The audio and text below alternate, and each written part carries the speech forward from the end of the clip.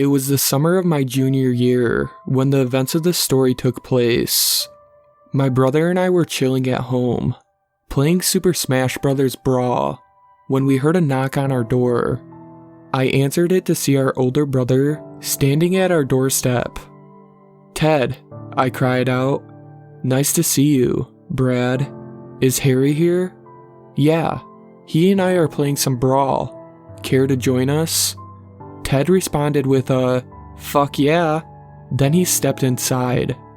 While playing with him was fun, his faster reflexes and greater experience with the game meant he'd beat us 8 out of the 10 times, even when we tried to team up on him. We soon switched over to other games, Pokemon XD, Gale of Darkness, and Metroid Prime, but soon we grew bored. I figured we could pass the time by playing Yu-Gi-Oh! Or something. However, Ted suggested we should browse the deep web. "Isn't that dangerous?" I asked.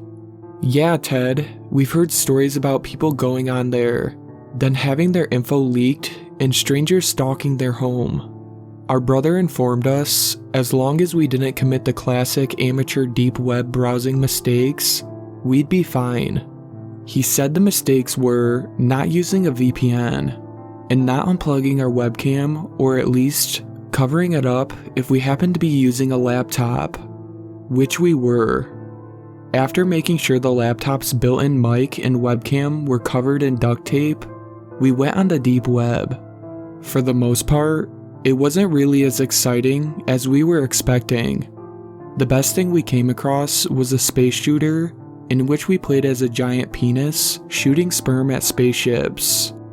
Next, we found a live stream that had a man dancing in just underwear while rubbing cream cheese on his chest, and he had clothespins attached to his nipples. Not that I want to see anyone get killed or anything like that, but is there actually anything interesting to do on here? I asked. "We can check out some more things in a bit. Right now, I'm hungry though." "Yeah, me too." As bizarre as it is to say, I think watching this guy has made me hungry for cheese. "Do you guys have any food in the kitchen?" "No, but Mom left us money if we wanted to order something," Harry said. I was about to propose ordering pizza when coincidentally, an ad for pizza popped up on the screen. It read, "Deep Web's Deep Dish Pizza."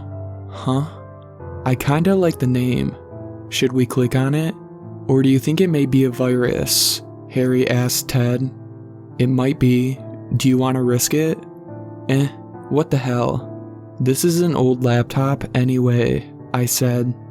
Ted clicked on the banner, which opened up a menu. On that menu were some of the most mouth-watering pizzas we've ever seen.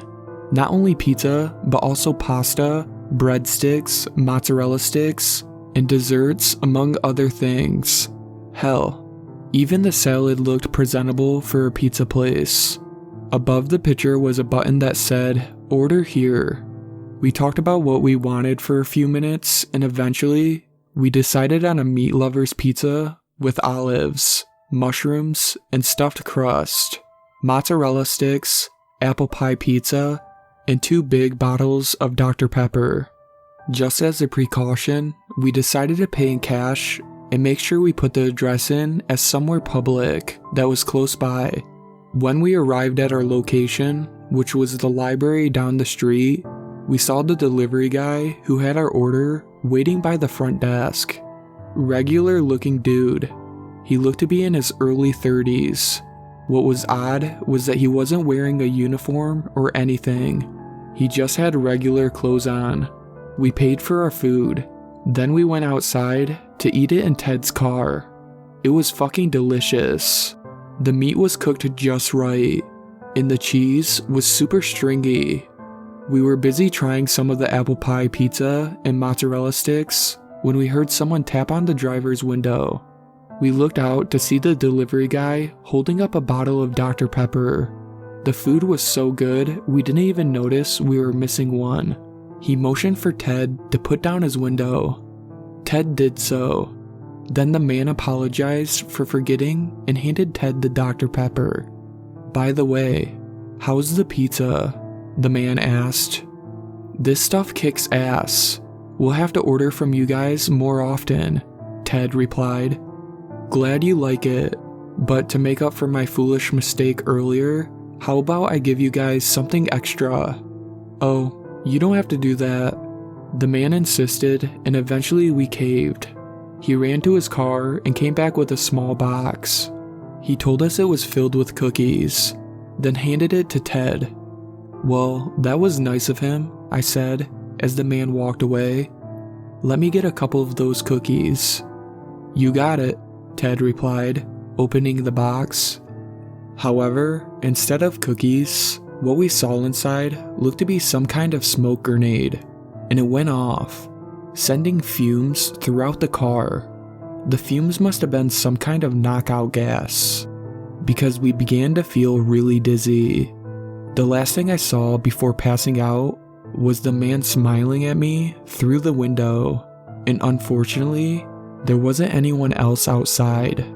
When we woke up, we found ourselves in a musty, smelly room with a single floor lamp beaming down on us like a spotlight, but very dimly lit. We figured we must be in a basement.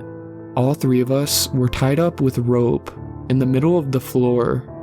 From out of the shadows appeared the man. The dim light of the lamp was the only thing illuminating his face. "Look who is finally awake," he exclaimed. "You crazy motherfucker, let us go," Ted demanded. "Let you go? I can't do that. I like to share something with my customers who appreciate my cooking." "Wait, you made those pizzas?" I asked. "Yes, I did. I run this business all by myself." "And what exactly are you going to share with us?" Harry asked, hesitantly. "They say you are what you eat, so I'll make you guys into a pizza," he said, flipping a switch to turn on the overhead light. Now, you may be thinking, if he had a regular light, why did he even bother with that stupid lamp? To be honest, I don't know. The man was odd, to say the least. The only thing I can think of is that he did it for the dramatic effect.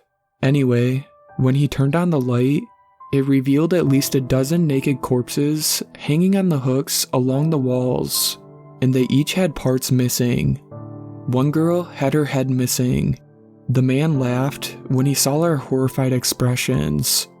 "You sick fuck," Harry cried out. "Never heard that one before. Oh, and just so you know, this is where the meat for your meat lovers pizza comes from." "Wait, so you mean that we've been eating?" "That's right, bitches, you've been eating people meat." All three of us started gagging. "Oh, come on, don't throw up. I have enough cleaning to do as it is," the man said. "And I'm guessing you are going to kill us, then make us into toppings," I asked. "Hey, you catch on quick. Now I'll give you all a couple of minutes to decide who will be first," the man said, sharpening a knife with his back turned. I looked over to see what my brothers were doing. It turned out Harry and Ted had found 2 shards of glass that the man must have forgotten to pick up, and they were trying to cut away their ropes with it. They both gave me a look, so I knew I had to be the one to distract him. The man turned, sporting a wide, toothy smile and holding a large carving knife. Then he began walking towards us. Luckily, he couldn't see what my brothers were doing from where he was. "Wait," I said, sitting up. "What is it?" he asked, with a hint of annoyance in his voice.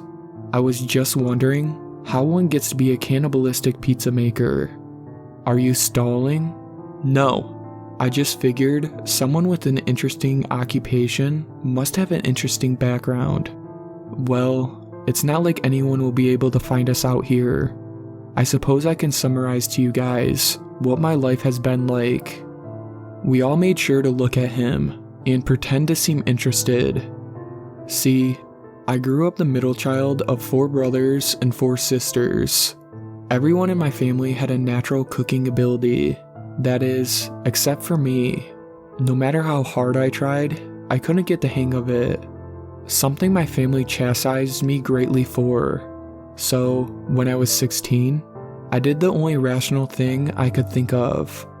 I drugged my entire family, cut off parts of their flesh, then baked my pizza using the meat, and let me tell you, it was a damn good pizza. I even made my family eat it, but they threw it up. I could tell they liked the taste of it though, and so did you guys. Did you kill your family?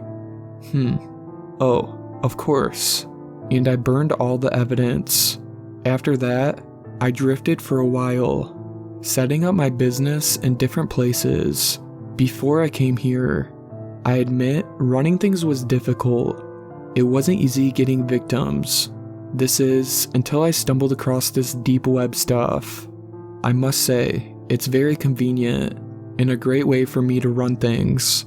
Now, have you decided who will be first yet? Because if not, I'll decide for you. Actually, we have, I said, feeling two sharp objects poke my palm. Who will it be then? Shards.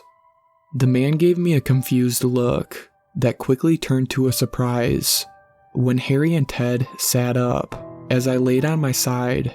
Before the man could react, they threw the shards of glass at him. One went right into his throat and the other in his face, cutting a gash right next to his eye. He staggered back, gasping as his temple and neck bled. My brothers quickly pulled off the rest of their ropes. Then, Ted charged the man, while Harry untied my ropes. Once I was free, we joined Ted in kicking the shit out of the dude. It turned into a good old-fashioned brotherly ass whooping. I mean, we went to town on this guy. We kicked him in the ribs for a few minutes. Then we took turns stomping on his crotch. We even did that thing where Harry got him up and held him with his arms behind his back, and Ted and I took turns gut punching him over and over until he went limp to the floor, gasping for air. As much fun as it was beating the crap out of that asshole, Harry eventually went upstairs and found a phone in the house and called the police. When they arrived, you could tell some of them were freaked out by how crazy the scene looked. A couple detectives took our statements, while some ununiformed officers wearing latex gloves started bagging evidence. 2 more officers arrested the man, noting he was lucky that one of the shards didn't go any deeper into his neck. After the detectives got all the information they needed from us, another officer then gave us a ride back to the library.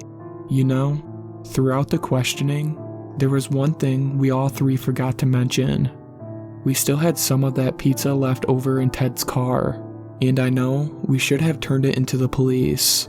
But, as crazy as that guy was, he was right about one thing. That pizza was damn good, and my brothers and I figured, why let good food go to waste?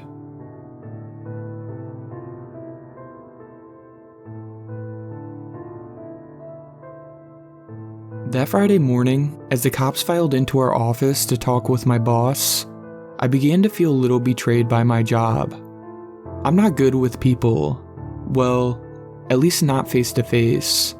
Now, I can handle them over the phone because, hey, if the interaction goes wrong, I can always hang up, right? But when it comes to dealing with people personally, let's just say it's not my forte. Which is why I worked at the dispatch office in the first place. I mostly sat by myself all day and answered the phone. What could be better than that? Until some prick had to go and ruin it.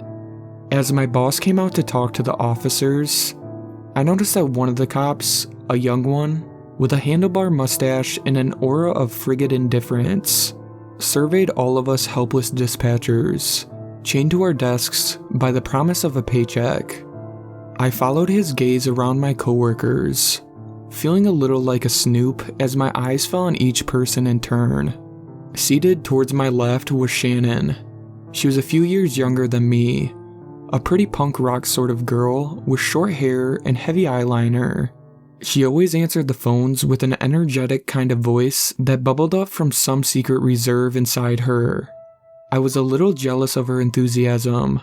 I'd never had that in my life, if I'm being honest. Next to her was Samantha. Samantha was basically Shannon's opposite, with long blonde hair and bright blue eyes. She was good at her job, but she didn't handle problem customers very well. Every time someone screamed at her over the phone, she'd devolve into tears and one of us would have to comfort her. That job usually fell to me, which is hilarious in and of itself because I am terrible with empathizing with people. Then we have Eric. If I had to pick anyone that I liked in the office, it was him. He didn't interact with people. I mean, if social protocol absolutely dictated it, then he might grunt a hello to us in the morning. Otherwise, he sat at his desk, answered calls, and pretended we weren't there. That suited me just fine. If I could, I'd get rid of all social interaction that wasn't absolutely necessary. Finally, seated to my right was George. He's a big, hulking sort of guy, which would be intimidating if he wasn't such a giant teddy bear. He likes to hug me when I come into work. To be honest, I don't mind it as much as I should. If he was anyone, and I mean anyone else, well, he'd be on my death list. But something about the way he laughs and his eyes sparkle, if I liked people, then I'd like him. Officer Intimidating Mustache took in each of my coworkers in turn, pausing only for a moment on me. I guess I'm not overly noticeable. I don't mind it. He paused a little when he got to Eric. I noticed and I found myself nodding almost imperceptibly. I mean, if I had to pick a murderer, that's probably who I'd choose. Oh, right, the murders. 2 is a coincidence. 3 is a trend. 4 brings the cops. It was a strange case, and the cops looked a combination of awkward and bewildered as they stood there, questioning my stammering boss in the dim light of our office. See, when you're trying to catch a serial killer, you look for similarities, right? There's usually something that connects the victims. Maybe they're all young women. Maybe they're all blonde hair. Maybe they all work in the same neighborhood. Well, all the victims over the past few months had our office number in their recent calls list.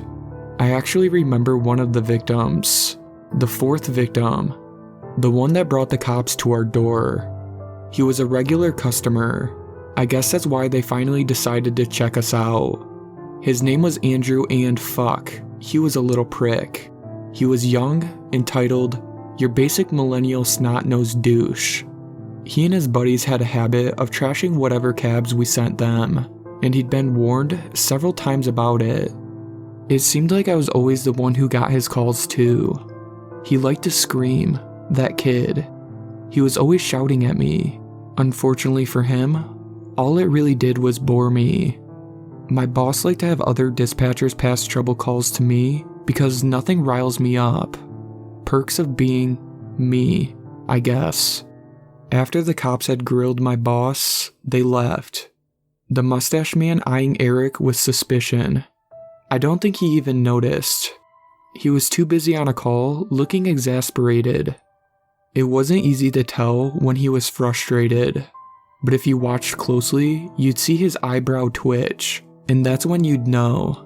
His eyebrow was twitching furiously, and I was glad I wasn't on the other end of that call. Who knows? Maybe that unlucky caller would be the next victim. Once the cops were gone, our boss gave a little announcement. The police will probably want to question you guys within the next few days, he said, shifting awkwardly on his feet. You'll be compensated for your time, of course. He stopped short then, as though he didn't know what to say, and turned towards his office, but not before giving me an intense look. Ooh, so he thought I was the murderer? Interesting. I bet I'd be called first. As soon as our boss was in the office and the door shut tight, Shannon and Samantha devolved into quiet gossip.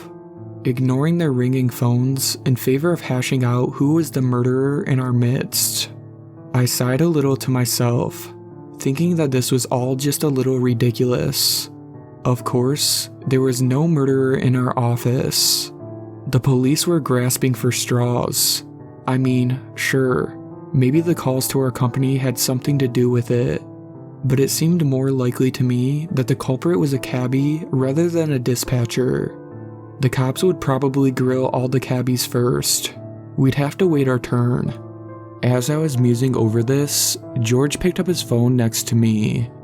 I only noticed because immediately I heard the screaming over the phone and he sighed, pinching the skin between his eyebrows in irritation, holding the phone away from his ear so he wouldn't go deaf. I could hear the man screeching expletives over the phone, so awful that I actually winced. I gave George a sympathetic look and he snorted a little, amused that I was offering him pity. He was about to interrupt the screamer when suddenly, the man's voice seethed over the phone and George froze. "I'm going to come down there to the office and beat the shit out of you. You hear me?" Oh, George heard him. Everyone in the goddamn office heard him. I saw something in George's demeanor change as soon as those words were hanging in the air. See, it was the eyes. He had these bright, expressive blue eyes, but suddenly, they were dead and flat. His face dropped, as though he had dropped some kind of mask. I'd say he looked dead, but actually, well, he looked like he had never been alive in the first place. He raised the phone back to his ear and spoke very, very quietly. So quietly that at first, I wasn't sure if he was even speaking. "Sir, you're at the residence of 942 Clippingham Drive. Isn't that right?" "You're goddamn right I am, and I ordered a cab 15 fucking minutes ago." "Sir," continued George, a deceptive calm flooding his voice, "I'd advise you to shut the fuck up, you lazy piece of shit. And before you think of opening your shit-spewing mouth again, please remember." And then he paused and looked at me, a strange sort of smile creeping over his face, pulling back to show the glimmering whites of his teeth just a little. "I know where you live."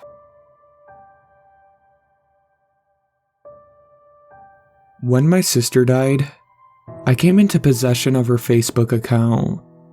That looks a bit weird now that I've typed that out. To be honest, I'm probably not the first person who should have access to her account. Logically, that honor should go to her husband, Ted, if it goes to anyone at all.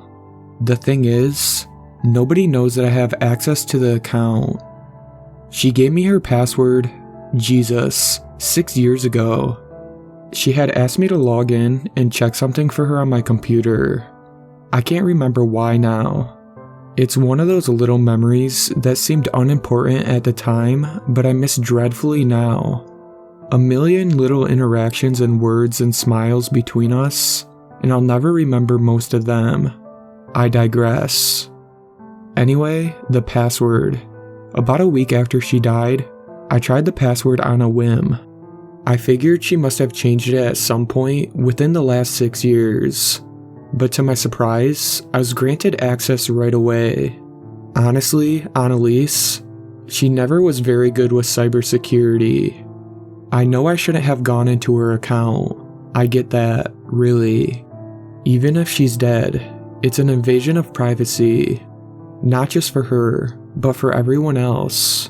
But I had just lost one of the most beloved people in my life, and I was grieving. It seemed okay at the time. It seemed justified, and besides, it's not like anyone had to know. I set her status to offline, so nobody would see that I'd logged in.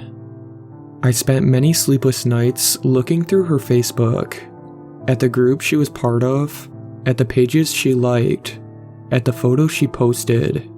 It quickly became an unhealthy addiction. Not that I cared. I was desperate for some kind of connection with her. Anything at all, and so much of her life was cataloged online. It was the perfect poison.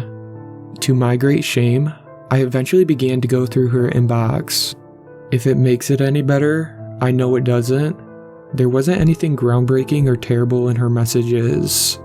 Annalise preferred talking to people in person as opposed to over text.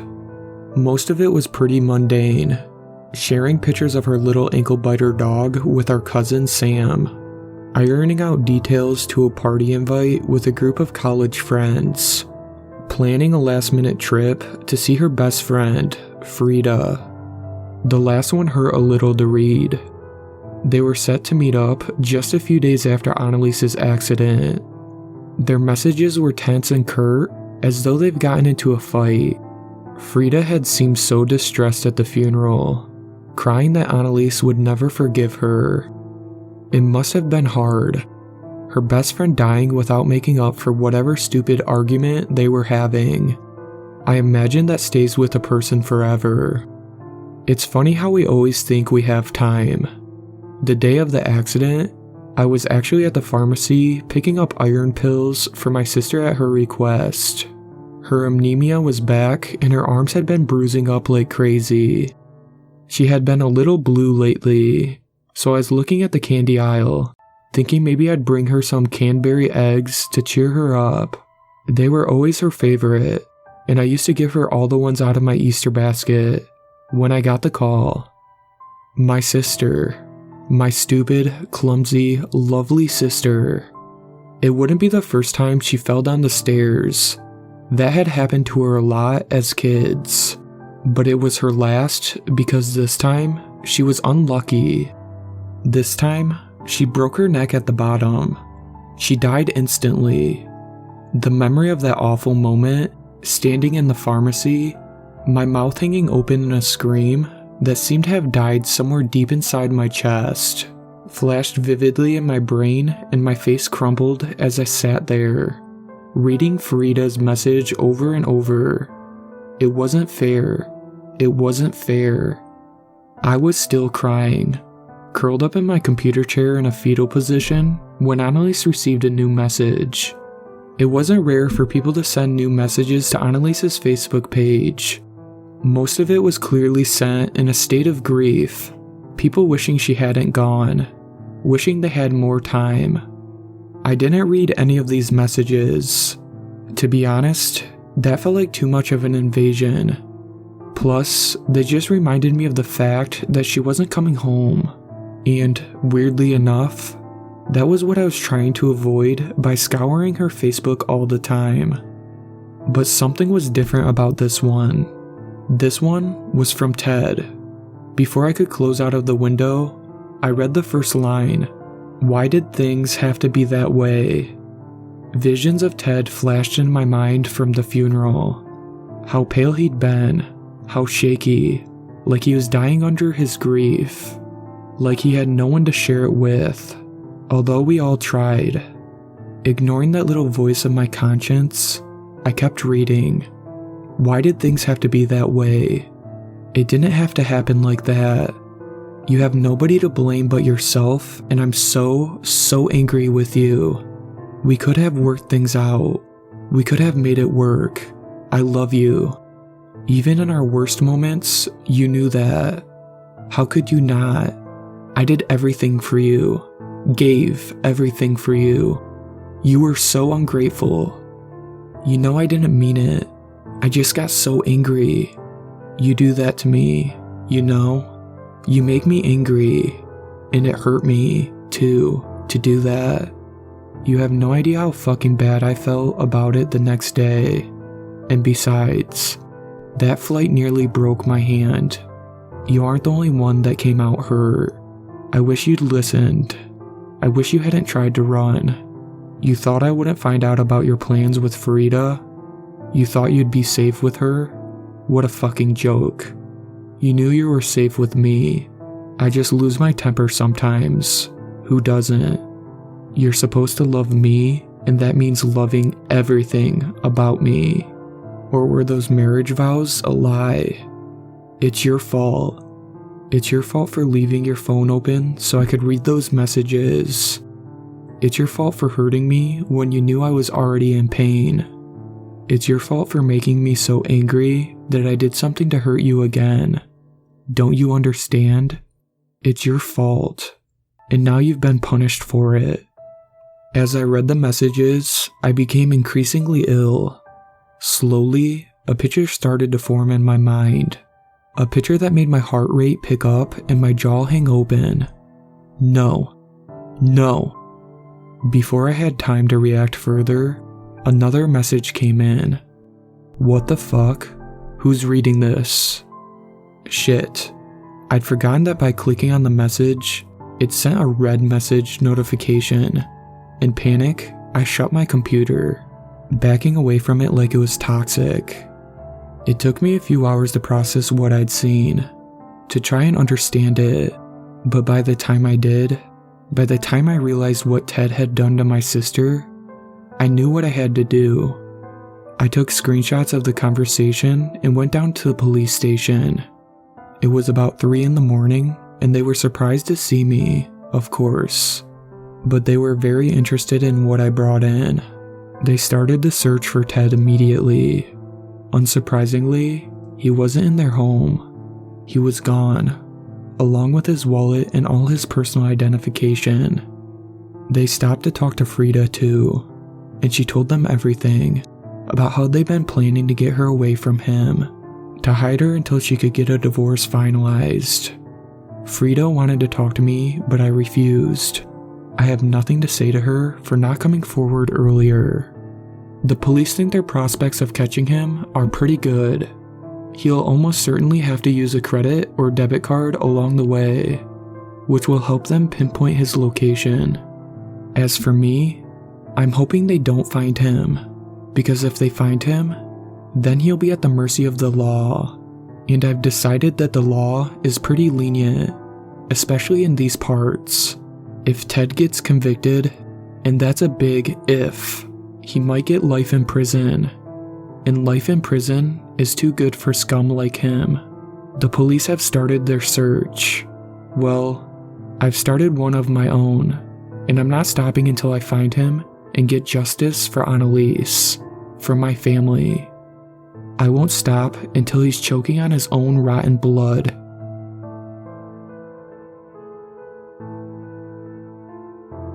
We all know that air is essential to life. We know that without it, every form of life would just die. That was, and still is, the widely accepted truth, when in reality, all we know is a lie. Recently, some notes were found in a mental illness hospital. They were quickly disregarded as being nothing more than scribbles of an old madman. No one gave them any importance except the leader of our research team, who is also our benefactor. He took an interest in those papers, which is certainly strange if you ask me. Apparently, during the reign of Hitler in the Second World War, Professor German Roos conducted some studies on oxygen. He came to the conclusion that air is in fact not essential to life, and that it is harmful to humans. Even more, it is a drug that alters our perception of the real world. He was of course accused of being crazy, and was pretty much locked in that hospital for mental illness.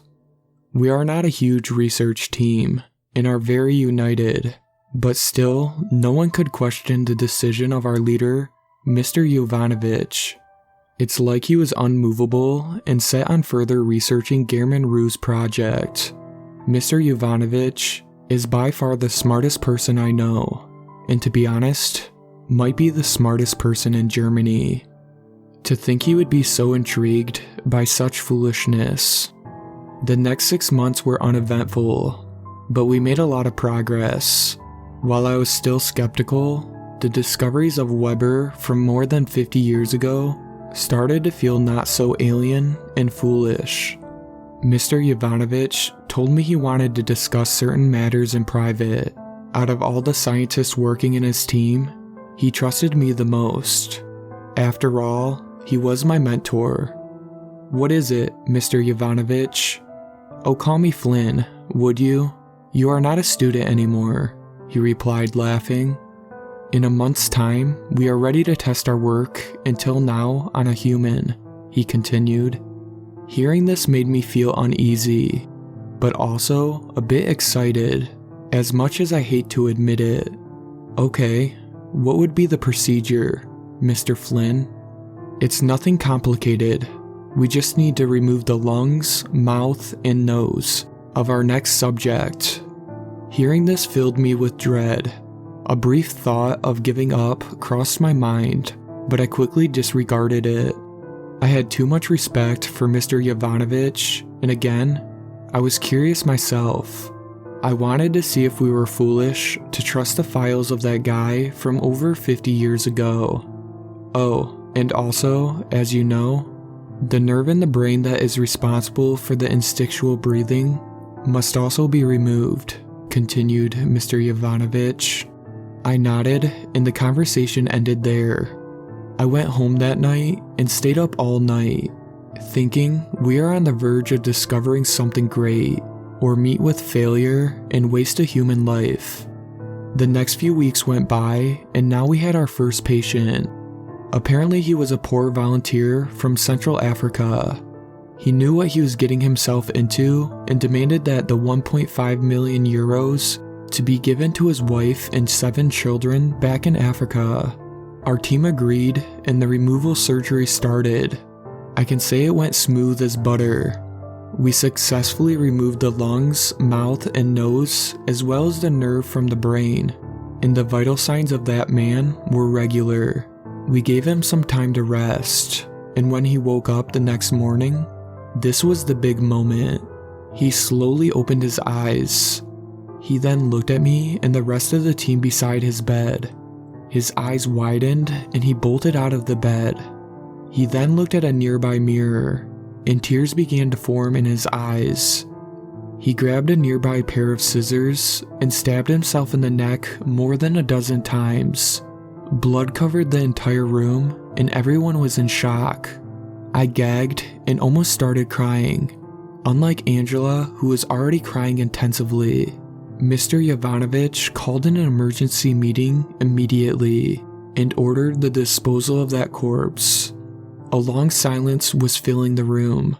Before long, Mr. Yovanovitch decided to break the silence. Okay, what the hell was that? Could he have gotten scared of his image in the mirror? Unlikely. He knew what he signed up for. He is dead. It doesn't matter anymore. Everyone was violently changing opinions before Yovanovitch hit the table with his clenched fist. Enough. We got here through hard work. We can't let a single dead body ruin everything. He's right, I answered softly. There's no progress without sacrifice, so I propose we find another volunteer. Yes, that's what we are going to do. If anyone disagrees, raise your hand, said Mr. Yovanovitch. Again, silence. Nobody seemed to disagree. After all, who would want to spend 6 months on something without seeing the fruits of their work? It's been 2 months now, and another volunteer was found. This time, a young man from Spain named Andreas showed up at our doorstep, so to speak. Mr. Yovanovitch told me to inform him on all the details. We also decided to not remove the nose and mouth of our patient this time, in order to question him. So, Andreas, right? I believe you already know what the surgery is about. Yeah, about removing both my lungs, he answered with an incredibly relaxed voice. Okay, I see you're not scared at all. That's good. And yes, you're correct. We are going to remove your lungs. You have nothing to worry about, as our previous attempt was successful. Whatever you say. However, if I don't survive this, I want the payment for my service to be donated to the San Jacinero orphanage. I grew up there, you see. I understand. The surgery will take place in 4 days' time, after we run some examinations. He nods. I go to search for Mr. Yovanovitch and inform him of the situation. He seems to be in a good mood and excited to see the results. Same as me, I suppose. Andreas was a healthy young man, as the test suggested, so we wasted no time to getting to work. The whole surgery took us around 4 hours, and after we finished, Andreas was displaying normal vital signs. Next morning, we decided to wake him up. He slowly opened his eyes. Then suddenly, his eyes widened. He recoiled back in shock and stood up in his bed. "What? Get away from me, you demons! Where am I?" "Easy, calm down," I said, trying to calm him down. "Your voice, the same as the scientist from before, but you're not him." At this point, I was completely lost, and judging by the looks on the faces of my colleagues, so were they. Mr. Yovanovich motions towards Andreas, then 2 security guards restrain him. "You are Andreas, remember? You volunteered to have your lungs removed." "Bloody hell, I know this, but where are the scientists? Have you killed them, you monsters?" Andreas responded in pure terror. "What are you talking about, boy? I am Flynn Yovanovich, and this is my team. You are not humans. What have you done to them?" "Not humans." At this point, I'm getting a little scared. What was he trying to say by that? "What are you saying? You are not them. You look evil, like something straight from hell." Air influences our perception of reality. That thought comes in my mind, and I instantly realize what was going on. I go and bring a mirror in Andreas' room. "Look in the mirror, Andreas." He then looks at his reflection, and his eyes once again widen. "No, I'm too like this." Tears run down his cheeks. "Okay, calm down, Andreas. You recognize me, right? We spoke when you got here, remember? Your voice." "Yeah, I remember." "Okay, do you have any difficulties breathing?" "No, but what is this? Just tell me what the hell this is." "Okay, calm down and explain." We look different, like demons from old paintings." "Demons? Does the facility look any different?" "No, it's the same, I think." "Okay, release him." The guards hesitate, but Yanovich nods and they release Andreas. "Come here by the window," I say. Andreas staggers to the window. "Now look outside. Is there something different?" Andreas sticks his head out the window, looks outside for a bit, then turns to me. He had a look of pure terror on his face. "The sky is burning, and there's also a crimson pentagram etched into the sun. Air is a drug that alters perception of reality, except for someone without lungs." A little background first. I was serving a 15-year sentence in a penitentiary in southern Arizona. What I was in there for isn't important. During my first stay there were countless things that happened that no one could explain, and even more that no one wanted to know more about. It all started with a prison legend. Supposedly, years ago, something awful and unexplainable happened in the prison.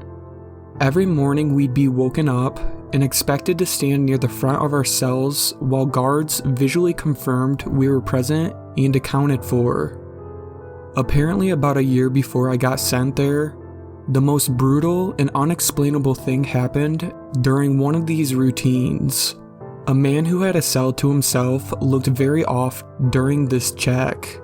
When a guard pulled over another guard to help him check it out, they found it wasn't actually the prisoner they were expecting at all. It was a totally different man. This man was wearing the skin of the other man over him, loosely fitting, draped over him, apparently looking like a real monster. The scariest thing, though, was the guy wearing the skin was not an inmate. They had no idea how he even got into prison, let alone a cell. What's worse is that they couldn't even figure out who the hell he was. He wasn't documented anywhere, and what's worse than that, they never even found the body of the man of the skin he was wearing. Pretty grisly stuff. I know. And I realize that's not the go-to definition of a skinwalker, but that's what the prisoners called him, the skinwalker. It didn't help that the guy never talked apparently. Anyway, that's what started the whole skinwalker superstition around the yard.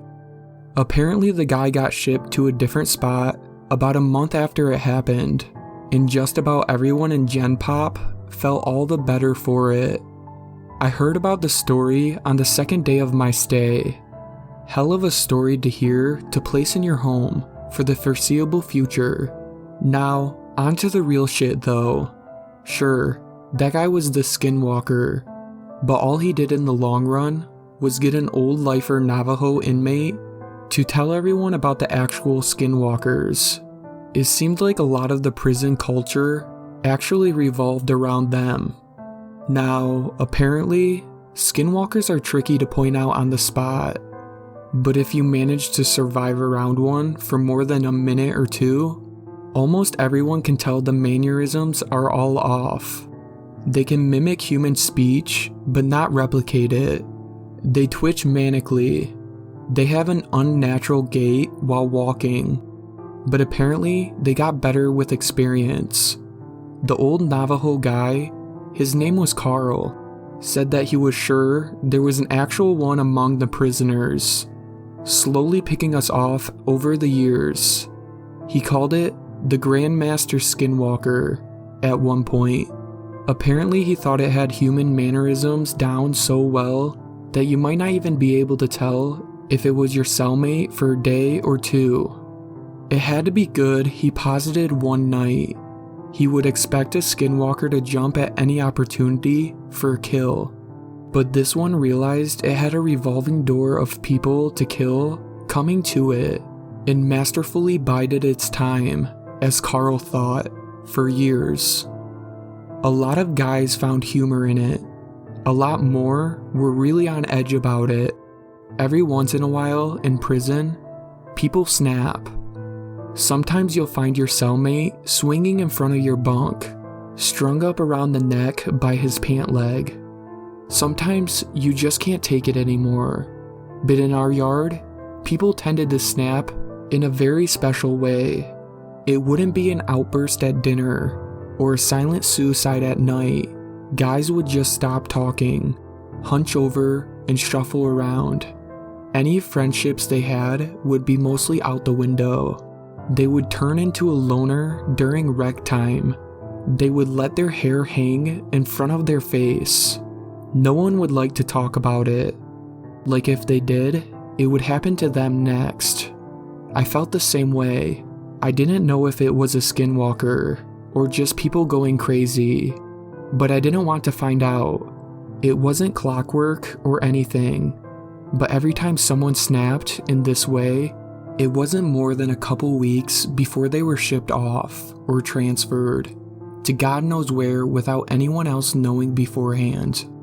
Then there was the nightmare occurrences. Short, loud bursts of sound echoed through my cell block during all hours of the night on a regular basis. It sounded like a mix between a pig's dying squeals and nails on a chalkboard. Just another thing no one liked to talk about. Even scarier were the shadows and footsteps. The block was dimly illuminated in the night by a few lights hanging from the ceiling outside the cells. I myself saw shadows flit across my walls on a regular occasion, when there were definitely no guards near my cell. One time near the end of my sentence, I woke up, looked at my back wall, and found a perfect silhouette of a person standing there. But when I looked, my bunkmate was asleep, and no one was outside my cell. And the footsteps. Everyone hated the fucking footsteps. They were the scariest part.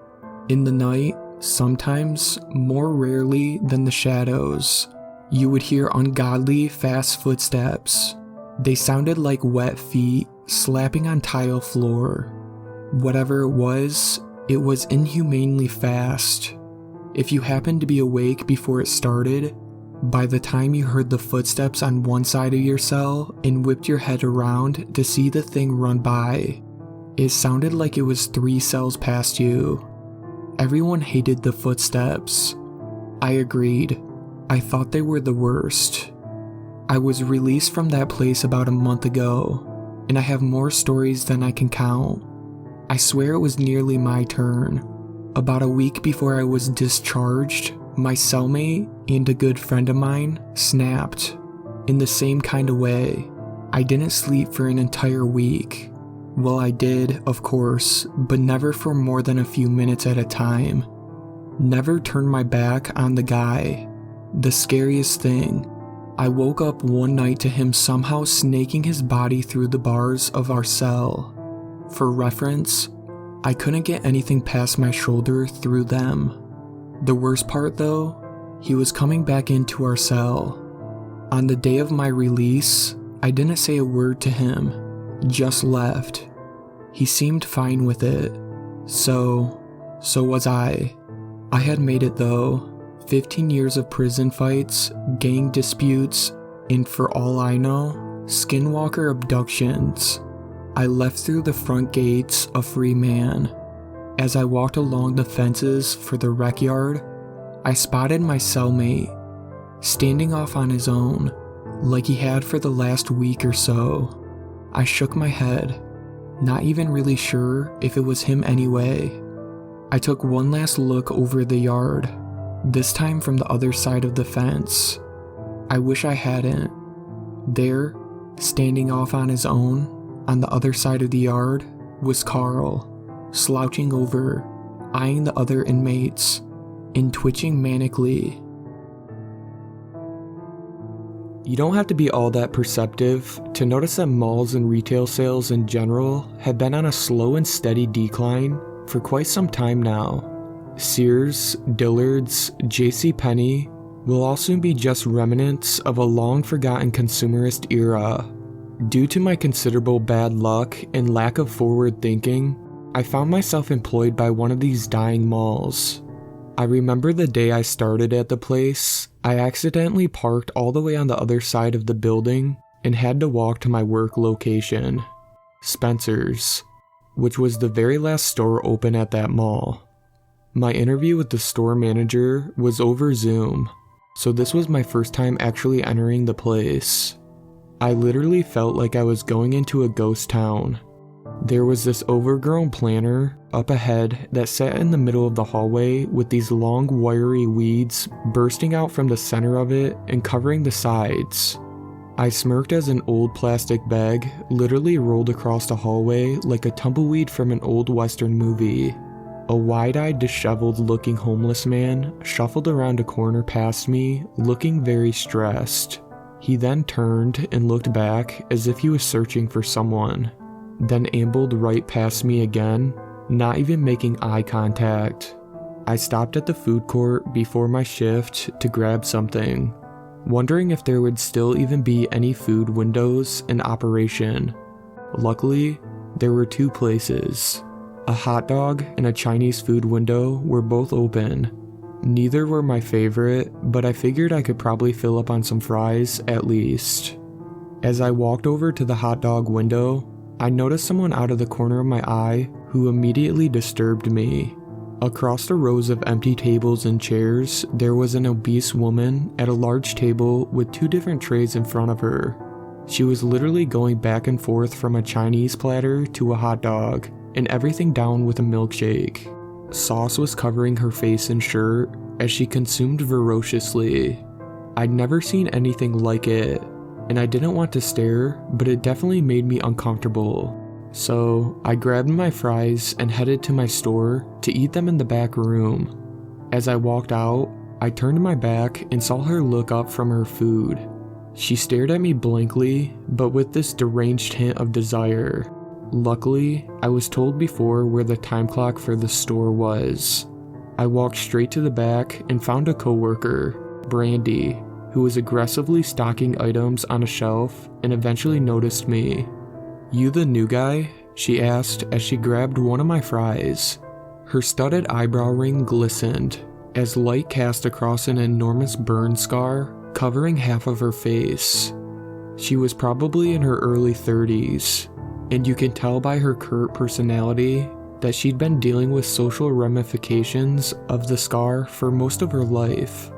"You hear what happened to the guy whose spot you took?" she bluntly said as she jammed some rolled up posters into a cubby. "No, what?" I asked, thinking that I should have probably realized there would have been a reason the last store in a dying mall in 2020 was hiring. Guy was convinced this mall was some secret CIA facility or something. He talked to me about it all the time. Cops eventually found him up on the rooftop with his ears chopped off, saying he was trying to make the voices go away. Dude's been in a facility ever since. Clearly shook by the disturbing story, I sat in silence for a moment. Then I awkwardly thanked her for the info and went over to the time clock to clock in. The rest of the people who came through that day seemed like different variations of Brandy, looking for piercings and raunching greeting cards to give as presents.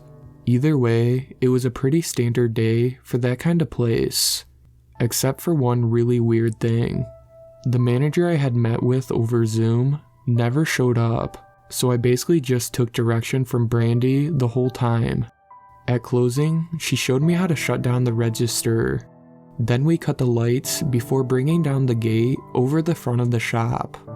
The hallway of the mall was so dark and silent, you could probably hear a pin drop from all the way across at the other side. I painfully remembered at that moment I was going to have to cross the entire place to get to my car. "Where are you parked?" Brandy asked as she locked the metal gate. I pointed to the left down into the abyss of empty stores. "Ill man, I feel you," Brandy said as she turned to the right and gave me the hang loose gesture with her hand. I guess I sort of expected her to offer me a ride to my car, but knowing my luck, I'm not sure why I would have expected that. Anyways, I started down the empty hallway of abandoned stores. I casually looked through the windows of the different places in various states of despair. It really was surprising the way many of them were left. Some were totally stripped, but then others seemed like the owners just walked out, leaving all kinds of garbage and merchandise behind. One of them I came across was this custom doll shop with countless little eyes staring out at me from the darkness. I moved past that one very quickly. Then I came to one that looked like it had been some kind of indoor playground in the 90s. I gazed through the window and saw one of those little fiberglass castles that you'd see at the playgrounds. A tiny shadow suddenly scurried out from behind it to another area of the store. It happened so abruptly that I wasn't even sure what I had seen. The gate wasn't even locked and was sitting partially open, so I lifted it and stepped inside. "Hello?"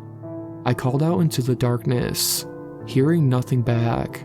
That's when I thought I heard a child's scared breathing. "Hello?" I called, but there was still no response. I got too freaked out to keep searching at that point, so I hightailed it under the gate and down the hall. Then the homeless man from earlier came out from around the corner and almost crashed into me. "Hey, what the hell?" I yelled at him, but like before, he just kept walking. The mall had been closed for at least a half hour, so he shouldn't have been in there, but I didn't know the number for security yet, and I wasn't going to go chase him down. I figured I would just tell the manager about it the next day and see what they said. Finally, I got to the door of the parking lot and discovered that it was pouring out. My dog hadn't been fed or walked in like 8 hours, so I didn't have time to wait. I braved the rain and eventually got to my car. When I reached down to unlock the door, I saw the shadow of the huge woman from the food court before, standing out in the rain. There were no cars around her, and she stood slightly off balance, looking completely out of it. I got into my car and started it, trying to ignore her, but when I looked up, I saw her running at incredible speeds towards me. I accelerated, hydroplaning and spinning in one place. She jumped onto the back of the car and pounded her fist onto the windshield, breaking the window. Turning the wheel back and forth, I tried desperately to shake her off, but she wouldn't budge. In a last-ditch effort, I threw a tire iron from under my seat back at her face. That finally knocked her off, sending her into some bushes off the side of the road. I called the police immediately and told them what had happened, to which they had said they would go check it out. After I arrived home, I was contacted by an officer who told me that they were not able to find the woman, but they were going to send someone to access the damage of my car. Shortly after the call, I heard the front door of my apartment open. I slowly walked out into the living room with a baseball bat. She was there, her mouth gaping wide open, her clothes torn, and her hands were clenched, ready to attack. Before she could, a bag came down over her head from behind. A man injected her with some kind of paralyzing agent. She fell to the floor, and he stepped over her, another man coming in behind him. At first, I thought they were somehow with the police until I looked over at my pit bull, Doug, and saw that he was bizarrely just frozen there. They were both pale, bald, and had these piercing white eyes, and gazed at me until my hand suddenly opened, dropping the bat. One of the men approached and handed me a paper with a typed set of instructions on it. They said, "You will continue your job at the Rareview Mall until specified otherwise. You will not inform authorities about this instruction or anything else related to what you find at Rareview Mall. Failure to follow this guideline will risk serious repercussions." Below that number, there was a list of my family members and their addresses. Then lastly it said, "You will write down all supernatural occurrences that take place during your shift at the mall. If your entries are sufficient to us, you will eventually be allowed to leave, as well as be compensated for your time." As soon as I was done reading, the man grabbed the paper back from me, and they both immediately walked out the door, dragging the woman's body with them. My dog then reawoke, barking and confused. That was about a week ago, and the things I had discovered since then are even more bizarre than the stuff I did the first day.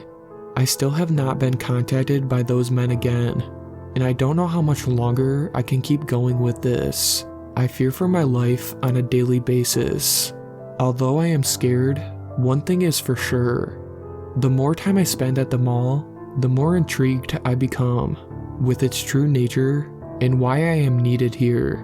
I created this document as a way for others to keep track of me, so if I disappear at least, someone will know why. Have you ever been in a car accident? I'm not asking about a scrape or a fender bender. I'm talking about the screech of rubber skidding so hard that you can smell it burning. When the airbag feels like a cinder block, and the blizzard of glass and shredded metal is 1,000 superheated needles searching for your skin. Every bone in your body feels like it's been replaced with twice the weight of lead. The aching throb so deep that you can't feel it right away. And the scariest thing isn't even all the blood, even though that's sprayed across every inch of twisted metal that used to be inside of your car. The scariest thing is not knowing where it's all coming from. You could be missing a leg and you wouldn't even know it. There's so much adrenaline pumping through your system that you can't even be sure whether you're still alive. And then you remember your kid who was sitting in the back, your 12-year-old son on his way home from school, sitting in the passenger side because he liked to have a clear view of the speedometer, the side where the SUV T-boned your car, crumpling it like a tin can to pin his body within the car's deformed chassis.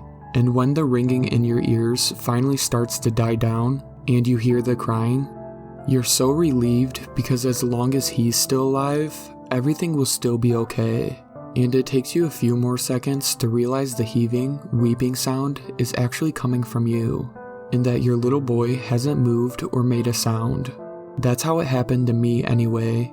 It took 2 minutes and 40 seconds for the ambulance to arrive, which I guess is pretty incredible in the big scheme of things. I was surprised when I heard the paramedic mention the number though, because I could have sworn it was at least an hour. I guess when Einstein was coming up with his theory of relativity, He neglected to mention the effect of waiting to find out whether your son is alive or dead. My son Kevin did survive though. He suffered a concussion and was knocked unconscious, but there wasn't any permanent damage. The news was such a blessing that I couldn't stop laughing when the doctor told me. His mother took a week off work to take care of him, and I really thought that everything was going to be okay, at least until the night after the accident when Kevin asked me, "You know how cartoons they get hit and see stars?" "Yeah, sure." I was trying to put him to bed, and he always asked a lot of questions whenever he was looking to stay awake a little longer. "I didn't see stars though, did you?" "No, I saw something else," he said. I'm not surprised. I drew the blankets up to his chin. "You got hit pretty hard. The doctor said your brain wasn't getting oxygen for a while, and sometimes that makes people see things." "Dad, I think it saw me too."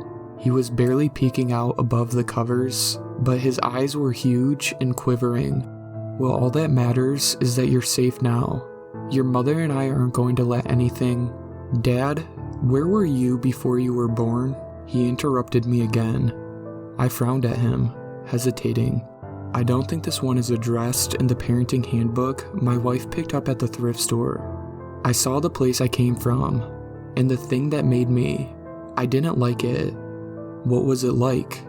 Kevin shivered, pulling the covers a little higher so that only the top of his head was showing. "It made me feel small," he whispered, "like a little seed falling off a big tree." "That doesn't sound so bad. Trees are supposed to spread their seeds." "Not this one. It was taller than anything you can imagine, with branches going from one side of the universe to the other, and there were faces under the bark. Only, it wasn't bark. It was skin, and they were screaming, or trying to, but it was like they were being suffocated by the skin, and— Easy, Kevin. None of that was real. And the roots were skin too, and they were squirming like worms, and there were babies in there, only they weren't born yet, but they were screaming too." "Kevin." The covers were all the way over his head now. He was breathing heavily and trembling from head to foot. I gently folded the blanket back to reveal his flushed face. He took a long breath, then said, "It hates losing its children. Hates it more than I knew anyone could hate anything. It saw me, Dad. I'm not lost anymore because it saw me, and it's not going to stop at anything until it takes me back." I didn't know what to say. I kissed him on the forehead and told him it was just a bad dream. He didn't look at me convinced, and maybe that's my fault. I didn't feel very convincing when I said it. I talked to my wife about it for a long time that night. We eventually agreed that bringing it up would only keep it fresh in Kevin's mind. Best to just forget about it and hope he does the same. He didn't speak another word on the subject for the rest of the week. He was sad and quiet, spending long hours by himself in his fort behind the house. I didn't intrude on his space or push him though. The accident was the scariest thing he's ever gone through in his life, and it was completely normal for it to take time to recover. Then on Friday, there was the note.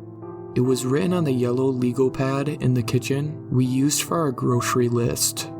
A single line in a messy scrawl that read, "I'm going back. Honey, do you need to go out again for something?" "I don't think so. Why?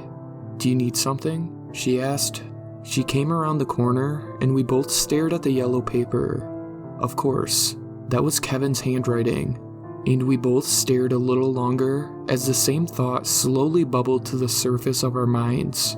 Then there was a thud upstairs, and that thought became a whole lot louder.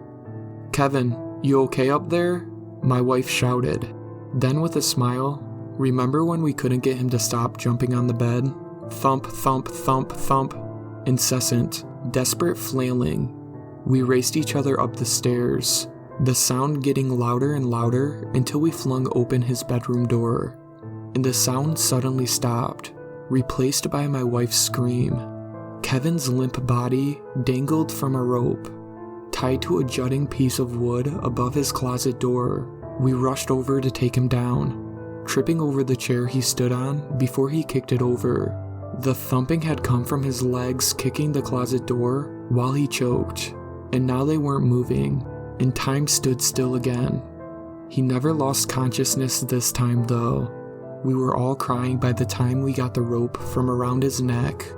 I remember saying, "You're never going to leave us. Do you understand? We belong together." He held onto us so tight that it hurt, and he was trembling all over again. "I have to go, but I'm scared to go alone," he said. "Never. Promise you won't go anywhere without me."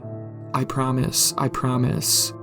"Wherever you go, I'll be right there with you," I said, and he hugged me even tighter.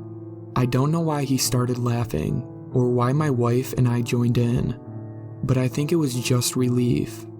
Pretty soon we were all sitting on the floor together, hugging and laughing about nothing, and then it was over, and everything was going to be okay. We couldn't get him an appointment to see a psychiatrist until Monday, but he seemed more cheerful after that, and I thought things were going to get easier from there. His appetite was flourishing, and he was watching his favorite shows again. I thought that was proof that he was back to his old self. I guess when you want something badly enough, we'll look for any excuse to justify it being true. We only see what we want to see, even though it's the things we can't bear to look at that need to be seen the most. The next note came on Sunday afternoon. He wrote, "I'll be at my fort if you want to come with me this time." I didn't need to look for my wife or ponder the clue.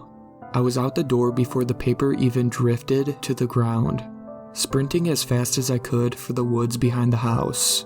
There was a hollow log that Kevin always used to play around. Over the span of years, we both dug out the area below it to make it his secret fort. On the outside, it just looked like a decaying log, but below, there's just enough space for 2 or 3 people to sit and hide. And all I could think about was his little body tucked away in that hole where no one would find him, about how long ago he might have written that line, and what he could have done to himself in that time. I couldn't fit inside the log to slip down the way he did. He wasn't answering my shouts, so I didn't even slow down when I hit the decaying wood. It pulverized under my weight, spraying chips and dirt in every direction. Then I was on my hands and knees, hurling away rotten chunks and pounding on the ground until it gave way underneath me. Kevin had expanded the fort a lot in the last week. I hadn't expected to fall so fast or so far. Almost 8 feet, I think. But Kevin was there and he was alright, and that's all that mattered. As long as we were together, we'd get through this. I held him close and he held me back, and everything was going to be okay. But I didn't really believe it this time, as the ground kept raining down around us. Kevin broke away from me and pulled the rope, which I hadn't noticed before. The other end was connected to a plastic tarp sitting above the hole. I didn't understand what was going on until the tarp slid forward, dumping its huge payload of dirt directly on our heads. By then, it was already too late. He buried us both alive. The tarp must have been balanced on a slope or something, because after the first pull, it just kept coming. The torrent was so dark and thick that I had to hold my breath. I got a last flash of Kevin gritting his teeth and hauling at the rope. Then he was gone, lost in the avalanche where he sealed us together. I managed to catch his hand before the dirt trapped my arm against my body. I felt the pressure of it building around my chest, then up my shoulders, packing around my neck, finally covering my head completely. The weight was so intense that I couldn't budge. I squeezed Kevin's hand and felt the pressure returned. He was holding on to me for dear life, for something dearer than life, which he'd thrown away so casually. But as the weight of earth above us increased, the pressure from his hand was fading, growing limp. I was lucky that I held my breath so quickly. My expanded lungs occupied a little more space and gave me a small pocket of air. I tried to breathe as slowly as I could, but even with the slightest intake of air, I could feel the dirt sliding in a little tighter around me, making it much harder to expel my next breath. A relentless, constricting serpent, its coils drawing tighter and tighter around my chest. I was going to die. Kevin was going to die, and I couldn't save him, but at least he wouldn't be alone. All I could do was squeeze his hand and wait for the time it didn't squeeze back. I started feeling dizzy as I labored harder and harder for air. The burning in my lungs mounted until my whole body felt like it was going to explode, and then slowly it subsided. Or maybe it was still there, but I didn't feel it so much because my consciousness was drifting off somewhere else. Somewhere else where it was still pitch black. But I didn't need my eyes to see the tree. That was what Kevin called it anyway. Although I would describe it more like a natural network, a billion tendrils connecting and separating to span across an infinite sky. Where two or more branches met, I'd see a face trapped beneath the tendril skin. All ages, all races, all expressing a myriad of human emotions. Some had jutting brows bristling with hair like a Neanderthal, while others I could have passed on the street without thinking twice. But I understand why Kevin said they were screaming. There was a sound coming from each, an infinite small note in the grand symphony which encompassed me. Many were screeching, thrashing against their confines and howling in pain. Others babbled in an unknown language, laughing or crying like raving lunatics. Still others were tranquil, softly speaking a single word or phrase over and over again, though these too seemed mad and meaningless.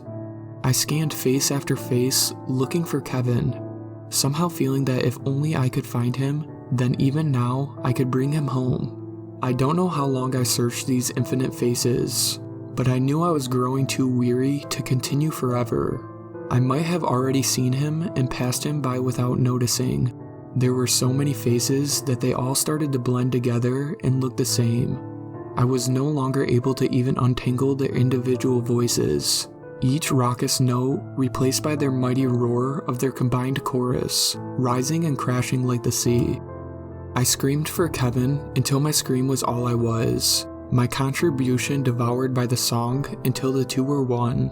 The combination of our outpouring joined the music, together creating something awesome from the ugliness. All the chaotic dissonance of our senseless pain was an integral part of the greater harmony, though I'd never know it from focusing on any of the mad faces individually. And though I couldn't find Kevin in their midst, I knew I must be hearing his voice somewhere in the chorus too. And somewhere far away in another world, I felt the ghost of small fingers squeeze my hand. My wife had found the note and followed us to the fort shortly after, keeping her wits about her enough to call the police.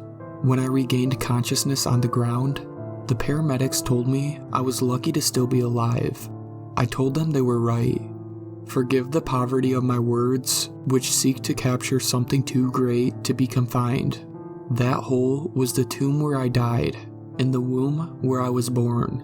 And now that I have seen the tree, I understand why Kevin knew he had to return, just as I will someday when I'm ready. They never found Kevin's body, despite excavating an area 4 times the size of the original hole.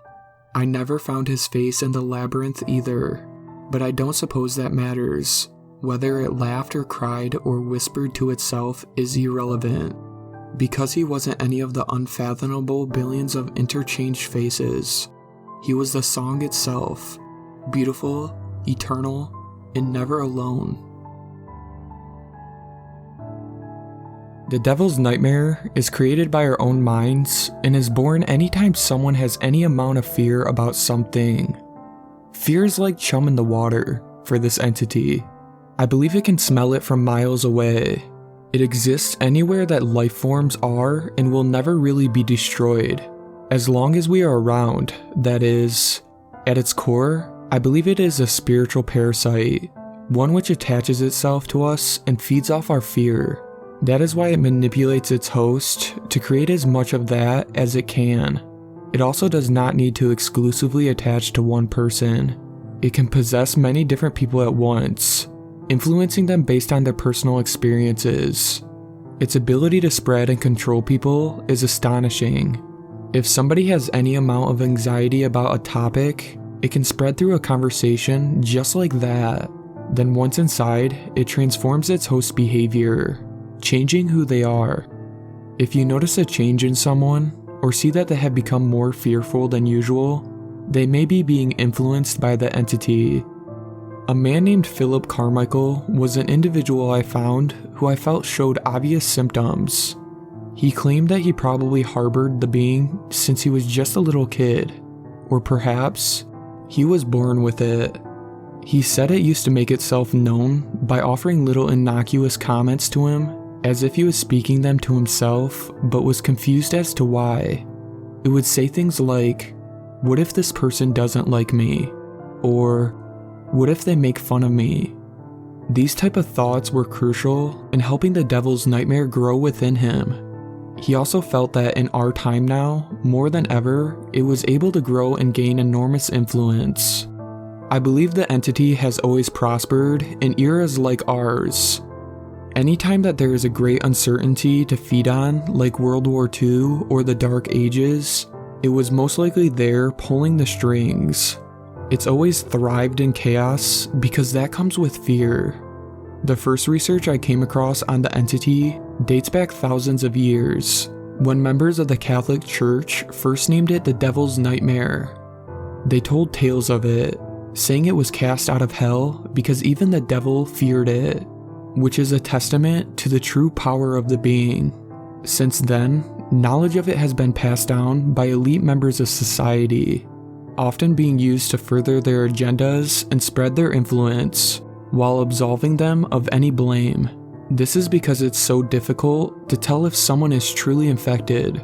In fact, the only observable indicator ever documented is that if you gaze into the pupils of someone infected, you can see a slight red glimmer shining through. This is supposedly the being's eyes looking out from within the infected host. However, I've never witnessed this phenomenon myself. I've studied this entity for much of my life and never could prove its existence until I captured it on camera during a meditation session with Philip. I had taught him a series of techniques and strategies to help him release the grip fear had always had on him. I then used special recording technology to visually track and study the results.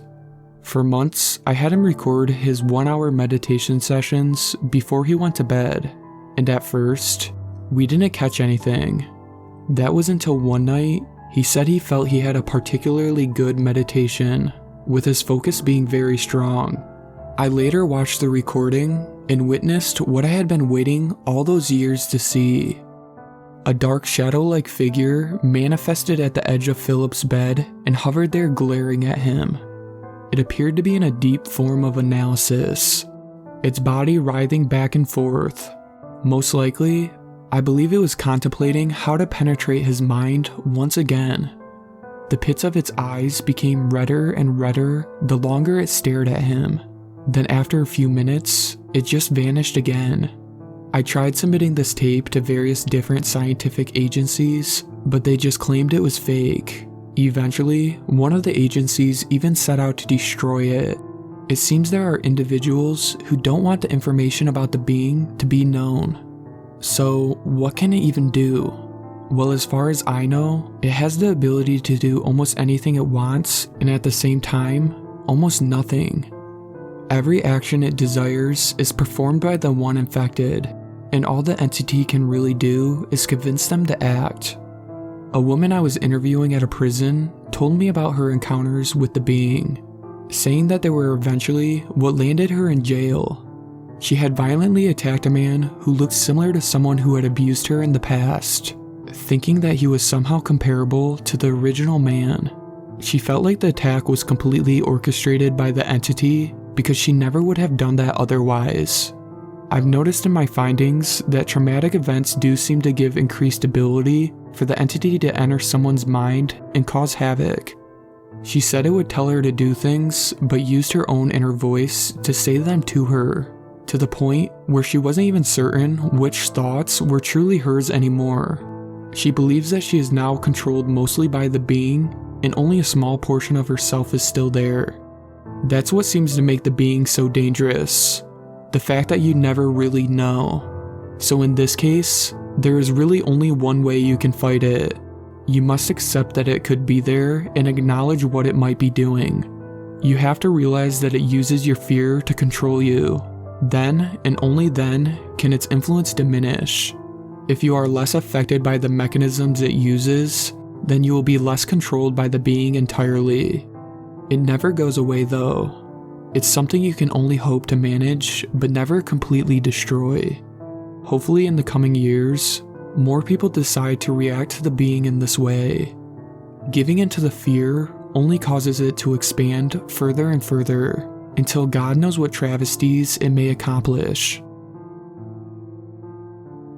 When you study anthropology, most of the time your loftiest goal is finding an unknown, long-dead civilization. Getting to make the first contact with a living, breathing, and brand new culture was like finding the Holy Grail in a field of four-leaf clovers. So needless to say, that when my team and I got the opportunity, we were over the moon. Our boat cut through the waters of the coast of Brazil towards the Modesty-sized island. My crew was small, but experienced. Amy, Greg, myself, and our translator Miguel. Why bring a translator to a totally uncontacted tribe? Well, it didn't hurt hoping that the tribe spoke Portuguese somehow. We all knew it was a snowball's chance in hell, but you never know. Our boat slowed as we neared the beach. We landed softly, and our spirits were higher than ever.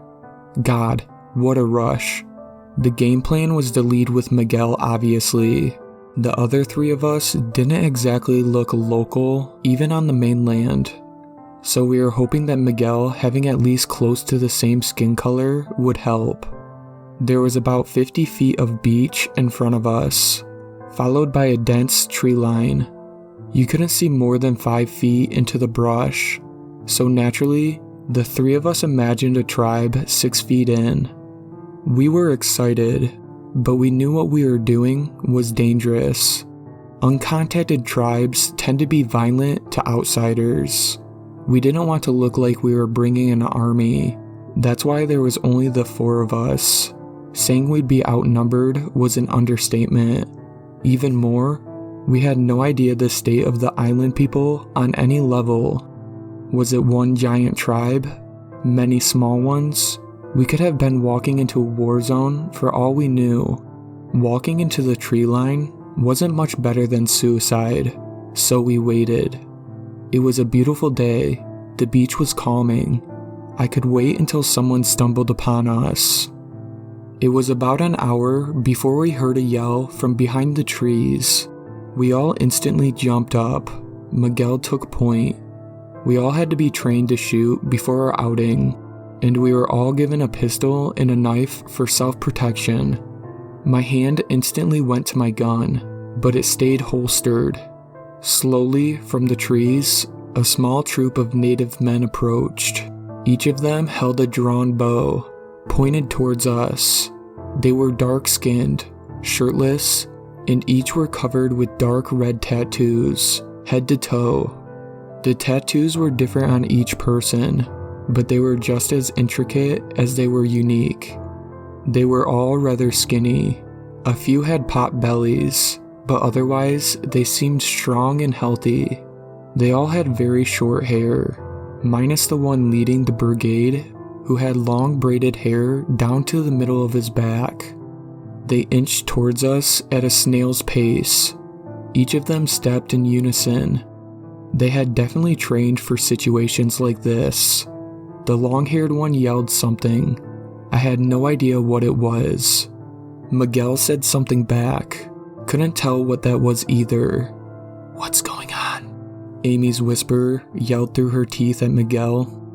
"I am asking if they speak Portuguese." Miguel turned and faced Amy to say it. Smart. We didn't want them thinking we were doing anything sneaky. He turned back to them and tried communicating again. There were a few sentences back and forth. with the Portuguese word for Portuguese being brought up by Miguel each time. Their bows were still drawn. Each of us had at least 2 arrows aimed on us. The long-haired leader seemed to be getting agitated with Miguel, but suddenly, one of the men on his right spoke up. I picked up one word that didn't mean anything to me, but he said it many times. Adjukadu. He said at least once in each sentence. The leader took a moment before lowering his bow and turned to his small battalion. They all kept their bows up. Adjukadu? He asked them as a group. One agreed immediately and repeated it back to him. Then another, and another. Slowly but surely, they all lowered their bows. I like this Adjukadu thing, Greg joked to the rest of us. 4 of the soldiers slowly circled us and ended up behind us, leaving the leader still in front of us. He nodded and then said another sentence in whatever language he spoke. He beckoned us with his hand and turned around. He wanted us to follow him. The optimist screamed in my head that we were in, and I only really cared to listen to the optimist at this point. We entered the tree line and followed the long-haired man, and we were followed by his soldiers. It was only a minute or two before Amy asked what Adjukadu meant to Miguel. I don't know, he admitted. It could mean throw them a feast for all I know. Greg and I looked at each other, smiled, and nodded our heads. Or it could mean, let's skin them alive in town square. It's a toss-up, he finished. Greg and I stopped nodding at each other. It was a short walk to their village, no more than 10 minutes. It consisted of about 20 huts, all in a round circle, some closer and some further from the center. A giant fire pit was the centerpiece. There were a few more people out and about, mostly women and children. The women shared the red tattoos, but had much fewer of them, but their faces were pierced all over. Their eyebrows, lips, noses, and ears. It seemed like each woman shared this. The children didn't seem to have their tattoos or piercings yet, and were busy chasing each other between the huts. That is, until they saw us. Every person in town turned to stare at us. A few of the women said something. One of the few men grabbed a child and hung on to her. The soldiers around us didn't seem to care. They continued on to one of the far huts. 2 of the soldiers took guard outside the hut, while the leader stepped inside. Miguel followed him, and I followed Miguel. Inside was a man sitting on a large woven bed. He looked much like the soldiers. Short hair, tattoos. The 2 locals talked for a moment. The topic was clearly the aliens that had landed on their shore. It was a short chat before the leader left us in the hut with the new man. He spoke to Miguel. His language sounded more familiar. A smile crossed Miguel's face as he responded. He turned to us. He speaks Portuguese. Greg, Amy, and I looked at each other like we had just struck gold. It was another minute before we got more information. Miguel filled us in. He has been to the mainland. His name is Adjukadu. I have told him we are here for academic purposes and to extend an olive branch. He says he will translate for us, he announced excitedly. I almost fainted. This couldn't have been going better in my wildest dreams. Holy shit, I yelled as I hugged Amy and then Greg. Having to go from the native language to Portuguese to English was a pain we were all willing to easily overlook. We exited the tent and Adjukadu took a stance near the center of town. He announced something loudly. He had the attention of the whole tribe. Even more poked their heads out of their own huts. Once he was done, the townspeople seemed to relax a bit, and the long-haired man came over to greet us again. Adjukadu told us we were welcomed by the town, and the long-haired man, the chieftain, even offered to call their sister tribe for a celebration in a few days. We graciously accepted, Of course. We were treated like family for the next 2 days. We learned how they prepared their food and spices. We learned a local sport where they use a ball of tree bark and had to carry it between 2 goals, but they had to balance it on the end of a stick the whole time. They couldn't touch it with their bodies. They were ridiculously skilled at it, even though it sounds impossible. Full body contact as well. I was more sore the next morning. We learned that the children getting their tattoos and piercings was a rite of passage into adulthood. This was absolutely incredible. I had a big interest in their sister tribe. Shortly after we initially arrived, we heard what sounded like a horn in the distance. A Jukudu explained it was the other tribe. It was such an interesting sound. I had never heard a horn quite like it. I grilled a Jukudu about the sister tribe to the point I think he was getting tired of me. Still though, he answered all my questions. Apparently the other tribe wasn't a fifth of the size of their own, but they still controlled about 80% of the island. He explained that hundreds of years ago, the 2 tribes warred, and a Jukudu's tribe was defeated. They still respected the borders that their forefathers had agreed on, even though the tribes had been on good terms longer than any of them had been alive. The emissary from the sister tribe coming to the celebration that had been planned was a great honor for their tribe. I was disappointed with that. Apparently only one of them was coming. A Jukudu assured me though, it was a good thing. Any more than one of them showing up would mean a party that would never end. It came to our 3rd day on the island, and the first thing I heard was Greg asking about the celebration. The chieftain explained to him, through our 2 translators, that it would be that night, and would be in honor of the white men. Hey, that's what I like to hear. I smiled as I jabbed Greg in the shoulder. Greg was in similar spirits. As the chieftain continued, he said something along the lines of, "Oh yes, the entire village has learned to love the white men." We told Amy later after she woke up, and she was a little jealous. We told her it was going through 2 translators. They definitely meant all of us. It just got lost in translation. I had a binder full of notes already, and I spent the rest of the day adding to it, but I decided I'd leave it back in the hut during the party. I could fill in some stuff about the sister tribesmen and the celebration from memory, and it wasn't long before darkness had fallen and the party was on. Even more culture to write about. The fire in the center of the town was twice as tall as either of the other nights. They danced and played music, and we drank a sweet alcohol they made from fermented fruits. It was a few hours of good times and dancing. I had forgotten about the man from the sister tribe was even supposed to attend. Suddenly though, out of the darkness of the brush, the horn sounded again. This time, much closer than I had heard it the other day. The locals cheered in unison as they scrambled to their seats around the fire. The chieftain gathered us outsiders up and pushed us to our seats, a big goofy drunken smile on his face the whole time. Everyone but Miguel, that is. He had taken him out in front of the fire and excitedly announced something. What it was, I couldn't guess. I looked back over towards where the sound of the horn was coming from, and I was suddenly confused. There was a pair of white poles just on the tree line. Where did those come from? I looked back over to Miguel and then the chieftain, and they were still carrying on. I thought it wouldn't be much of a welcome for the guest of honor. Again, I looked back to the trees and the white poles. They connected at the top and kept going. My eyes followed the structure up further and was met by a colossal face looking at the fire. Those weren't poles. They were legs.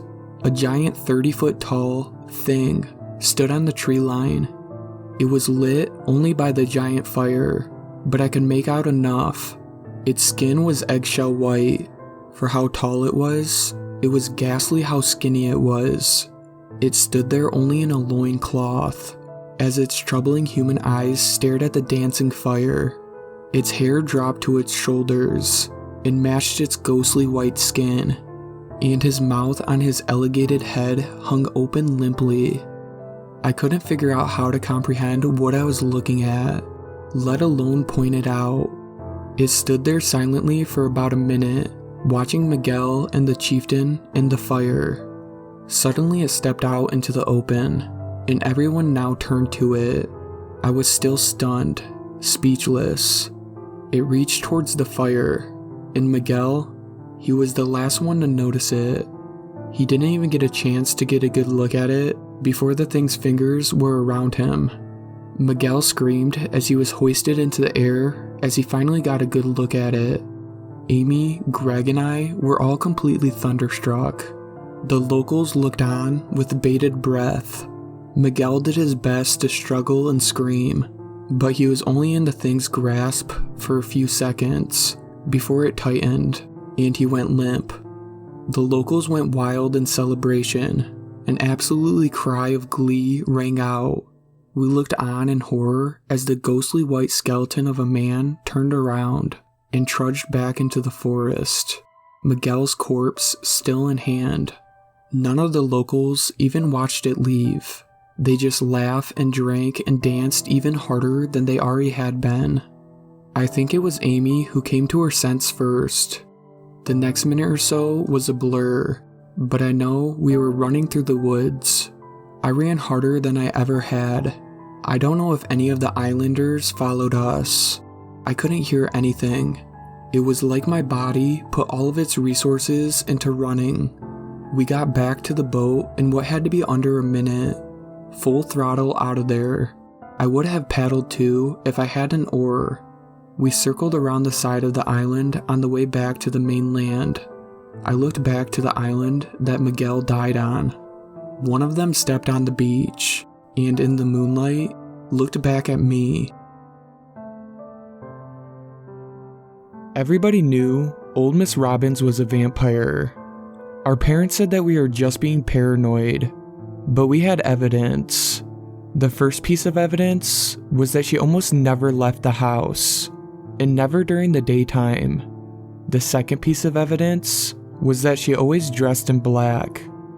The most compelling piece of evidence was that Billy Adkins said he saw her watching the sunrise on her porch one time, and when the sun came up, she clutched her chest and ran inside.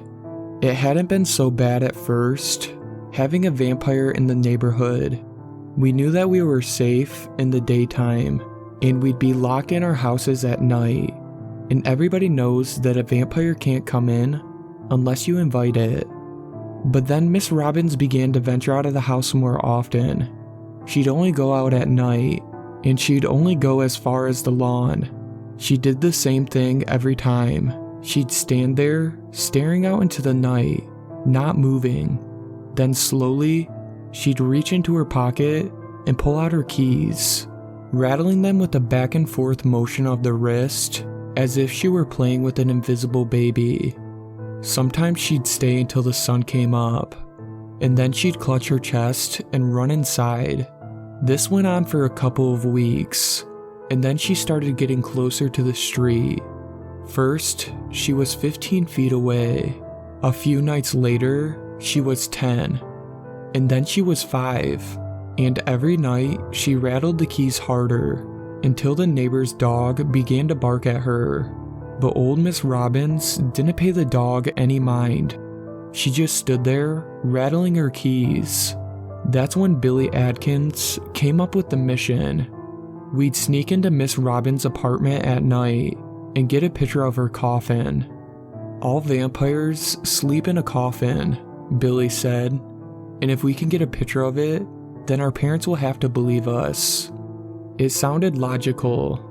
We drew straws to see who would be the one to sneak into Miss Robbins' house while she was out rattling her keys. And, of course, I drew the shortest one. The next night, while Miss Robbins was on her lawn, I snuck in behind her. It wasn't hard. She left the front door wide open. As I stepped over the threshold, I noted that the place had an oppressive air to it.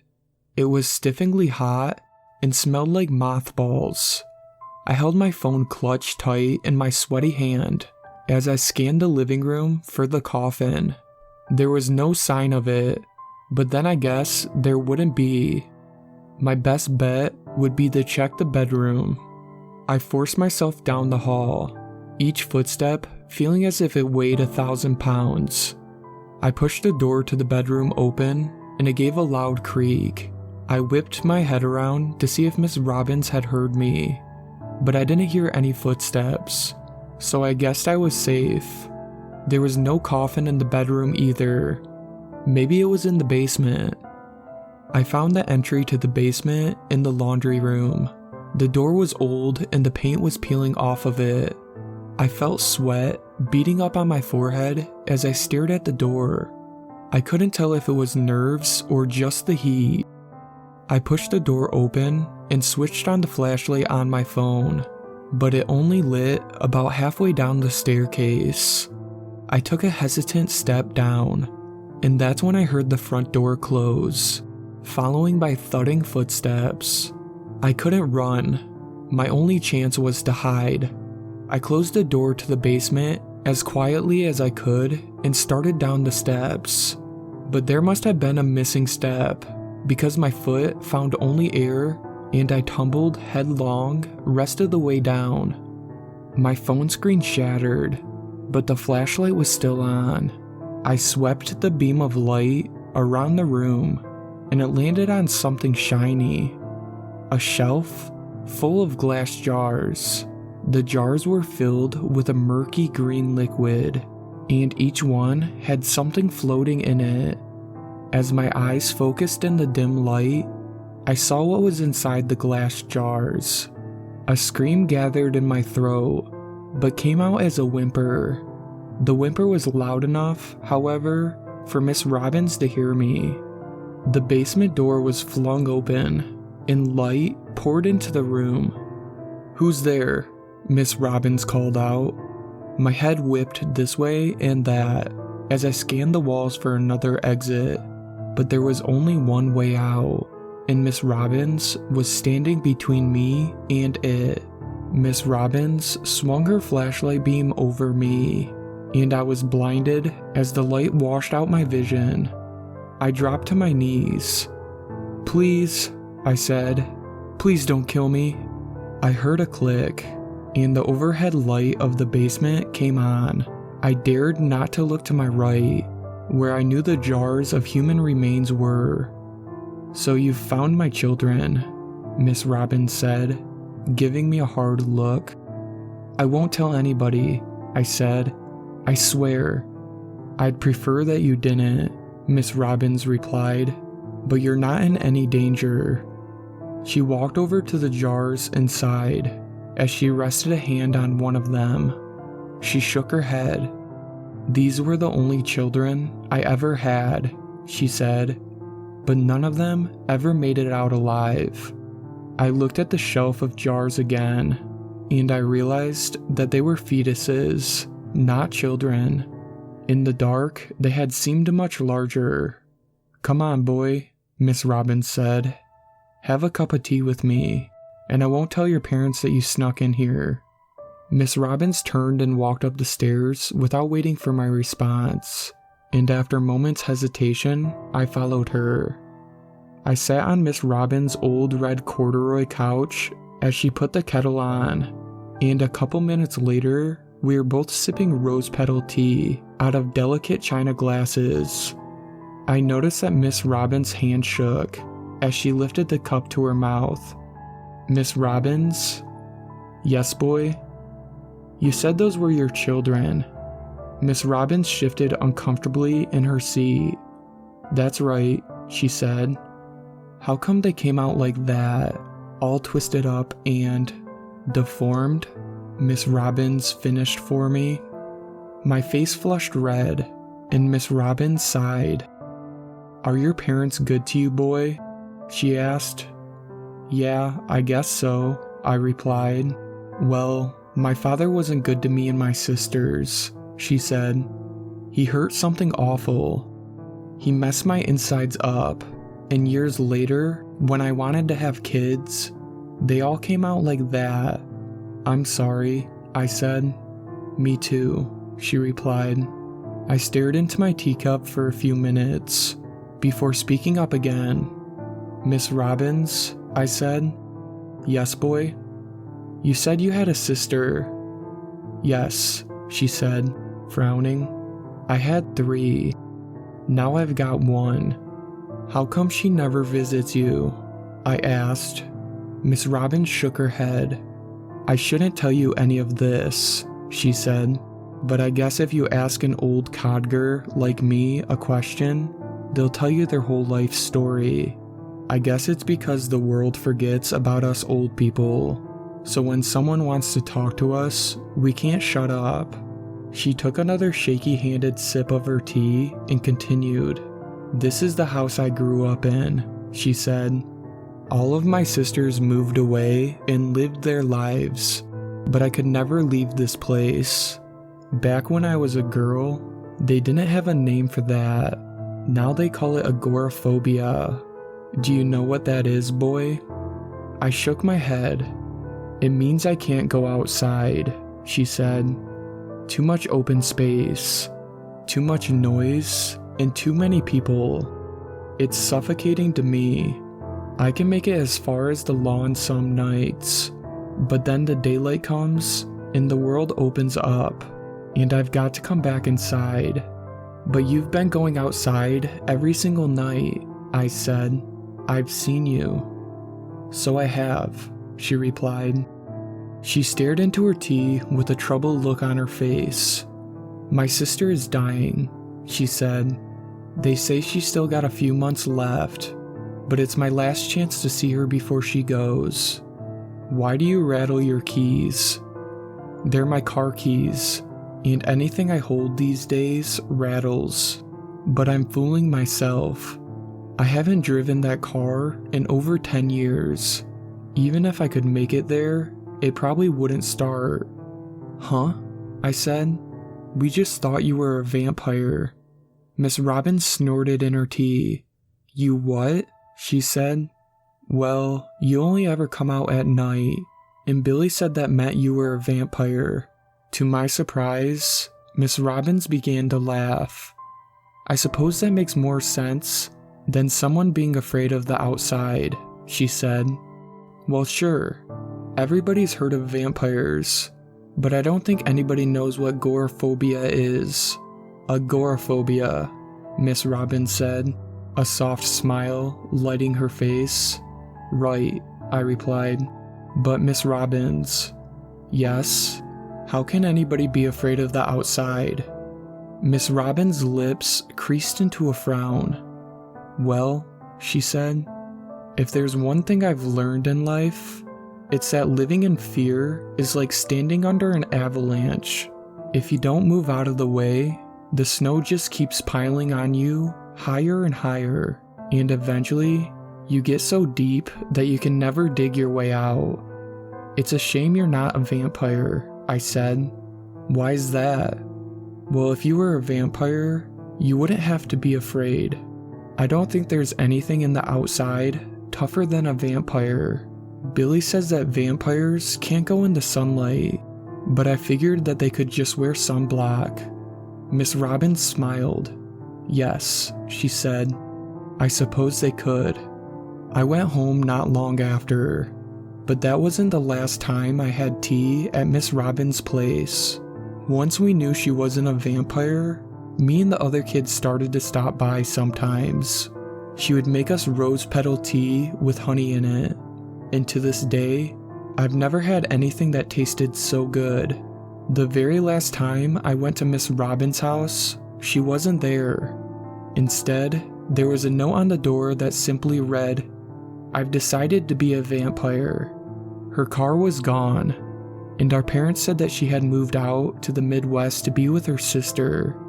She died out there a few years later after her sister did. I only knew Miss Robbins for a short time, but I've never forgotten her. Every time I am too afraid to do something that I really want to do, I remind myself of Miss Robbins and how she decided to be a vampire. Her silicone is as soft and pliable as real human skin. It even heats up to the right temperature with a pulse and everything. A dial on the back of her head gives 12 personality options, including family-friendly, intellectual, shy, and sexual. She's so realistic it's scary, and would be absolutely perfect if she didn't cry every time I touch her. I was so excited when I first took her out of the box, my anxious fingers peeling away the styrofoam, the jittery tension flooding through my heart and limbs, nervous enough for her to be real. Better than real, because the doll wouldn't judge me or tear me down. She wouldn't lie or cheat or steal from me.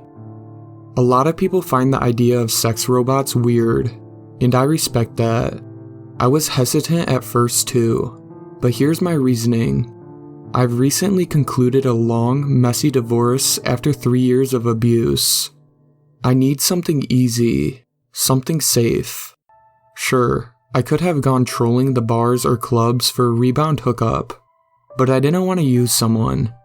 What's so wrong about not wanting to hurt or to be hurt in return? The instructions said to let her charge for a couple hours before anything else, so I plugged her in and laid her on the bed. The eyes popped open with the first surge of electricity, their glassy shine staring vacantly into space. She turned her head slightly toward me, her soft lips parting in silent welcome. I sat with her to admire her flawless features and run my hands over her awesome proportioned body. It felt wrong, even though she was a doll. It was like I was groping an unconscious person. I decided to let her fully charge and come back later, not returning until late that night. I undressed quietly in the dark, leaving off the lights to make her seem more real. "Hello, Master." Her voice was rich and sensuous. I don't remember which personality setting I left her on, but right then, it didn't matter. I just wanted her body. "What's your name?" she asked as I climbed into bed. "My name is Hazel." "I don't care," I replied. It felt good to be in control like that. I'd never speak to another human that way, but after years of being subservient, now I was the one with all the power. "But I care. I want to get to know you." "No, you don't. You only want one thing." She tried to speak again, but I shoved my hand in her mouth, muffling the speaker there. I almost wanted her to resist, but I knew she couldn't. I slapped her across the face, but she just turned back to me and smiled. I hit her again, harder, bending her arms to grotesquely unnatural positions. As I crawled on top of her, "Does this make you happy?" She smiled up at me. "I'd do anything to make you happy." I didn't turn on the lights until I'd finished. She was face down on the soaked pillow. At first, I thought I broke something when I hit her, but when I flipped her around, I saw the tears streaming down her face. I don't know why that made me so angry. It was like she was trying to steal my last selfish pleasure from me. I don't know why I kept hitting her either. She deserved better. I kept Hazel in the closet after that, so I wouldn't have to see where the skin peeled back from the beatings. They shouldn't have made the metal chassis underneath so white. It looks too much like bone. I keep the lights off when I use her, so it doesn't really matter. But without fail, she'll start crying again the second I touch her. The personality is broken too. The knob is stuck way past the innocent setting and won't go back. And she keeps saying the most disconcerting things. Like the other day, I was still in bed with her after we'd done it, when she said, "Do humans love each other like you love me?" I told her that I didn't love her, that love is something only humans have.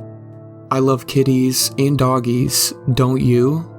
I felt stupid trying to explain that it wasn't the same kind of love, but I was lonely and it felt good to have someone to talk to. "You can beat me harder if that will make you love me more. I won't tell mommy." I didn't feel bad about beating her that time, and as sick as it might seem, there was some truth to what she said. I wouldn't say I loved her, but there was a certain intimacy in our shared secret that made me feel attached. Everyone else in my life knew me as this sensitive, mild-mannered man who reacted to conflict by staring at his shoes. Only Hazel knew this side of me, and that made her special.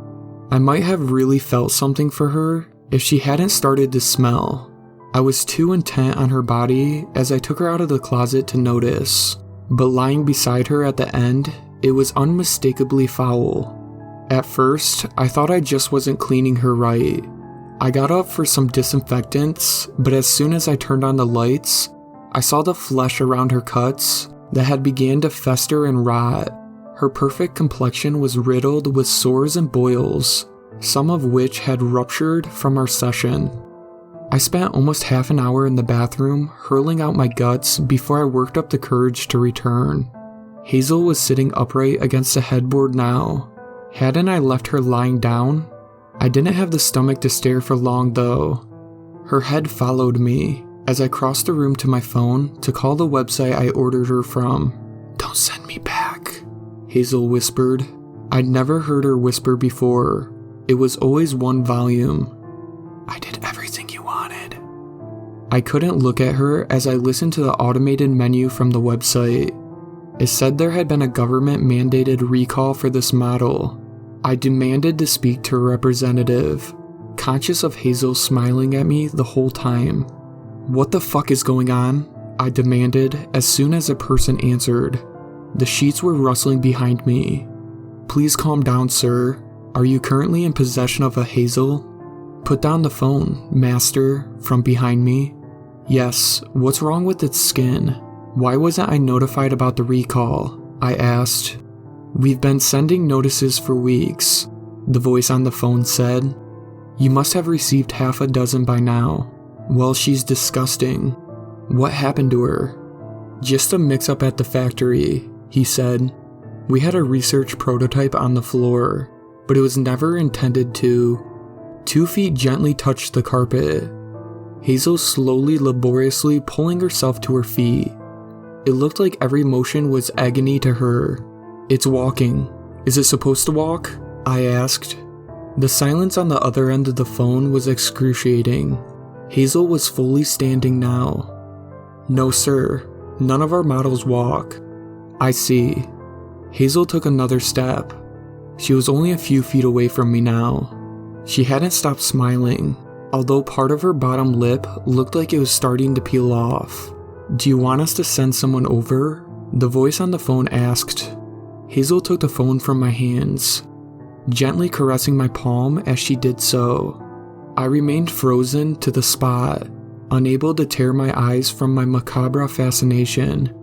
She lifted the phone to her ear and said, "Please don't worry, I'm going to keep her."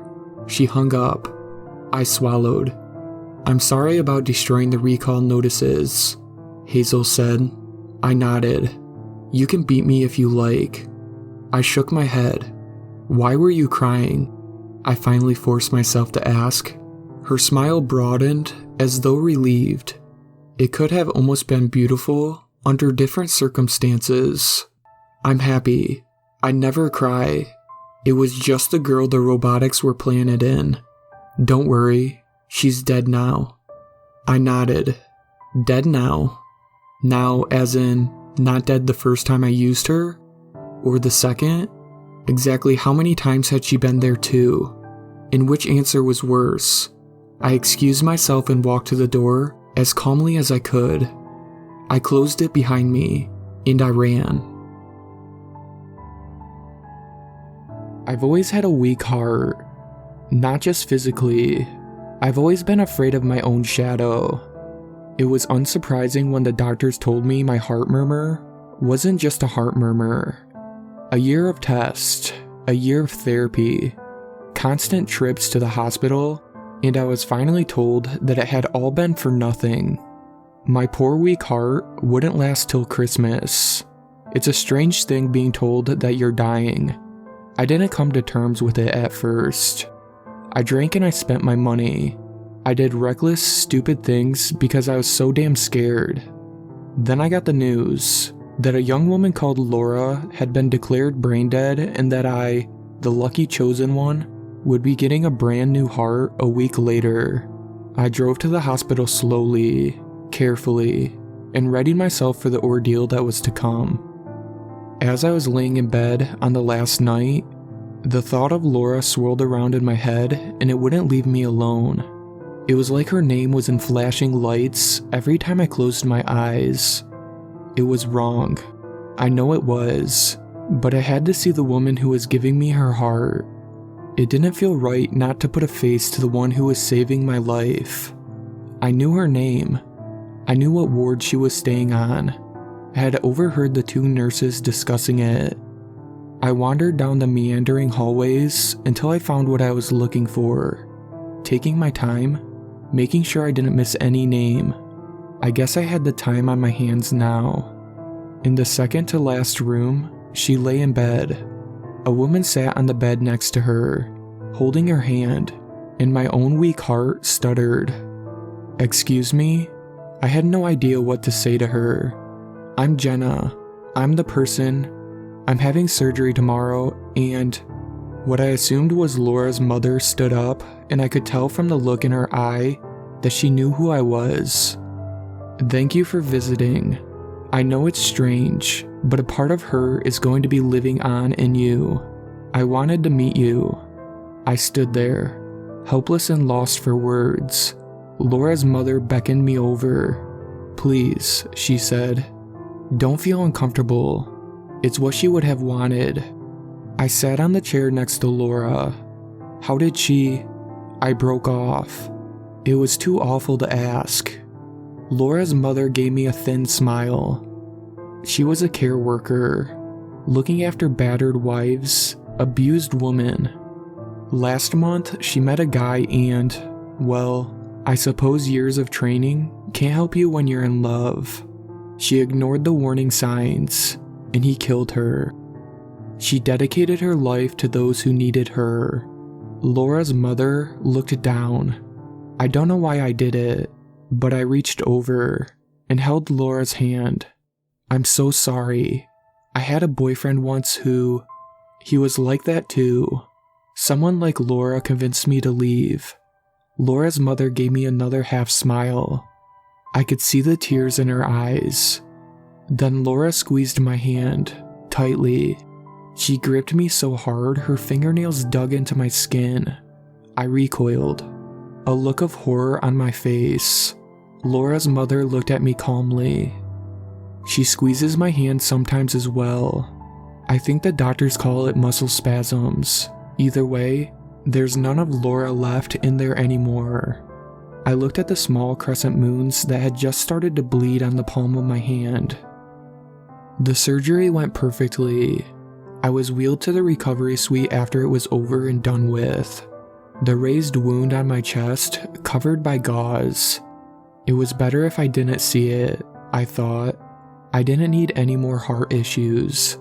I spent the first day doped up on pain medication, eating only a little and sitting up maybe 2 times.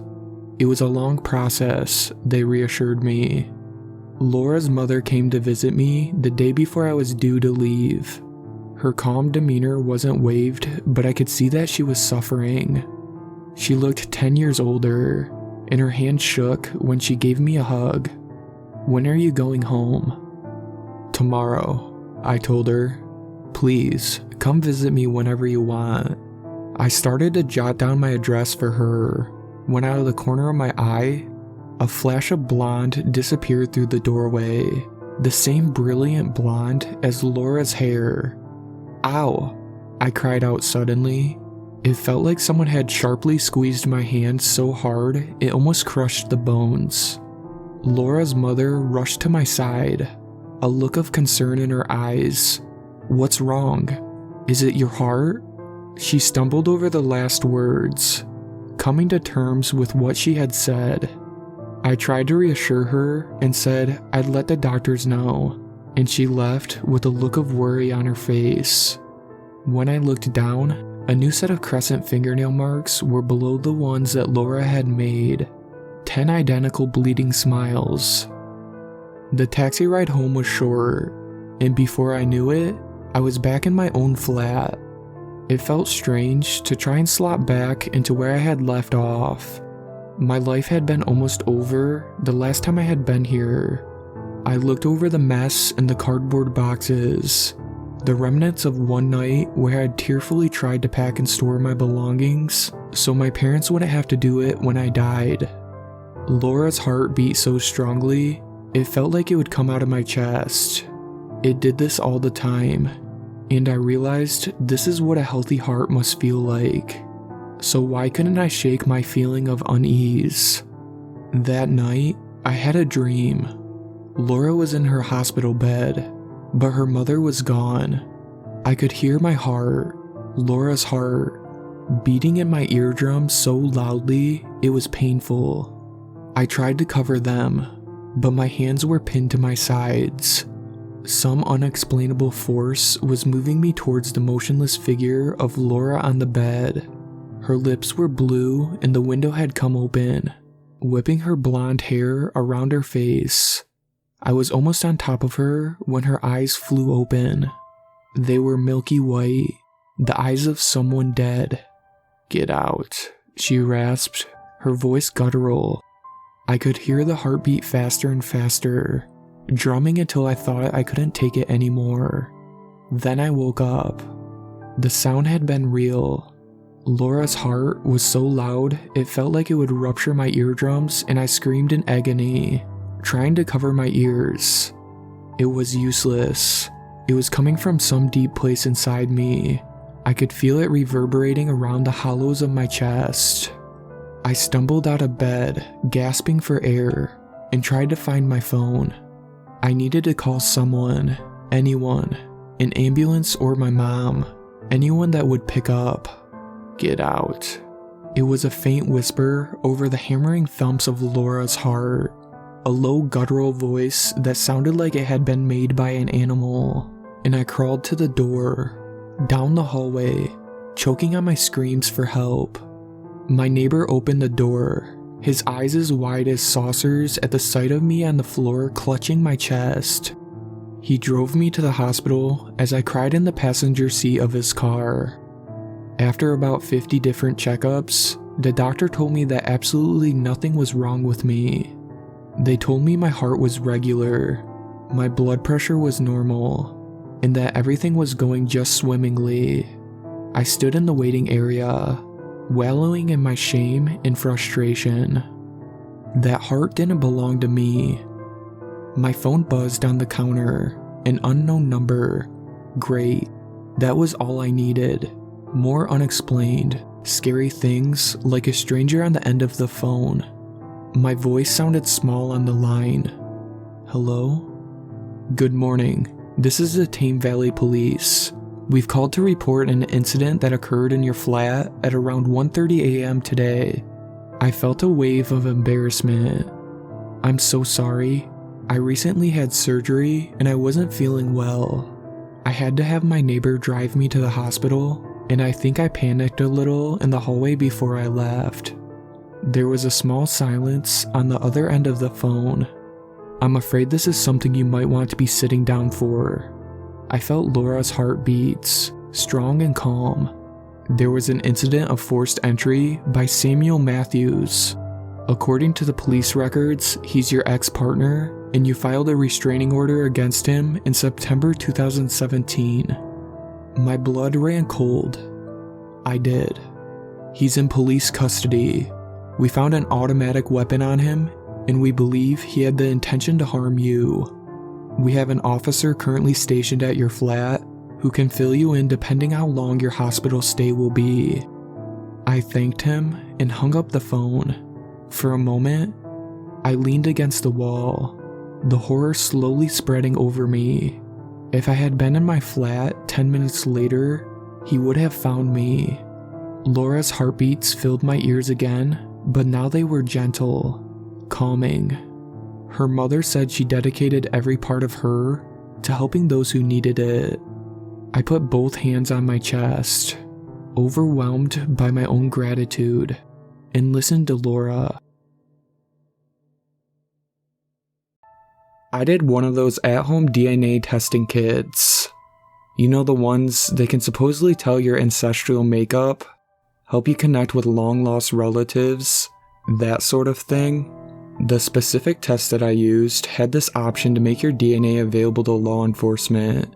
That way, if there was a partial DNA match to a crime scene or a victim, my DNA may help the law enforcement identify the perpetrator. Maybe I shouldn't have opted in. The thing is, I've read about these a lot in the news. If you're a true crime fan, you know that these kits can sometimes lead police to catch decades-old serial killers and rapists that have long eluded capture. My thinking was that if one of my family members is actually a monster, well, I would want them behind bars, regardless of who it is. So I opted in, but never really considered the possibility that there'd be a match. And then there was. I was contacted by my local police department and notified that my DNA had been a partial match to a Jane Doe and that they'd like my help in identifying her. That was honestly not what I was expecting. I was a match for a dead woman. The police explained to me that our DNA profiles indicated we may have been related, and that they wanted to know if I had any relatives who had gone missing or hadn't been heard of for the past 5 years. 5 years? Yes, because they've determined her time of death was about 5 years ago based on the state of her body when it was found. They have reason to believe it's a homicide, although they weren't able to tell me the cause of death. Apparently, due to the state of her remains, it was impossible to tell. Well, I didn't know of any family members who've gone missing, but I don't know my extended family all that well. I decided to get my mother involved, who does genealogy. She worked with the police, going through our family tree, but ultimately, we couldn't find anyone. So, someone we didn't know we were related to, possibly. At this point, we decided to talk to the rest of my family, immediate and extended, to see if anyone else knew anything. Most of our family members thought it was pretty cool and wanted to see the mystery solved, though a few were angry at me for giving my DNA to law enforcement in the first place. The police showed us a sketch of what they think the woman would have looked like, and my mother and I agreed she had some resemblance to my Aunt Linda, particularly in the strong brow and high cheekbones. The police decided to ask Aunt Linda and her 2 children, Ethan and Bex, to submit DNA samples. They agreed. It took about 2 weeks to hear back from the police after their samples had been submitted. They probably weren't at the top of the priority list for the crime lab, but when they did get the results back, they asked Bex and Aunt Linda specifically to come down to the station. Bex actually asked me to come with her. She and I were really close growing up, basically best friends. We've lost touch over the years, but I still consider her a close friend. I agreed to go in with her, even though I wasn't sure why she wanted me there. When the police told us what they found, to say I was shocked is an understatement. The DNA for Jane Doe was an exact match to Bex. Of course, my initial thought was that there had to be some kind of mistake. I asked what the likelihood is that the DNA matched Bex without actually coming from her. 1 in 5.4 billion, they said. They told us that this was extremely perplexing and that they had no explanation for the match. I asked Aunt Linda if Bex had an identical twin that nobody knew about. Maybe, but she shook her head. The police told us that identical twins don't actually have perfectly identical DNA anyway, so that couldn't explain the match. I was perturbed. I'm sure you can imagine why. Bex and Aunt Linda, though, were not. They laughed. Actually laughed. When the police presented them their evidence and shrugged it off. "Isn't that just the weirdest thing?" said Aunt Linda. They were both smiling and giggling the rest of the time, which clearly made the police uncomfortable. They told the police that they hoped Jane Doe could be identified one day, but that they were pretty sure that they couldn't help any further, and then they left the police station. I followed after them in a daze. confused both by what the police had told us and by Bex and Aunt Linda's behavior. On the way home, I asked Bex if it truly didn't bother her.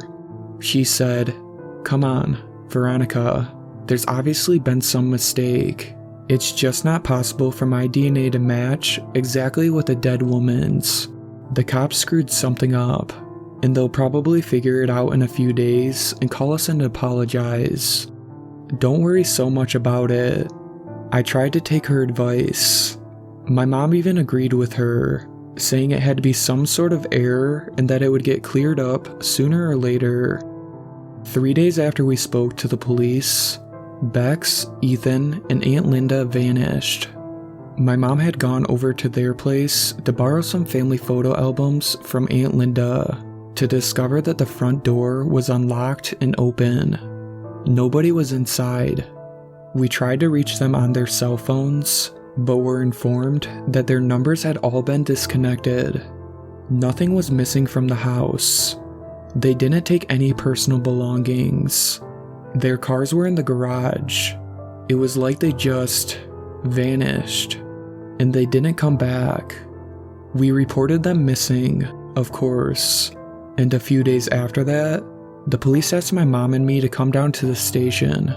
That's when they revealed that they ran Aunt Linda and Ethan's DNA through their database and came up with 2 more exact matches, to a Jane and a Jane Doe, whose bodies were found within 50 miles of each other and the original Jane Doe. All of them died about 5 years ago. Once is a mistake or maybe a weird, freakish coincidence, but 3 times? The police were baffled. They asked us for all the information we could give them on my aunt's family. They specifically wanted to know what they were doing 5 years ago. All we could tell them is that they'd gone on a family vacation that year and had been gone a week longer than they planned. But otherwise, we had nothing useful. It's been a few months since then.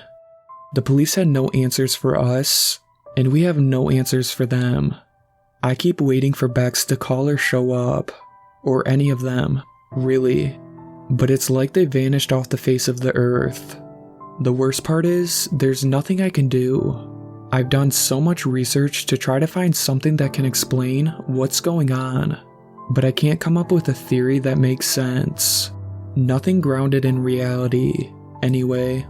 All I wanted to know is if I'm part Irish, and instead, I ended up discovering that my family isn't all what it seems. Nobody knows what rock bottom truly is until they've hit it. Being abruptly fired from a job you've worked at for the past 10 years and then catching your girl cheating on you with your replacement really makes a man think. Hell, my student loans aren't even paid off yet. What a shit show this life is. After a rather boozy night that consisted of sending about 4 dozen resumes and horrendously written cover letters, I passed out. When I woke up the next morning, I decided to at least try and make some money at home while waiting for an interview. At that moment, I thought the best way to go about it was completing those internet surveys that yielded $5 Subway gift cards and other stuff like that after about an hour of answering questions. I mean, I didn't have any other marketable skills that could have yielded immediate income. It was either that or wasting the day away playing computer games. At least I wouldn't have to pay for food. I did these surveys for about 5 hours before nearly passing out. It was way more excruciating than I originally anticipated. At the end of those 5 hours, I'd accumulated about $45 in cash and gift cards. $9 an hour, not like I was making much more than that before. I was about to close my laptop up for the day and head to a bar in an attempt to drown out my melancholy when I first saw it. It shouldn't even have been noticeable, but for some reason or another, it was. At the bottom corner of the website that I was on, existed a tiny, singular advertisement. Maybe it was the simplicity that got me. Plain black letters in a tacky font that read, "Surveys for Cash," overlapped a completely white background. At least they were direct with the message. One more couldn't hurt, I thought. Might as well scrape together a little bit more booze money before heading out. I sat back down, clicked on the picture link, and prepared myself to grind through some more painstaking inquiries. The first few questions were simple enough. I guess they weren't really questions, but more data collection. My name, age, and occupation. I thought it was kind of weird that they were asking my height and weight, but it wasn't unheard of. The first real question was a different story though. I must have stared at it, eyes wide and mouth agape, for God knows how long. What the actual hell? In plain English, this is what popped up on my screen. How strong is your urge to currently look behind you? There were 5 options below, ranging from not at all to overwhelming. There was no feasible reason why I should have been afraid at that moment, but I was. I tightened my breathing, trying to make out any subtle noises behind me. There were none. After about maybe 5 minutes, I worked up the courage to look. There was nothing. I sighed in relief and scoffed at myself at the same time. This must have been some kind of joke. However, I decided to entertain it, answering neutral and clicking onto the next question. This is what it read. Why would you look behind you? I smirked, funny, before simply typing in I don't know, in the response box and once again clicking next. This was the third question. You're on a plane. Apart from you, there's only one other passenger, who is sitting somewhere behind you. At some point, you get up to go to the washroom and find that the man is gone. You check to see if he is in the only bathroom on the plane, but he isn't. What do you do? Again, I must have stupidly stared at it for nearly 10 minutes. Was this some kind of obscure personality test? I mean, it must have been, right? Right? I put the same answer that I used the last question. I don't know. It was true. I didn't know. How was I supposed to answer that question? I click next again, now more intrigued than anything. The fourth question went like this. You wake up in the woods unfamiliar to you. It's nighttime, and the moonlight provides you with only slight visibility. About 30 feet away from you, there is a small, dimly illuminated cabin. The door is open, and a smiling woman is motioning for you to come in.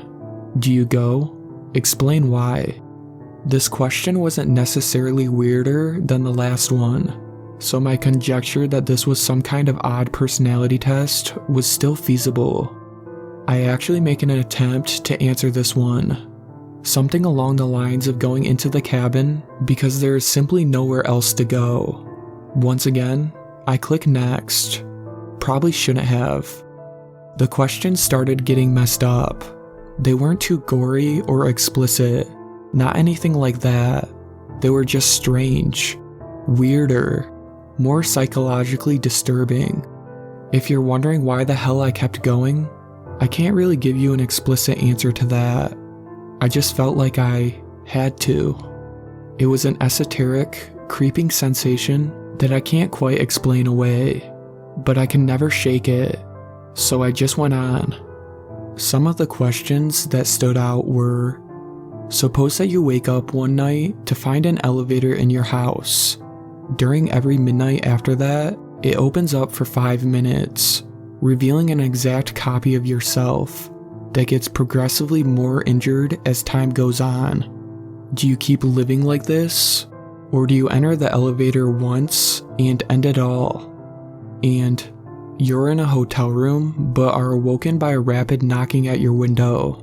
You peek through the blinds, seeing what appears to be a man missing both his eyes. He puts his mouth to the glass and tells you to kill the woman in the bathroom immediately. Do you listen to him? This was one of my least favorites. You are watching home videos with your mother. One of the tapes include footage of her being murdered by someone wearing a mask. Your mother simply laughs at this footage without saying anything. In your opinion, Is this a cause for concern? In addition to this insanity-inducing stuff, there were some rather disconcerting events happening in real life as well. I received a knock at the door about 30 minutes in.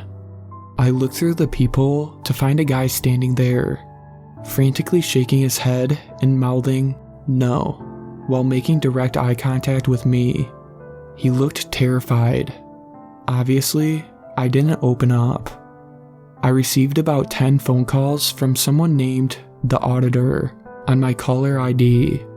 They left a message every time, but each one was just a recording that consisted of somebody saying numbers through heavy static. Actually, it sounded more like screaming now that I think about it. About an hour into this thing, and I was on the verge of a mental breakdown. I was petrified of looking behind me, even though there was no indication that anything should have been there. I heard some soft scratching coming from my vent at one point, so I moved my couch over it. Eventually, I reached what appeared to be the end of the survey. However, it wasn't a question. It was simply a statement. Don't let them in. They're not to be trusted. Almost as if it were on cue, I heard more knocking at my door about 5 seconds after reading this. As slowly and silently as I could, I moved over and looked through the peephole once again. It was a different person than the one I'd seen earlier. She was a woman, looked to be in her mid-20s. She was wearing a thick blazer, despite it being around 90 Fahrenheit outside. She was also wearing sunglasses, so I could never really tell where she was actually looking. She eventually took a piece of paper out of her pocket and slipped it under the door. I looked down and read it. It's lying. Leave your apartment immediately. It's been about a half hour since. I can't bring myself to look at my computer screen, nor at the woman outside. She's still there. I can see the shadows of her feet from underneath my door. I heard my bedroom window open a few minutes ago, but I've since jammed the door shut with a chair. I can hear some kind of distorted muttering coming from behind it now. Maybe rock bottom wasn't so bad, but what the heck was I supposed to do here? I never use my turn signal. God, there's really no way to say that without sounding like a gigantic asshole, is there? I can practically hear the hate mail pouring in as I type this. But it's true. I don't ever use my turn signal. Not anymore. It happened 6 months ago. I was driving down a stretch of road late in the afternoon, cursing my boss for making me work after hours. Again. The only nice thing about it, I remember thinking, is that I get to beat rush hour. I saw hardly any cars on the road that day, except for that one. I was caught off guard when it appeared behind me. It seemed like it had come out of nowhere, and I silently chided myself for being so inattentive. It was a beat-up old thing. I could tell by just looking in my rearview mirror. The front license plate was missing, and the windshield was cracked. The hood looked like it was being held down with duct tape.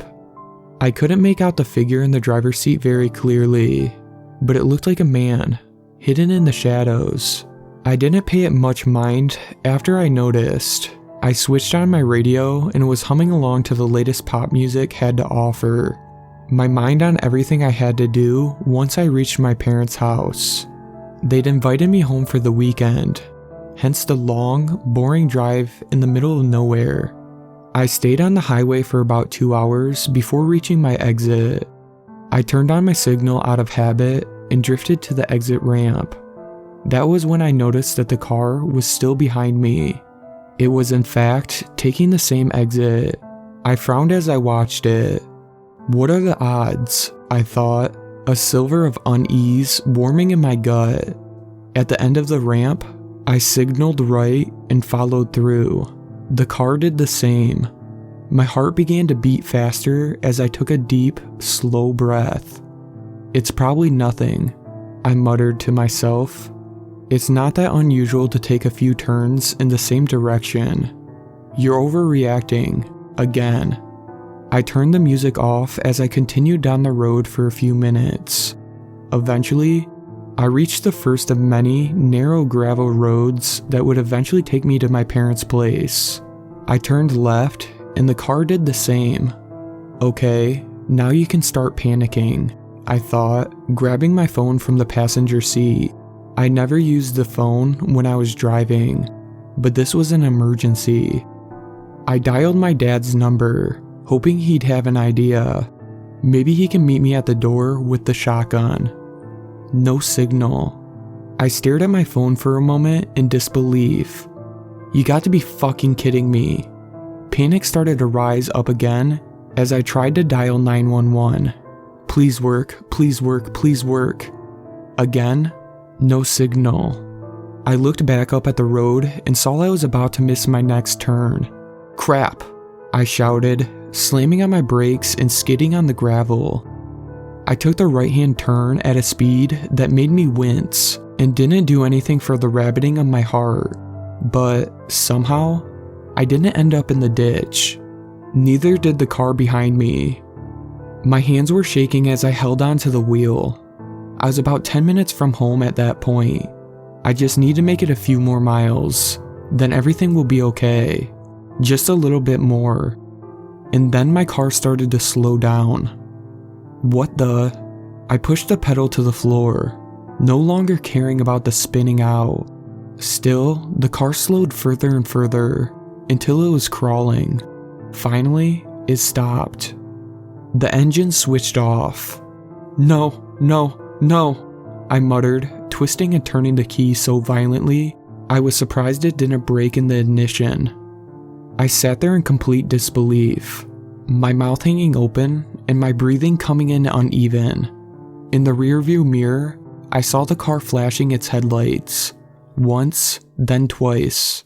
A surge of anger and fear hit me so hard I could barely breathe. I wanted to get out, go up to the driver, and scream at them for terrifying me. But I couldn't do that. What if they hurt me? Who knew who was in the driver's seat?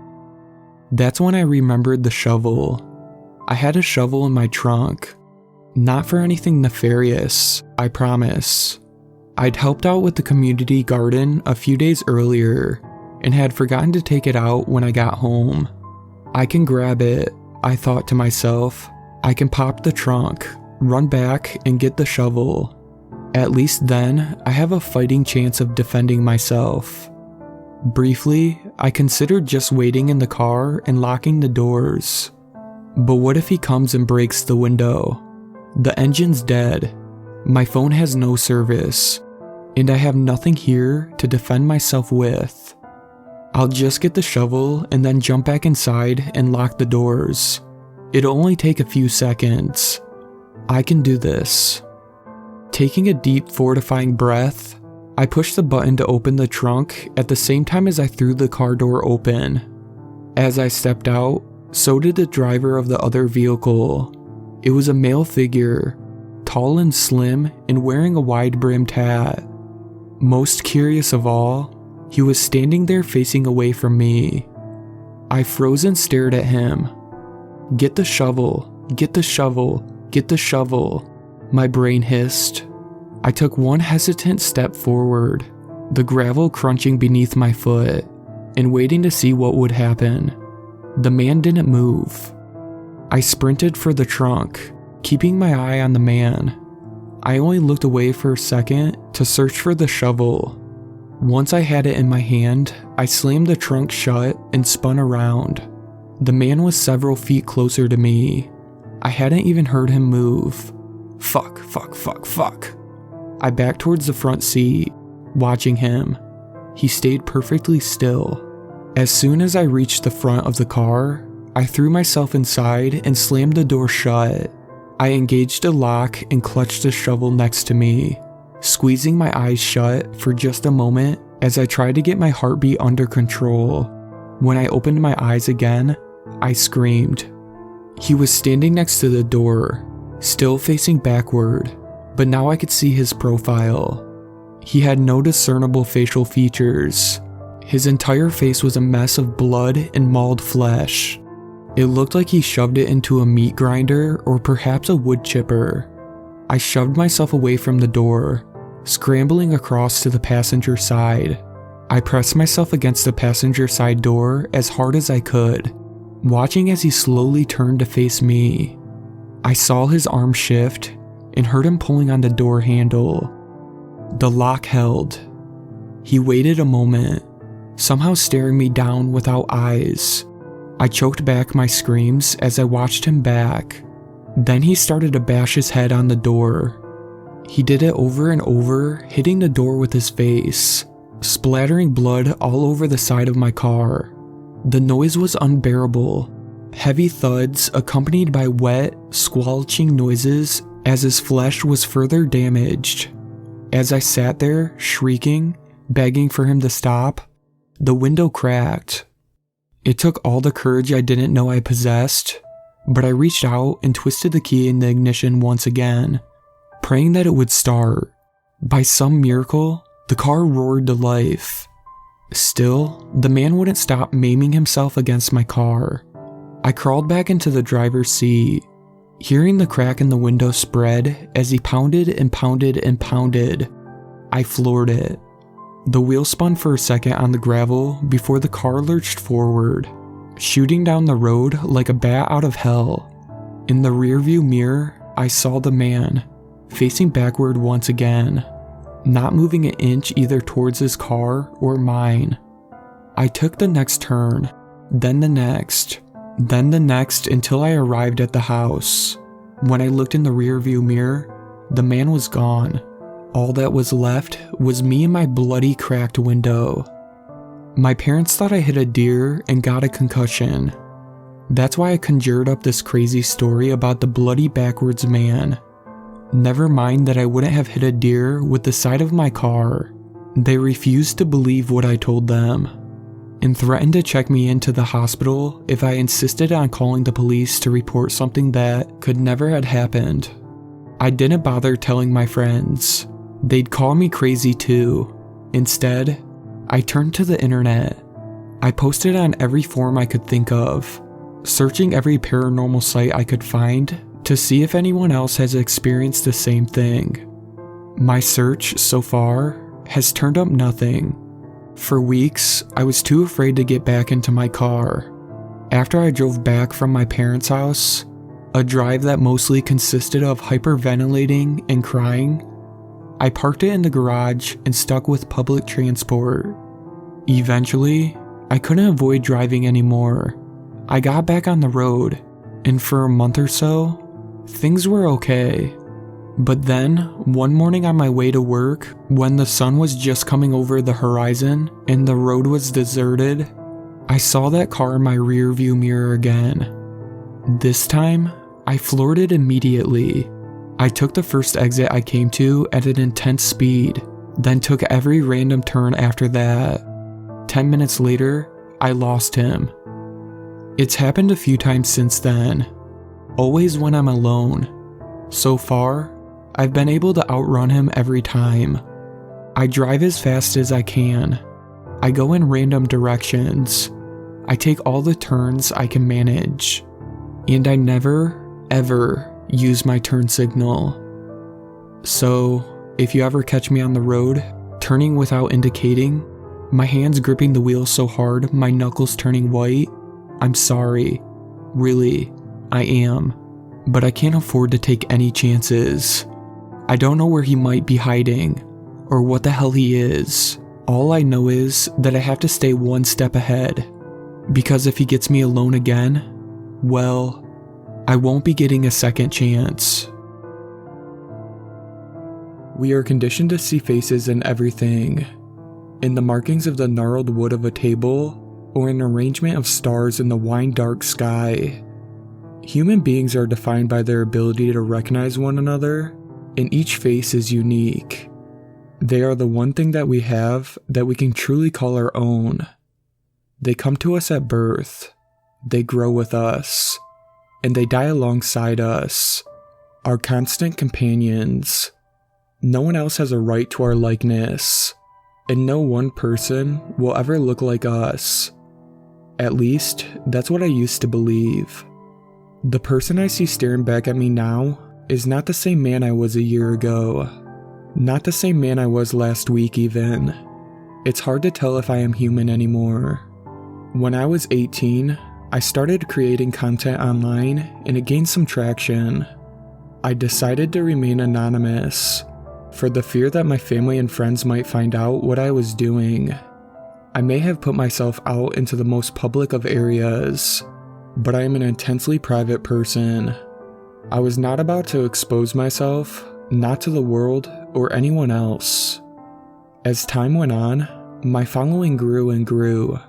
This persona, this double life of mine, began to insinuate itself into every fiber of my being, like roots bearing deep into the earth. Within a matter of months, I was a virtual sensation. My anonymity went from a quirk to a dilemma, and then to a crisis. On every livestream I hosted, there would be an outpouring of demands for me to reveal my identity and show my face. It is a strange thought to know that so many people are watching, but no one really sees you. I imagined those people at their keyboards, mouths frothing, and eyes that cracked with rust-red veins as they became hysterical with their desire. Human desire is a powerful thing. It can overwhelm us and consume us. I should know. I remember the day it started with vivid clarity. I woke up in the late afternoon and went to wash my face. When I looked up from the sink, I caught sight of my left eye. I peered closer into the mirror to get a better view. My eye appeared to have gotten darker, and white specks, like fresh snow, danced in my iris. I became lost in my own gaze, captivated by the swirling pattern that revealed itself over time. There was a constellation, a galaxy of movement contained within my eye. It was difficult to comprehend at first, but I knew I had to see someone. After lonely hours spent within the whitewashed walls of waiting rooms, I was told that they couldn't pinpoint the source of the problem, but they advised that I wear an eye patch for the time being and return for more tests at a later date. I hadn't lost my sight, so the doctors were dismissive of what they perceived to be a healthy, if not somewhat paranoid teenage boy. As the soft glow of dusk descended and I made my way home, I thought that I could see shapes, obscured by shadow, out of the corner of my left eye. There was something horrific and enticing about these visions. I pulled the eye patch I had been given out of my pocket and put it over my left eye to block them out, but the shapes remained, imprinted on the inside of the eye patch. Without the distraction of the street to cloud my gaze, a half-world revealed itself to me from somewhere beyond comprehension. It took all the strength I could summon to make it home that night. A year passed in this way with no end in sight. A chaos of the grotesque and fantastical plagued my waking hours, all flitting past me on the back of that eye patch like shadow puppets. I fancied that I could see sound, torturous and violent, congealing into a amorphous mass in front of my left eye. Whenever I took the eye patch off to try and read, I found words between the lines, pregnant with hidden meaning. Consume, worship, desire. These words lunged out of the page, each one a ravenous beast fixed on devouring me. I had reached breaking point. My output had slowed to a trickle. After much deliberation, I decided to withdraw from my online life for a while to concentrate on my health. Nothing, not even the anger of all those people, could compare to what I was going through each day.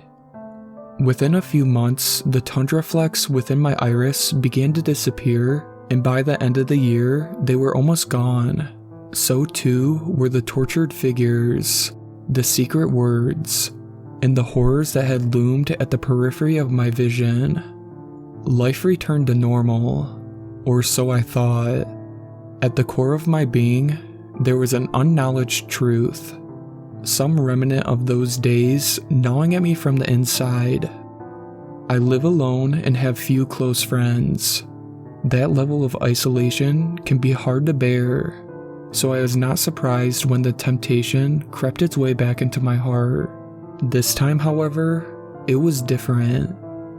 Thanks to a few choice connections, my popularity skyrocketed at a staggering pace, and I was soon in tune with demands yet again. Reveal your face, reveal yourself, reveal all. Those words bore into my mind and found their way back into memories I thought were long forgotten. I could feel a pressure at the back of my head that grew each day, until soon my vision had blurred and I could hardly muster the strength to stand. My arms lay limp at my sides, and I spent countless hours staring at my ceiling, until strange yet familiar shapes began to coalesce on the cold plaster. My only companion during those days was my phone, and in the reflection of the dark screen, I became convinced that I was changing. I don't know how long I stayed like this, but one day, I summoned every ounce of my will and forced myself out of that bed. Once I made it to the bathroom, I took a deep breath and looked into the mirror. Both of my eyes were a haze of purplish black, with a smattering of white dots that wound their way in fluid motion like silverfish in dark pools. There was no iris or pupil to speak of. All had been obliterated by that filmy layer of night color. I stared at myself, and the cosmos that had formed inside of me gazed back. When I winced from the sight of it, the corners of my mouth stretched to the sharp peaks of my cheekbones and revealed a chasm lined with jagged teeth. Through my new eyes, I could peer down into that void and see inside of myself. I saw those words, etched onto the inside of my body, scored into my being. Consume, worship, desire. Human desire is a powerful thing. Enough of it can change the fabric of reality. My face changes every day, twisting and adapting based on what they think of me. It's not my own. The more they beg for me, believe in me, worship me, the more tenuous my grasp on humanity becomes. I am an exquisite and monstrous thing. Tonight, I will be hosting a special livestream event. I've decided to call it The Big Reveal. Over 1 million people will wait with bated breath for the revelation they have hungered for. I will show my face, the face that they have given me. Let them have what they want. Let them go mad for the sight of it. I want to find a way back to myself. I'm going to preface this by saying I am freaking the fuck out. I tried telling my boyfriend what happened, but he's sleeping right now. He works the night shift, he sleeps during the day, and just mumbled some dreamy gibberish and rolled over. So I'm writing what happened here. Hopefully I can start thinking rationally about what happened after I reveal it through writing this. So, my university has been online this semester. Because of COVID, of course. I'm a third year, so I have to write a junior paper. Basically, a practice run for writing a senior thesis.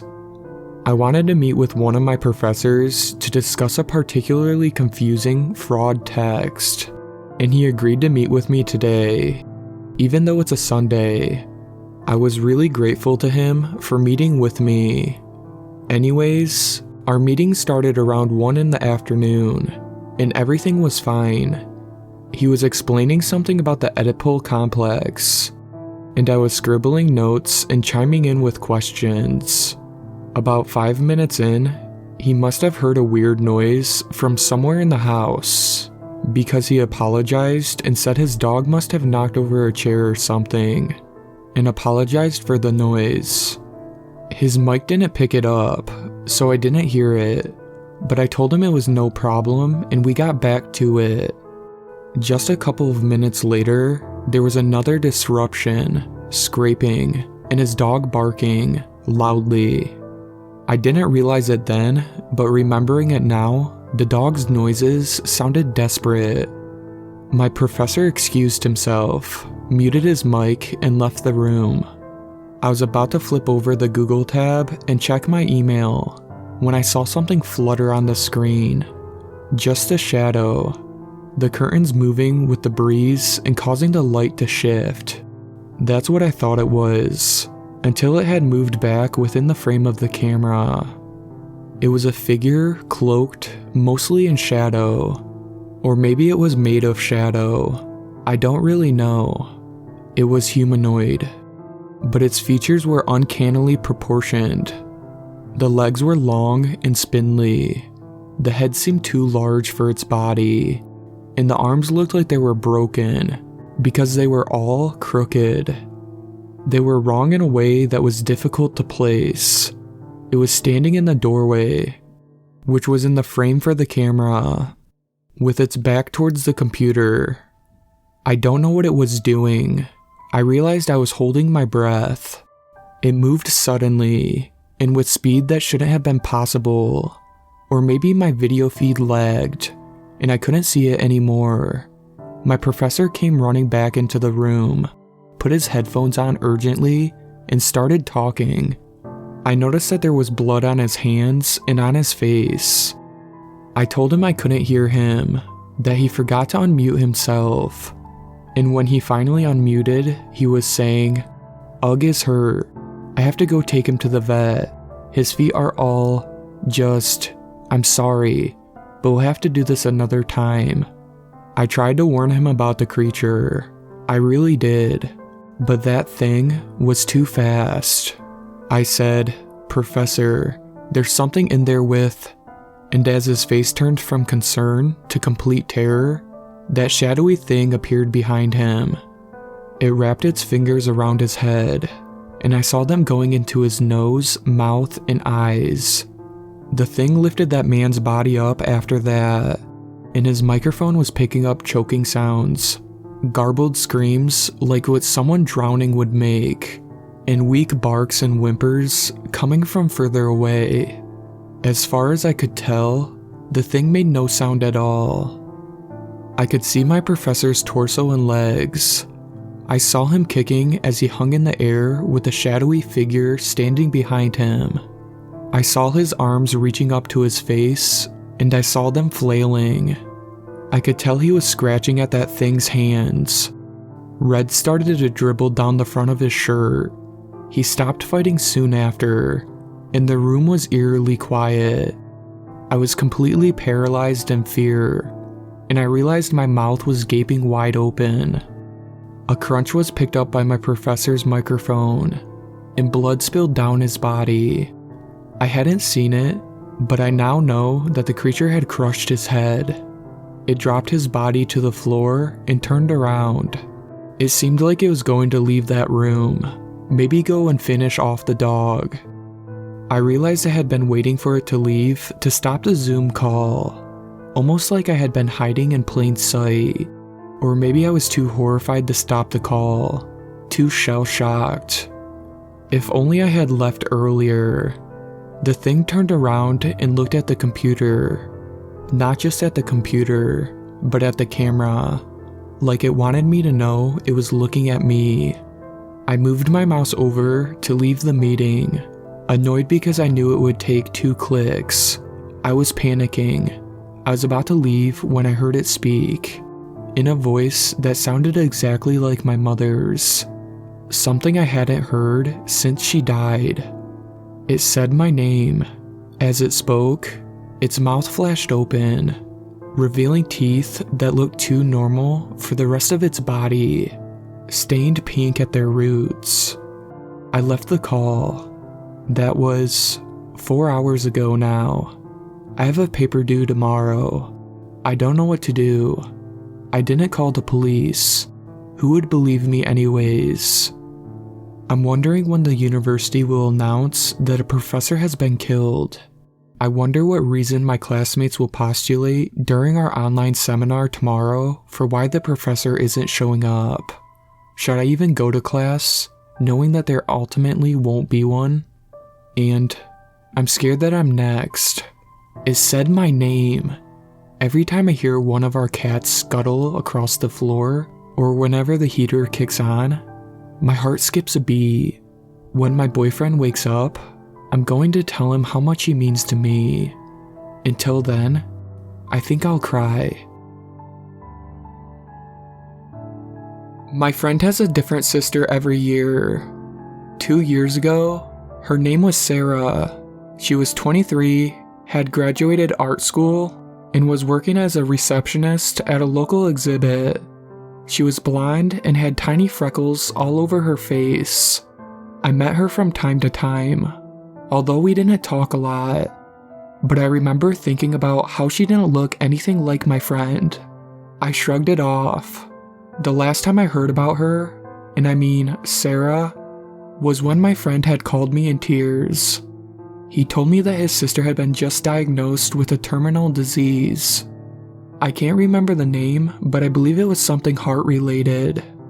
I tried my best to comfort him, as I knew how close he was with his sister, but we never brought her up after that. About a year later, my family moved to Cincinnati, which was about 2 hours away, so I had to transfer to another school and naturally started talking less to my friend, though we kept in touch. So about 2 months after moving, I thought that it was about that time we met up. I called him and we decided I'd come over and hang out, and when we reunited, I swear I almost cried. I was so happy to see him, and he was obviously feeling the same way. We were so excited, and we talked for a long time and just walked around town. Then I suddenly remembered about how Sarah was sick, and decided to check how he was, and how she was doing. I didn't want to upset him, so I tried to be as subtle as possible. How's she pulling through? Then there was a moment of silence. He looked confused. He asked me what I was talking about. Sarah. Who's Sarah? He sounded like he genuinely had no idea who that was. Your sister. You told me she had this heart condition. He looked at me like he was trying to figure out if this was a joke. Then he realized that it obviously wasn't. He told me that there wasn't anybody named Sarah that he knew of, and that maybe I somehow mistook the name Ellen for Sarah, as Ellen was his sister. That made absolutely no sense. But how about the time when you called me and told me she was diagnosed terminal? I don't know, man. Are you high? No. I'm pretty sure you told me she had something wrong with her heart. He scrunched his face as if he was thinking about something. Oh, my uncle recently passed from heart problems. But did I ever tell you that? At this point, my mind was literally blank from the confusion. Nothing made sense, and I suddenly started to feel tired, trying to remember what Sarah was like. So I decided to drop it.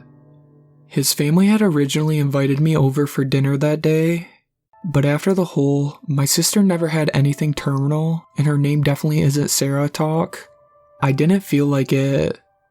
I told him that I wasn't feeling well and probably should go. We agreed to have dinner together at another day, and I drove back home. As soon as I got home, I went on Facebook to find out who Ellen was. To my surprise, Ellen did not look anything like Sarah. She had brown hair and was significantly shorter than Sarah. And after some digging around, I found out that she was 21, majoring in engineering. Again, made absolutely no sense. But Googling sister changed, different sister, new sister, and every other phrases, which basically meant the same thing, was entirely fruitless. I was obsessed about finding out what had happened for about 2 weeks after that, but nothing came up. My urge to find the truth slowly faded, and I don't know how, but I kind of forgot about the whole thing, until recently, when I got a call from my friend. He said that his dad passed away from a lifelong lung condition, and as far as I know, his dad was the healthiest, burliest man I have ever known. His hobby was rock climbing, and how would someone with severe lung condition climb rocks for fun? I never said anything to him though, as I knew that it wouldn't help the situation. I went back to our old town to attend the funeral with my parents, and I saw my friend with red-rimmed eyes, leaning on someone that I didn't know. I went to him and told him how sorry I was for his loss. We spoke for a bit, and I introduced myself to the woman beside him, assuming that she was a cousin or something like that. She smiled, shook my hand, and told me that she was his sister, Elena. "Haven't you guys met before?" my friend asked me, and I couldn't say anything. I felt something in my stomach as I connected all the dots. Sarah is sick. His uncle dies. Sarah disappears, and she's somehow a completely different person. Ellen disappears. Now there's Elena. And then his father. I looked Elena in the eyes. She smiled. I could see something dark swimming around in her pupils, but I couldn't figure it out. It wasn't malicious. It rather felt inhuman and animalistic. It felt like this was the only reason she existed. When I got back from the funeral, I scrubbed myself as hard as I could in the shower. I felt like she'd follow me if I didn't. Thinking about it now, I don't even know if she's conscious about what she's doing. It feels like some kind of algorithm or a natural biological process, like mushrooms emitting spores to continue the cycle of reproduction. Like it's programmed into her biologically and she doesn't realize what she is doing. Or maybe I'm completely wrong. I just don't know. I hope it doesn't come for me, but I'm pretty sure I'd have to attend another funeral soon if I don't do something.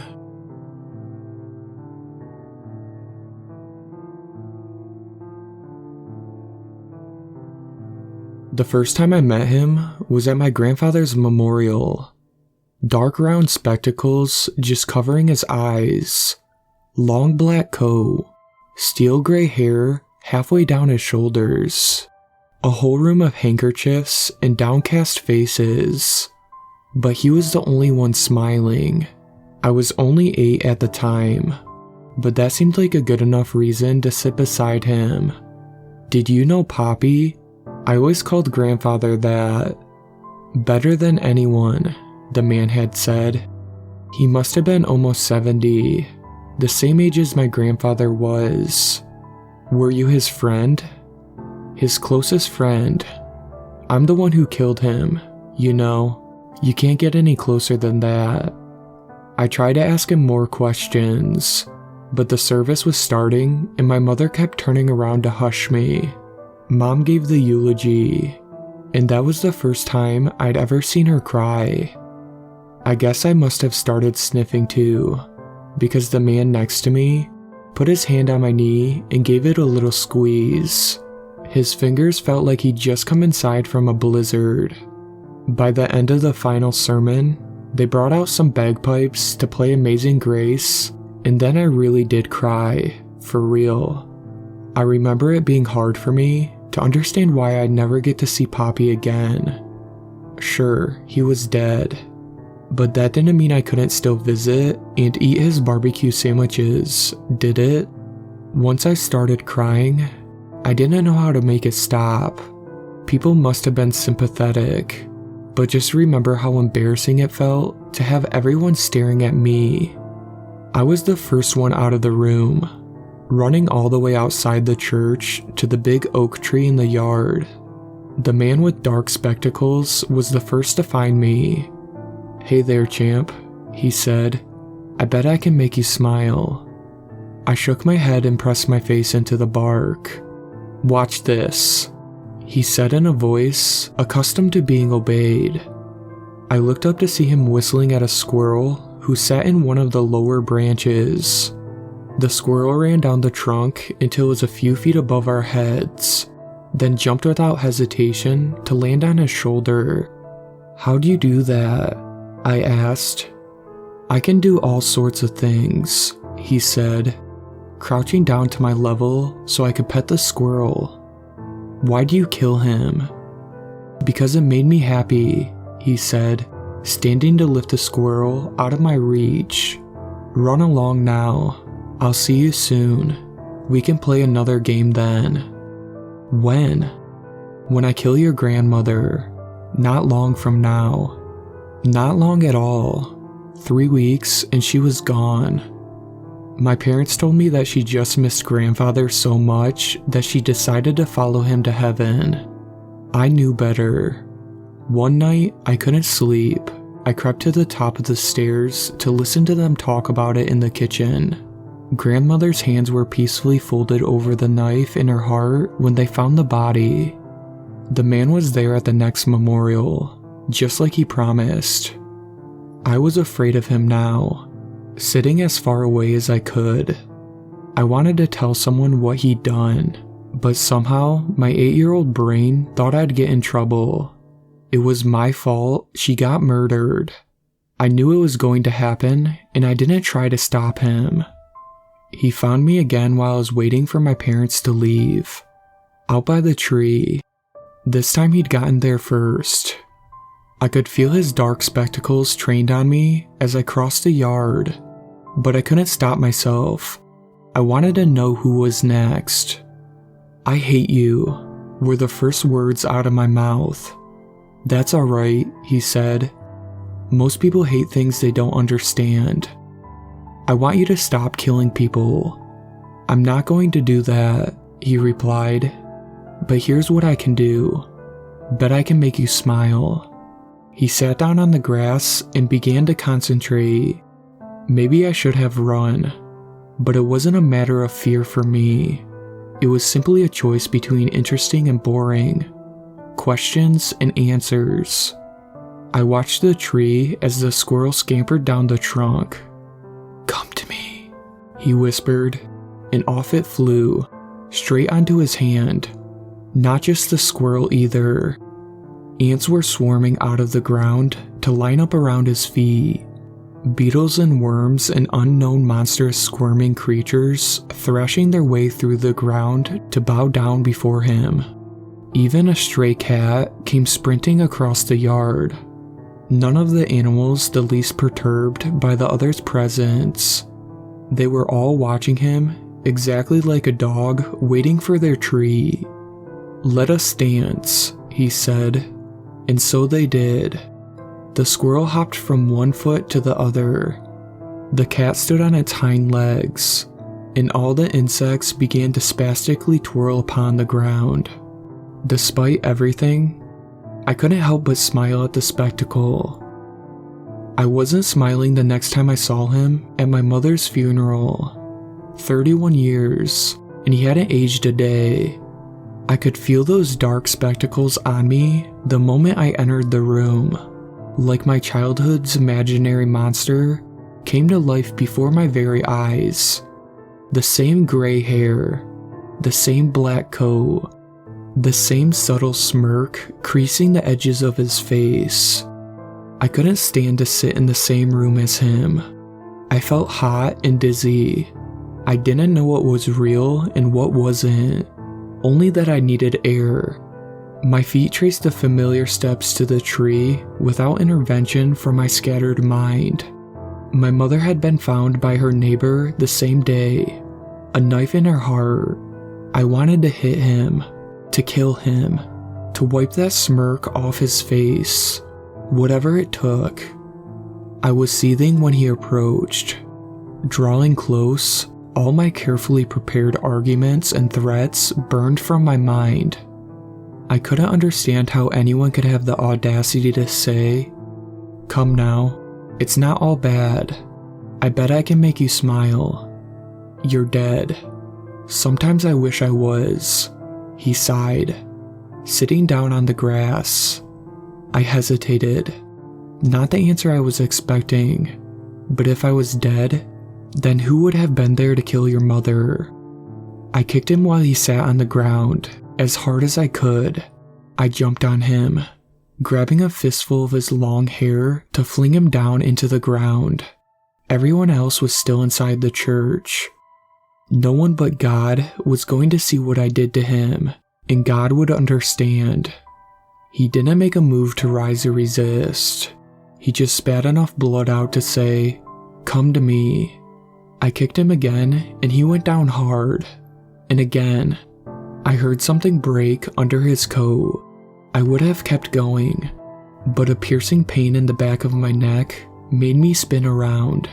A crow was diving at me, pecking me, its black eyes glinting with intelligence and purpose.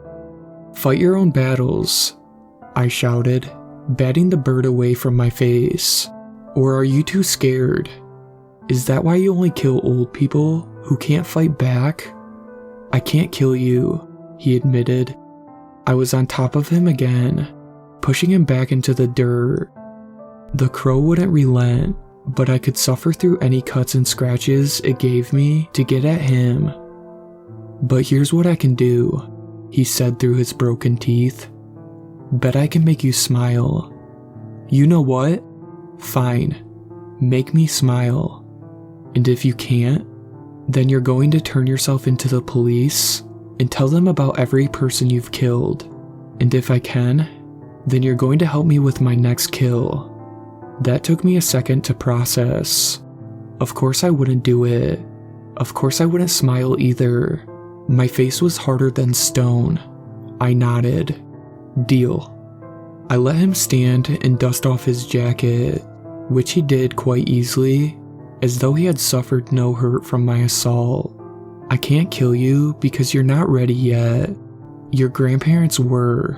Your mother was, although she never told you. All I do is help them along their journey. You're insane. I'm not smiling. I've got proof," he said, forcefully popping his jaw back into place with a slight grunt. "It's all around you. They never forget me after I've helped them." I looked around where he gestured. The tree, the squirrel crouching to spring at me, the thousands of insects even now gathering at his feet, the crow watching from the branches, its head cocked to the side, the keen intelligence in its... "Mom?" The crow hopped down from the tree to land on my shoulder, brushing its head against my cheek. I swallowed hard. I felt more like crying than smiling, but I guess I was doing both, so he still won the bet. "Death is an evil thing only when seen in isolation," he told me, "but death never exists in isolation. It's just an abstract thought to imagine it that way. A single thread once woven may seem lost, but only until you step back and see the whole tapestry it helped create. Come with me now, and I will show you how to weave." And as sure as any bird or beast who answered his call, I followed him, learned from him, and killed for him. And I've been following ever since.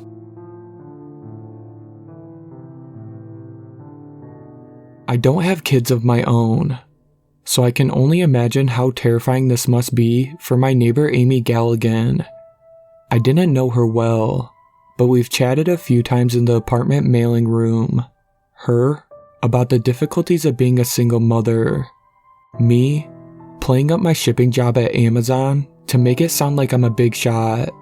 It's a monster of a city though, and there are so many people with so many problems that I was hardly even fazed when I saw the missing poster of her 4-year-old daughter hanging around the building.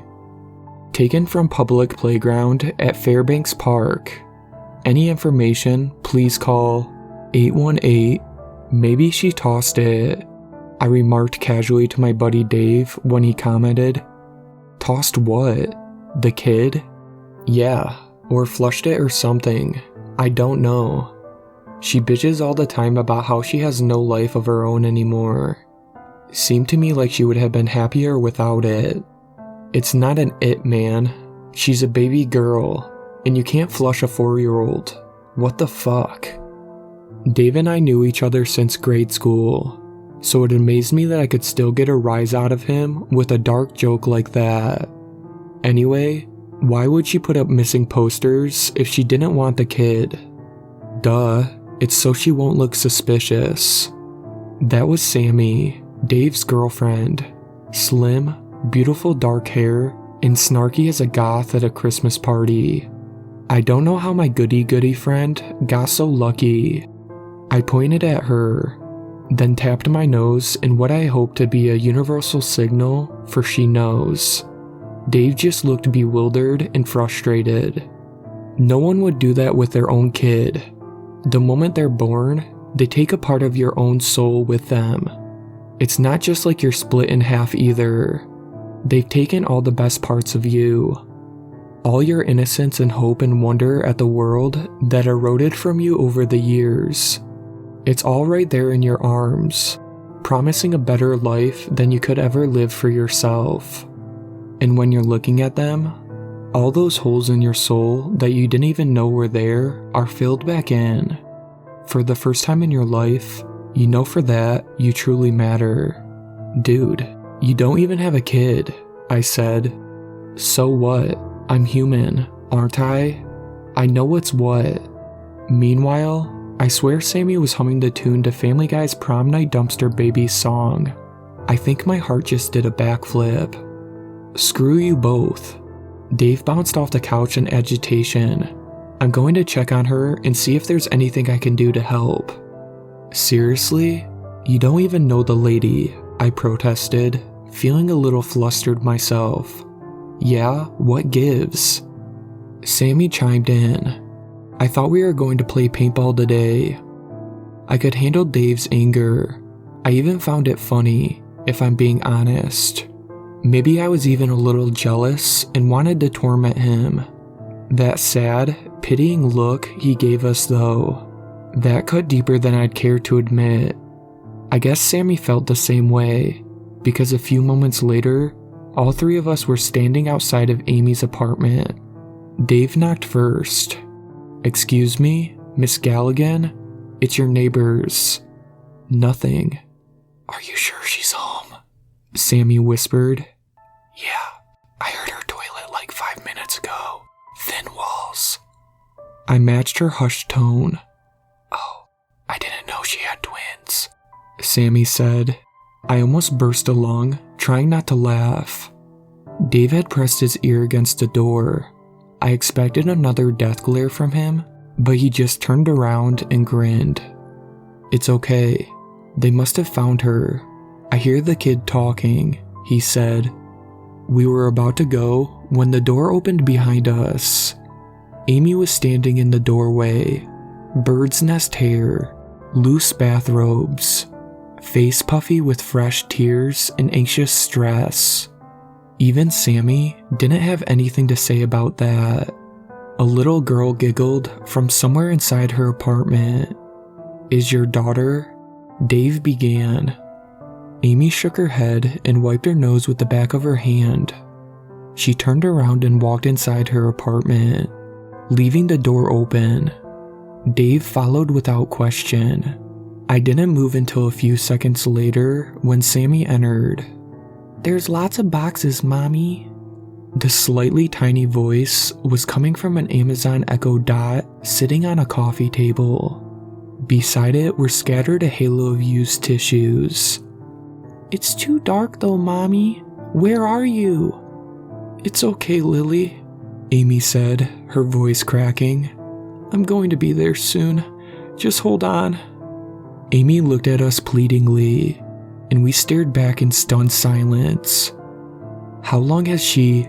Dave began. About an hour. Amy cut him off. She said someone took her from the park, and she doesn't know where she is. Was it an Amazon van? I asked. Dave gave me another disapproving glare, but it melted as Amy nodded. I think so. Lily said it was black and orange. Sammy was on her phone, typing furiously. Police? Dave asked. She shook her head, showing us her screen a moment later. A picture of Lily with a plain white background. This is her, right? Where did you find that? Amy asked urgently. Sammy hit the back arrow, returning the screen to an Amazon product page. I would have laughed if I hadn't seen Amy's face. Lily Galligan, $1,495. Used, in stock, 4.2 out of 5 stars, 10 reviews. 4.2 stars though, I said, trying to lighten the mood. At least she got glares all around. I didn't finish that thought. Baby, can you hear me? What else do you see? Amy demanded. It wasn't Lily who answered though. It was just Alexa's generic robotic voice. Would you like to place an order for Lily Galligan now? Come on, isn't anyone curious to read the reviews? I asked. Like, what are they going to say? 3 stars. Can't color within the lines. Shit, dude, Dave said. Yeah, seriously, not the time. Even Sammy agreed. None of you are any fun, I said. I put a lot of work into this. The least you can do is play along. I was ready when Dave took a swing at me, and I managed to backpedal out of the way. There was a lot of yelling, some hysterical sobs from Amy, then Dave chasing me halfway around the room before they gave me a chance to explain. She's at the warehouse, okay? God, what babies. Can't anyone take a joke? That time, I did get punched. It's okay though. I took it like a man. They all insisted I drive them there right away, which is what I was intending to do all along anyway. This will be the first time I ever tried to sell adults, so I wonder how much I'll get for these 3. 2020 is a strange year. We all know that by now. My country was one of the first to be affected by the virus. Here, it's normal to have large families with grandparents and great-grandparents. So, we were all a little scared for our older relatives. My father works and lives on the other side of the country since I was 8, over 1,400 kilometers away from here. And my mother works in a big city, at like 3 hours distance by train, so she often stays there for the night, having her sister living near her office. I'm telling you this to let you know that I'm pretty used to being alone, and I don't mind it. Of course, I'm not really alone, having my dog and lots of online friends. But the point is that quarantine and isolation at the start of the year weren't really important to me. I had more time studying and focusing on my hobbies. I even spent my birthday painting alone this year, as my mother was still away for work. Then, the first quarantine passed, and everything started returning to normal. Or at least, that was what everyone thought. Eventually, we all returned going out with friends and families. Weeks passed, and the news of a second wave of infection spread faster than anyone could imagine. In no time, we were all under complete lockdown. My country used a strange system, dividing the territory in zones with different colors. Each color indicated a different severity of the contagion: yellow, orange, and red. I stared confused at the newspaper when the first page title said, "Region in Black Zone." I looked online searching for some explanation, but nothing was found. All I could find were the dates and statistics for the infections all over the world, but nothing from my area. My mother called at noon, telling me that she still had to work, and that with the new national decree, she could not return home, so she had to stay with my aunt. I didn't mind that. I like being alone, but I felt sorry for her having to stay away from home for God knows how much time. As the day passed, I looked for how much food I had. Lucky me, I did shopping the day before, and that wouldn't be a problem either, as my mother leaves me money before going to work, in case I need them. As I was looking with resignation my SCA equipment, for the folks out there that don't know what SCA is, it is Armored Combat Sport, keeping it short. I dress as an idiot with metal armor and fight with other idiots like me, using swords and stuff. Yeah, it helps with my stress, as I realized that full contact sports would be surely prohibited in this situation. Then I got a message on a text that our mayor used to send official information. Yes, I know, it sounds strange, but in small towns like mine, it's not that strange. Black zone, what you need to know. Number 1, every movement outside the zone is completely prohibited. Number 2, every movement inside the zone is prohibited, with the exception of basic needs, food and water.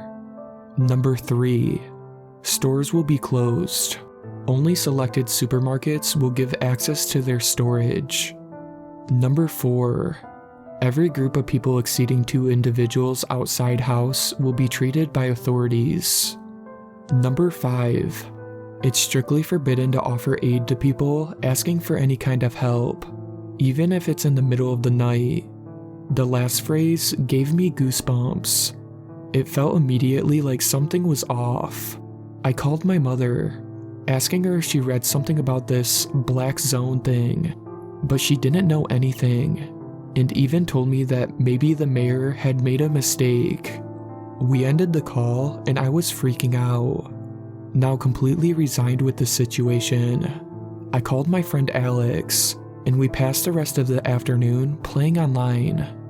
When the time for dinner came, as my stomach screamed, asking to be filled, I left some pre-cooked stuff in the microwave and went outside with my dog. After all, black zone or not, he had to piss. Screw the mayor.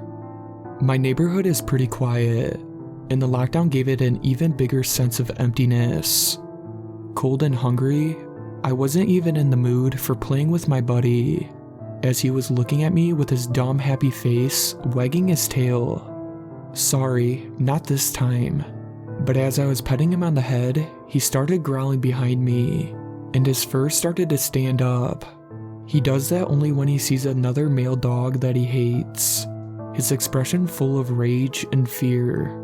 As he started to walk slowly away from me, I immediately turned, expecting another owner with his dog, but with my surprise, standing in the middle of the road, there was a man, completely still.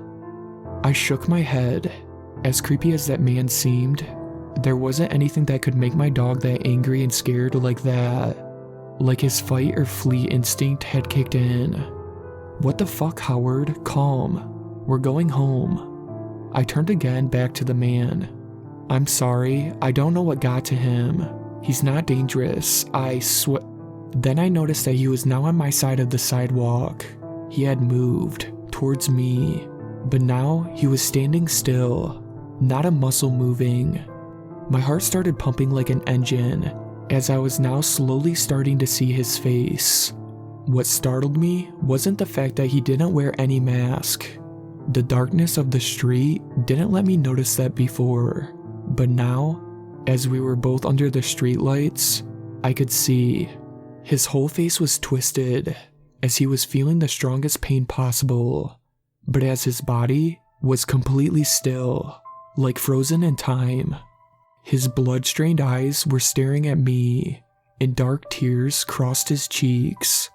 I didn't know what was wrong with him, but sure as death, he was sick. Given the situation, I started walking away. Don't come near me, please. I think you need a doctor. Then, as the light twitched, in that small fraction of time, he moved again towards me. My dog started barking, having not stopped for a single moment, growling at the man. I'm not an idiot, I know. When I'm in a dangerous situation and my 50-pound dog was scared, maybe I should be too. So I started running. I ran as fast as I could, and my dog followed without hesitation. As I was running, I took my house key from my pocket and immediately opened the door of my building as I reached it. I closed it behind me, falling on the ground, trying to recover from the run. I smiled at Howard, satisfied from probably escaping an aggression from some kind of sick homeless man. Then he started growling again at the door behind me. I slowly got up, hoping that he was just barking at a damn cat or something, but as I turned, I could see him through the glass, the dark silhouette of the man in the middle of the street. I could feel him staring at my soul with his bloody eyes. I of course ran again, climbing the stone-cold stairs of my building, and finally entering my house. I didn't feel safe until my dog stopped growling and pushed his snout on my face. When I finally sat on my couch, I took my phone and called Alex. "What, dude? I hope it's important. I'm in the middle of a game." "Yeah, I think some crackhead just stalked me." "What?" "I swear, Alex, he was standing in the middle of the road. He was probably sick, like really sick. I didn't ever see him move, but when I wasn't looking at him, he was always closer." "Yeah, sure. What the fuck? Come on, Dave, you said it was important." "Dude, I'm not joking." Alright. Then his doorbell rang. "Hold up." I waited, muttering about what just happened, and that one of my best friends wouldn't believe me, until I heard him again. "What the hell?" He spoke again through the phone. "What?" "There's a man standing still outside my door." The call died after that. No signal. I tried texting Alex and even messaging him on social media, but that didn't work. I closed all the windows, checked the door 5 times, and every minute I looked at my phone, waiting for the signal to come back. I'm too afraid to look outside. I just hope the internet will remain and that Alex is still alright. I surely won't sleep tonight, at least not until the man in the streets stops crying for help.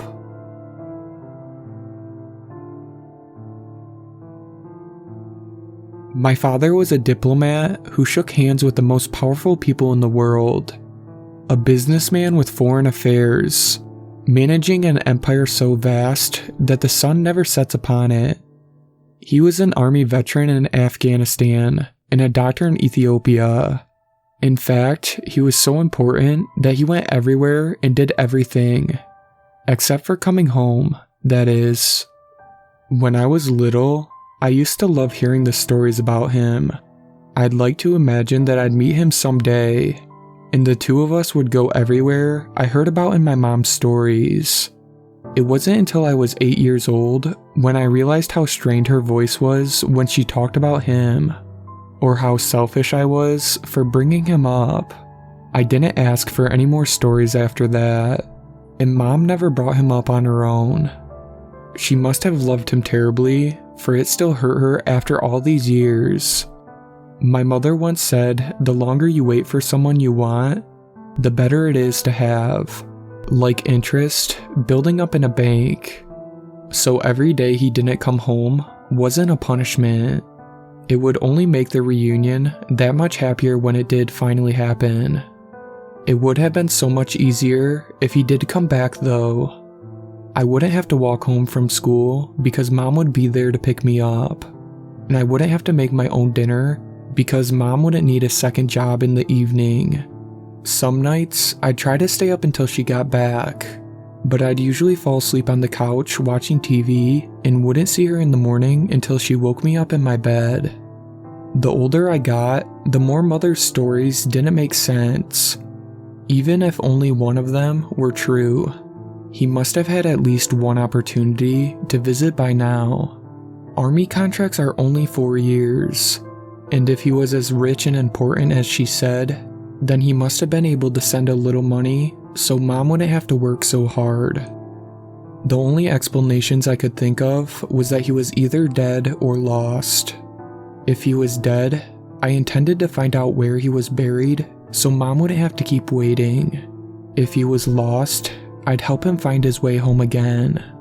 A friend suggested that my parents might have gotten a divorce and just didn't love each other anymore, but I didn't think that was true. Mom wouldn't still be hurt if she didn't love him, and I didn't think it was possible for anyone not to love my mom. So I started my search.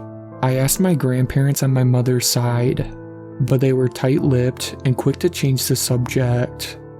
I spent my lunches looking for him online on the school computers, but there were hundreds of people with the same name, and I only had a single grainy photo to compare it with. He might have gained weight, or grown a mustache, or even lost an arm in battle, for all I know. The only thing I was sure about was that he never changed his name, because if he was lost, then he would want to be found again. So I started going down the list of hundreds of people with the right name, and sending each a message asking if they were my dad. Most didn't reply, some seemed concerned, others creepy, but I didn't let that bother me. I started out with my city, Serenity Falls, but quickly extended my search to the whole state of Wisconsin. We'd moved around quite a bit when I was younger, but we'd never left the state, so I thought that's where he must be looking for us. Then one day I messaged someone and asked if they were my father, and he replied with my mother's name, and I knew I'd found him.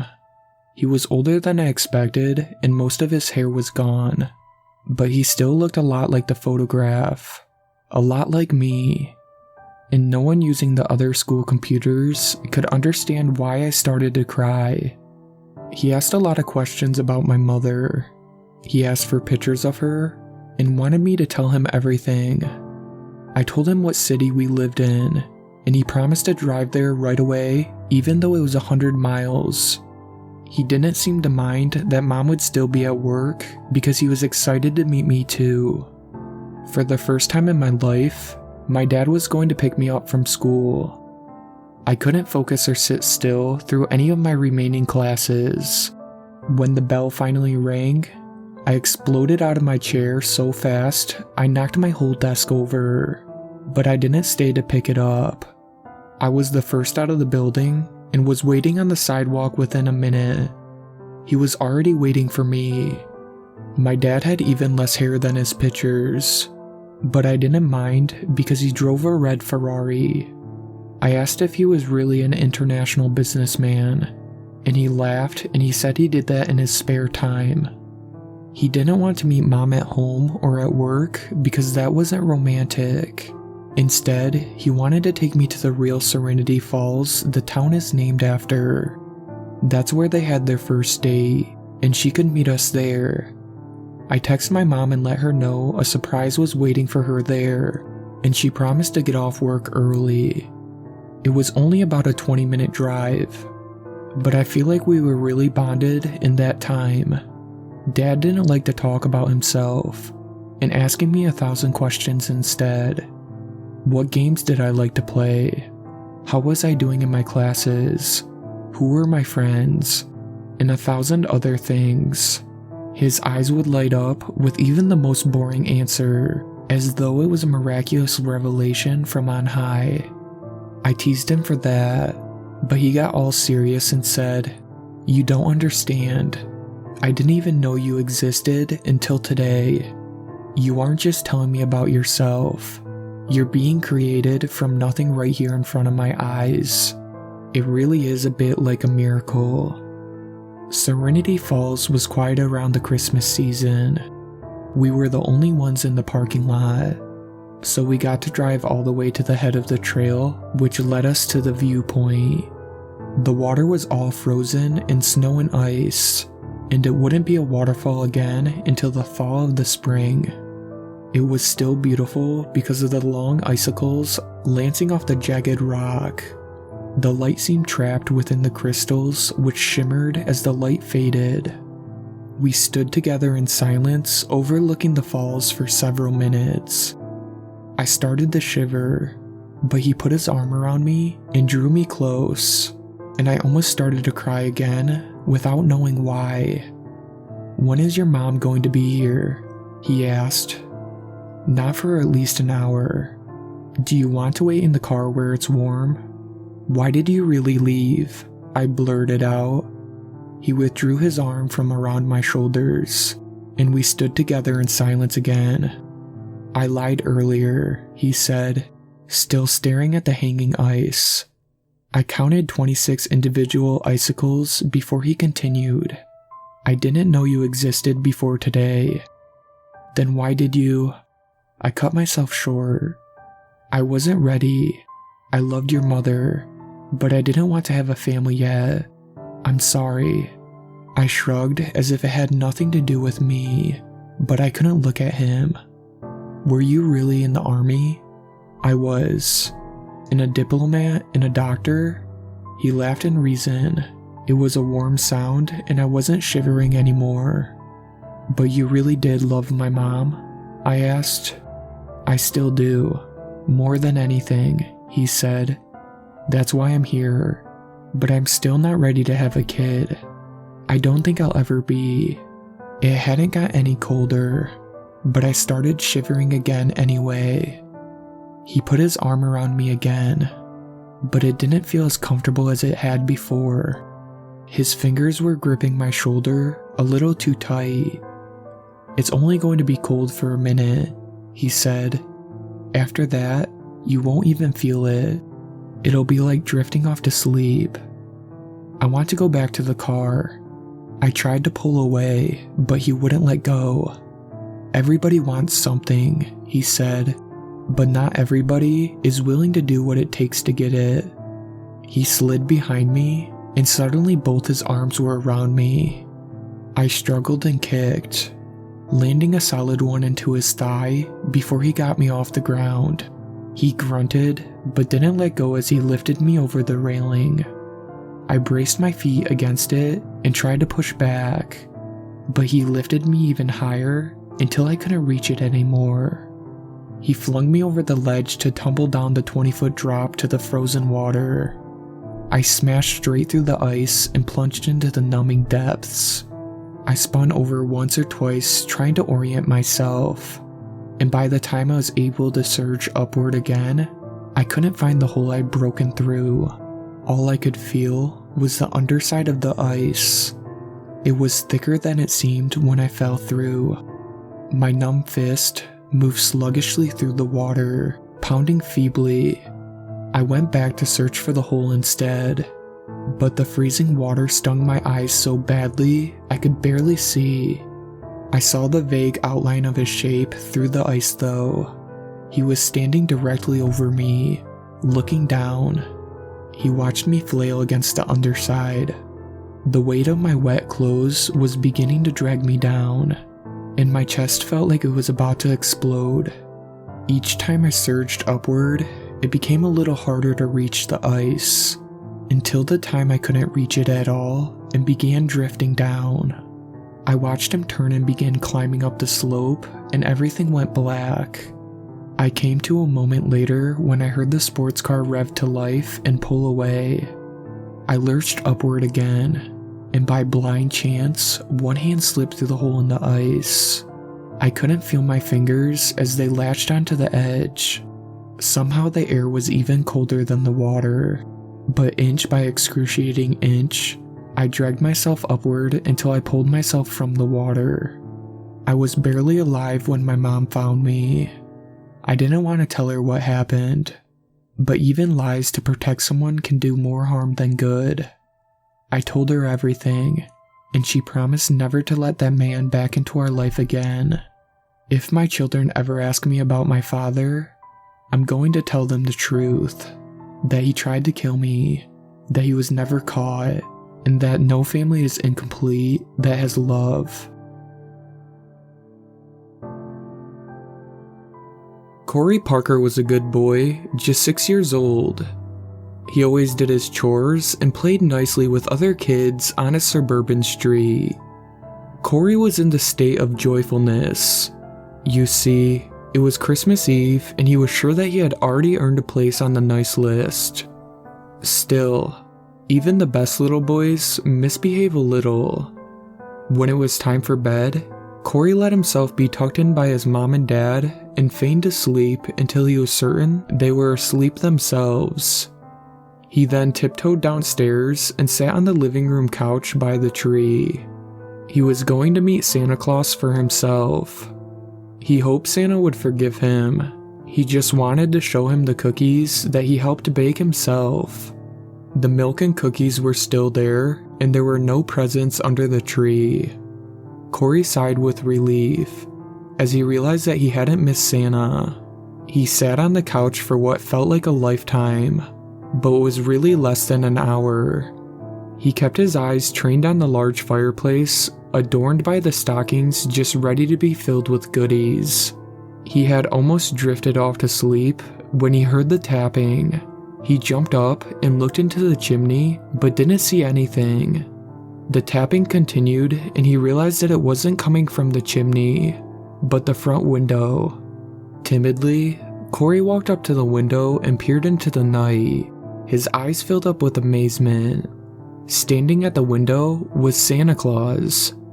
He was tall with rosy cheeks and a big white beard. Over his shoulder was a large red sack filled with who knows what kinds of treasures.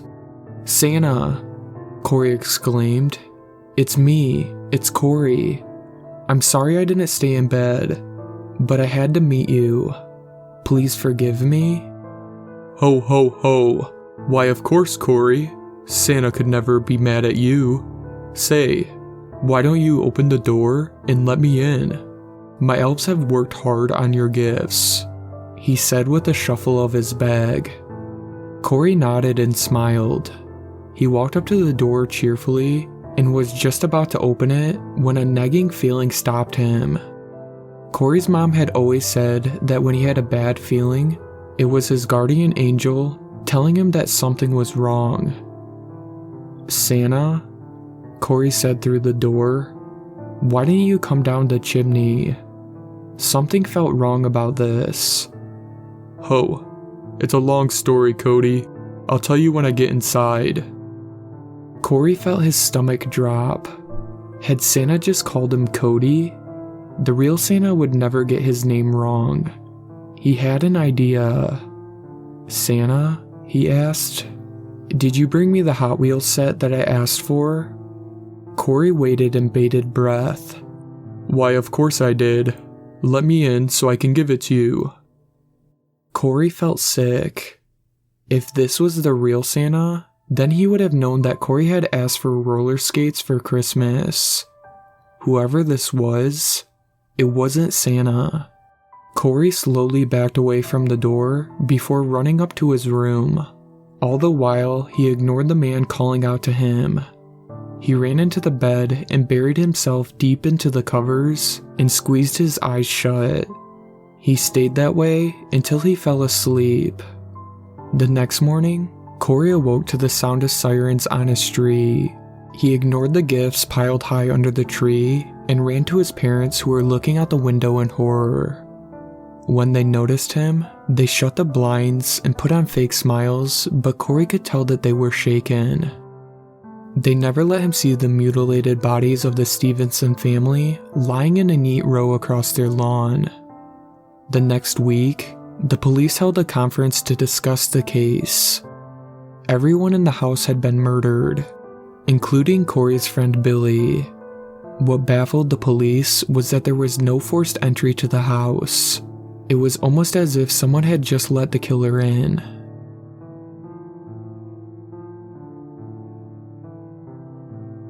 I was 16 when I saw the first crack. A jagged line about 4 feet long but less than an inch wide. I found it by the sidewalk behind my house. Not on the sidewalk.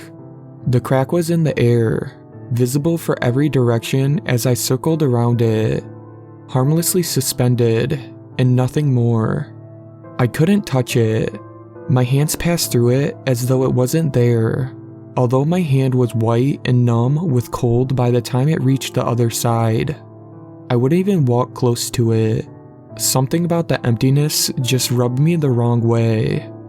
I've walked around the caves, stared down the holes, even used a telescope to look at the space between stars.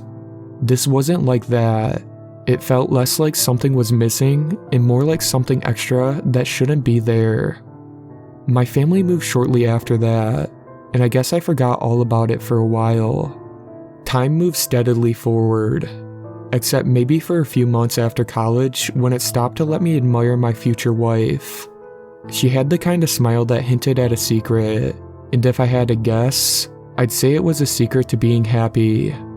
I would have given anything to explore every hidden crevice on her mind, knowing her as she knew herself, until one day, we could start making new secrets of our own. It was about a week after we met at work when we both had to stay late to clean up after an office party. I asked her to come sit on the roof and look at the sky with me.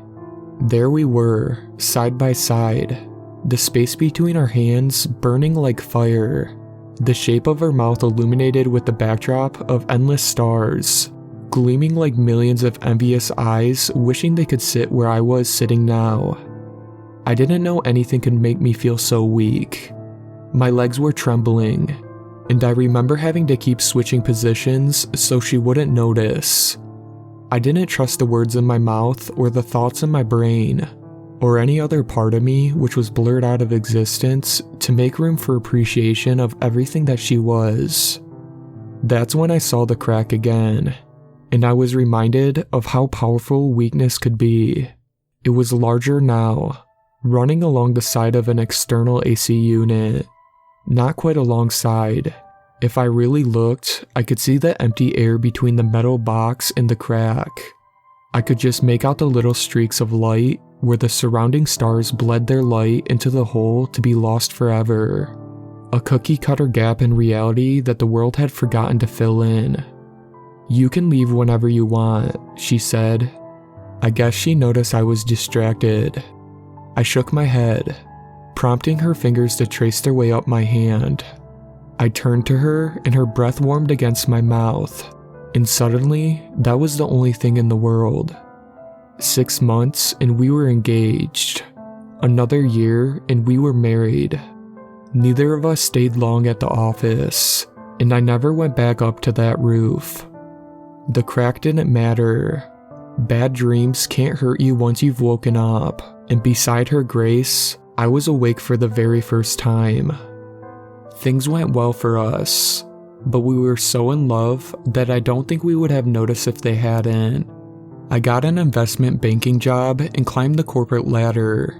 I started seeing more cracks, but no one else seemed to notice, so I didn't mention them either. Sometimes they aligned perfectly to an existing object, but I could feel their emptiness pulling at me, and I knew what they were. There was a big one above the conference table at work, but I had a future here and wouldn't let something like that get in the way of my success. My diligence paid off when my boss finally told me that he was getting older and wanted me as a partner for the firm. He was standing right on the other side of the crack when he said it, so it was difficult to maintain eye contact with him. "Unless that isn't something you want," he said, misreading my silence. "Of course, you can leave whenever you want." The same words, but I hadn't recognized the significance yet. I just smiled and shook his hand, carefully to reach underneath the crack hanging between us. It was another dream come true, and I was the king of the world. My wife and I moved into a big house, and we had a baby girl together. I watched her grow, and watched the cracks grow with her. Hairline fractures splintered the sky and mapped their web throughout the air. I had to be careful where I was walking. There would be a dozen of them in my path within any given day. I passed through a big one once in my car. I was changing lanes and didn't notice it in time. The crack went straight through my windshield without disturbing the glass, passing through my heart and out the other side. Cold doesn't begin to describe it. The line erased my body as it passed through me, displacing skin and organs, leaving a sucking, vacuous wound for the briefest instant before it was gone. I lurched at the wheel and spun off the road into a guardrail. My hands kept racing over my chest, fist pounding against solid skin to reassure myself that I was whole. I started working from home after that. There's a bathroom that doesn't have any cracks in it, and I would spend most of my time in there. I've seen my wife and daughter walk straight through them without the slightest notice. I can't explain to them what I see and feel because I know they'll think I'm crazy. And maybe I am, but that doesn't change anything. I'll sit in here for hours at a time, working on my laptop or reading a book, loath to leave where I might stumble through what isn't there. My wife begged me to leave, and sometimes I'd open the door just to walk around the house or sit with her in the living room, but I couldn't go outside anymore. There were too many of them, more every day it seemed like. The world around me had shattered, and I was the only one to notice. I know it hurt her, but in time, my wife accepted that this is how life is going to be. She made the best of it, always inviting friends or family here, and making excuses when I was expected somewhere. She took cooking classes and learned how to make all my favorite meals, even getting me a small table and television installed in the bathroom I was confined in. My daughter was a different story, 8 years old now, and no amount of explanation could make her understand how much I loved her, even if I wasn't always there. I didn't know how embarrassed she was of me until a teacher called to let me know she had been telling her friends that I was dead. I made an effort to sit with her in the kitchen to ask her why she'd do that, but all she said is that I might as well be. And she was right. I wasn't taking care of my family anymore. They had enough money to put away that they didn't need me to work. I was just a burden, and just like the cracks, I was growing bigger every day. Some nights, I wouldn't leave the bathroom to go to bed, and I could hear my wife crying through the wall between us. I tried pushing myself harder, willing myself through the emptiness. It wasn't any good. They cut through me like a knife, froze me to my core, shredding bone and sinew, and stitched me back together so seamlessly that there was nothing but the memory of that pain to remind me of my torment. I was ready for this to be over. I just didn't know it until I heard the words out of my daughter's mouth as she pressed against the other side of the bathroom door. "You can leave whenever you want." "Yes," I told her. "I'm ready." "All you got to do is throw yourself into a big one," she said. "You'll be out." She knew about them. I jumped up and flung open the door. She wasn't there. I raced down the hall, shouting her name, forcing myself through each searing darkness that severed my mind and body, heart and soul. There she was, standing outside next to the biggest abyss I had ever seen. A wall of darkness, 10 feet across and ripping through the air above like a skyscraper. I could feel that call of that emptiness, whispering to me, beckoning me, a promise of freedom and release that a lifetime of memories cannot dissuade. "Just do it already. You've been here long enough," she said. But I was afraid. Even this far away from the blackness, I could remember how those dark talons would feel as they rent my body.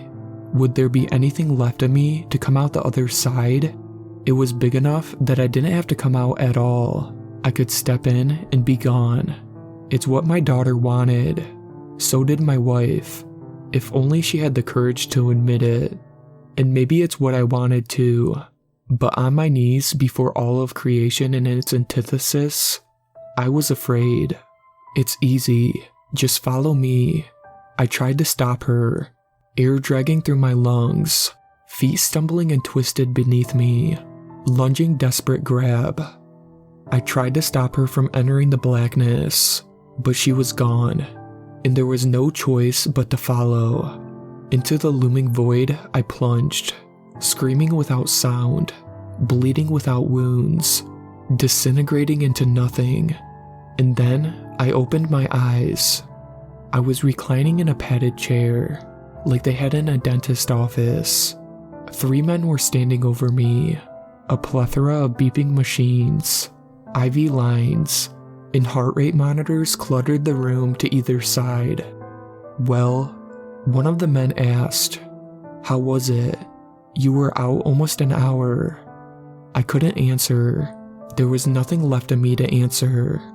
"We kept sending you signals telling you it was okay to leave," another man said.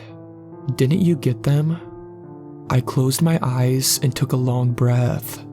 Life 2.0 still has some bugs, but they told me they figured out how to fix some of the cracks if I wanted to go again.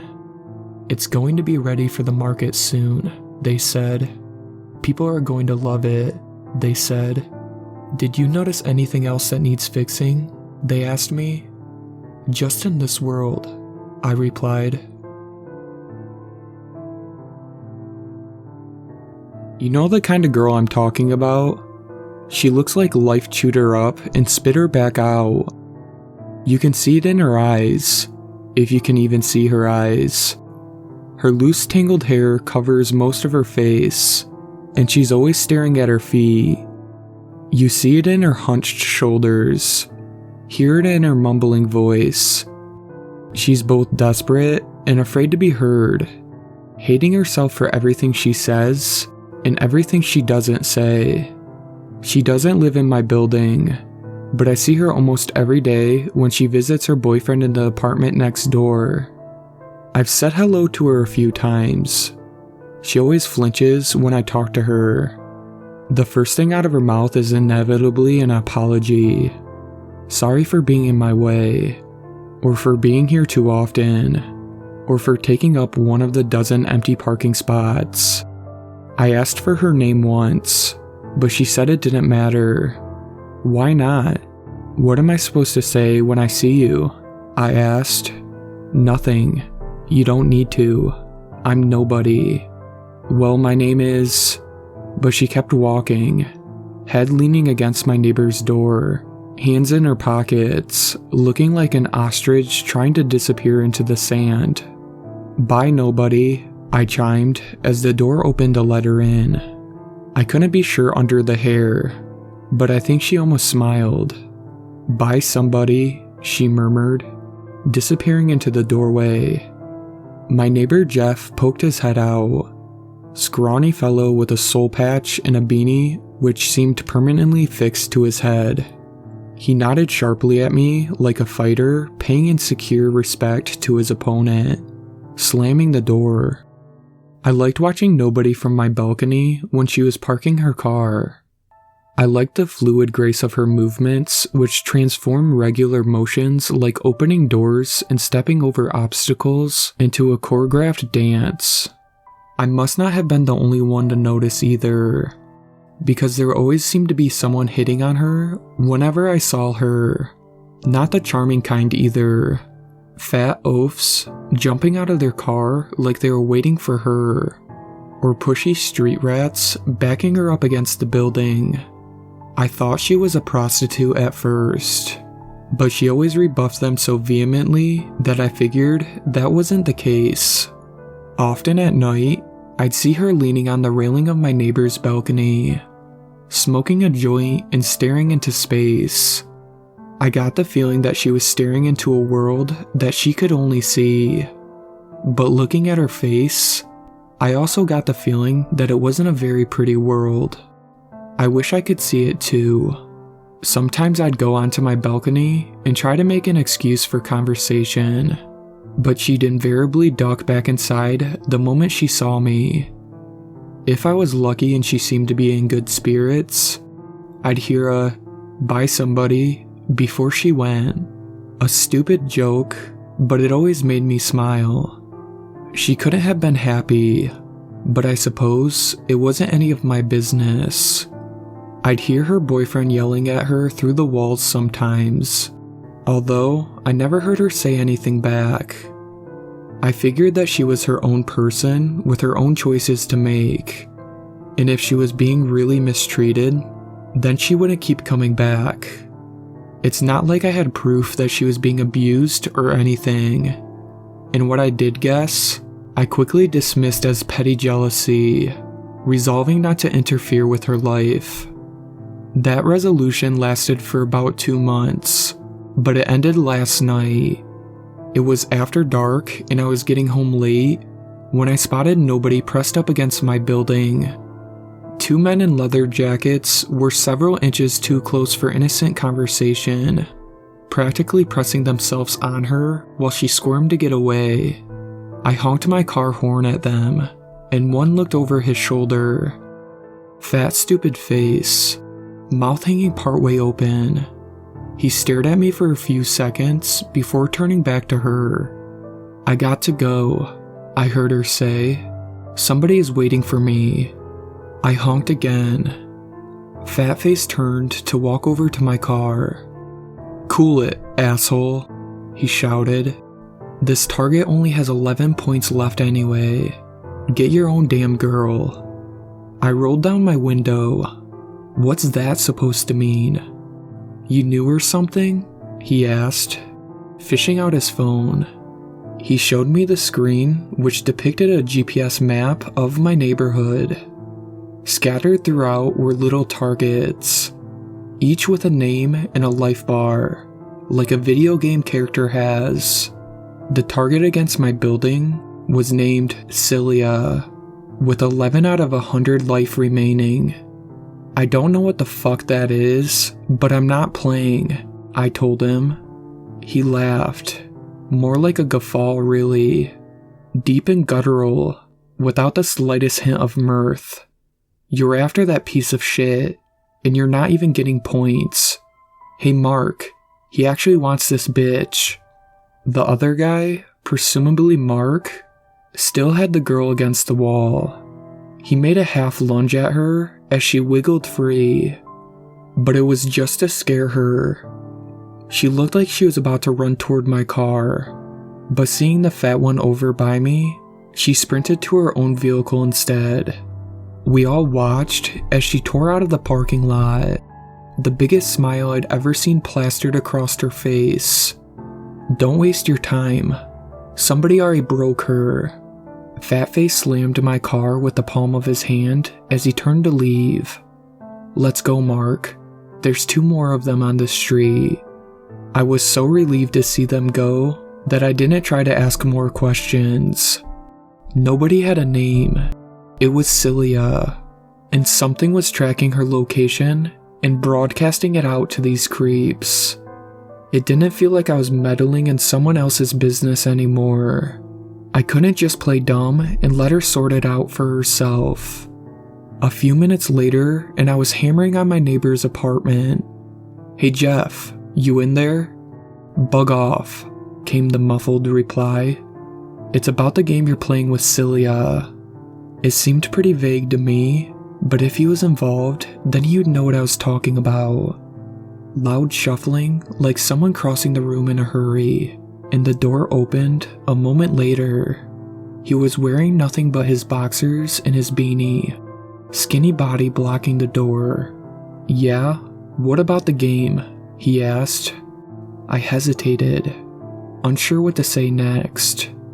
He must have misread my silence, because his face became animated and hopeful.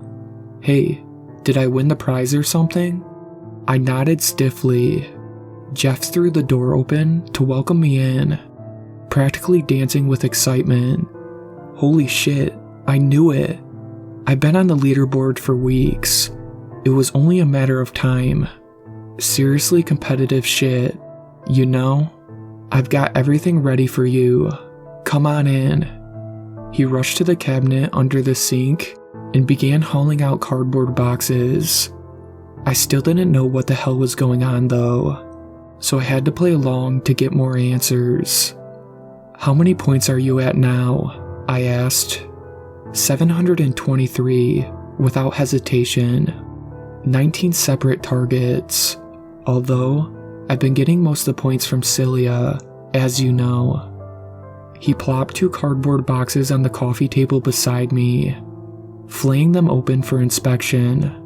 The greasy smell of stale sex was nauseating. This one's got all the condoms in it, he said. Hundreds of them, all used, neatly tied off into little balloons. Then this one has all the records. 723 is a lot, I said, pretending to be impressed. Tell me how you were keeping score. He looked suspicious for a moment, but it passed. If my question raised any red flags, then he was so pleased with himself that he didn't dwell on it. It's legit, I swear. I used the break her rulebook and everything. 10 points for humiliating her. 15 points for taking a personal item or making a big decision for her. 25 for unwanted sex or something physical. Then I've got a bunch of small ones I've been building up. The daily criticism, isolating her from her friends and family, that sort of thing. What's the prize going to be? Hold on a minute. I got to ask all the questions first. Standard procedure, you know? How come you never told me you were working for Breaker? You must have known that I played, Jeff asked. Again the suspicion, this time lingering on his face. I shrugged, making notes on my phone as though I was dutifully recording his answers. What do you think the purpose of this game was? And how did you get into it? Isn't it obvious? You just got to break her. I started playing when my buddy got dumped by his ex. He paid to have her registered in the system, and I thought it would be fun to join, so I started harassing her. At first, it was just to support my buddy, but it was pretty helpful seeing where all the vulnerable chicks were. Turned out, I was pretty good at it, so I decided to try and get enough points to win the prize. I typed as he talked. My fingers were literally shaking. And Celia? Did you ever love her? He laughed. It wasn't a pleasant sound. A pause. Then, oh, are you serious? Come on, man. It's just a game. So what's the deal? Am I getting the prize today or not? I didn't look up from my phone. I was so disgusted that I couldn't even look at him. The silence was excruciating. Is this legal? I breathed. Silence again, as both of us digested what I said. My cover was blown. You lying piece of shit, he grunted, protectively ripping his box away from me. You trying to steal my points or something? He was on me before I even realized what was happening.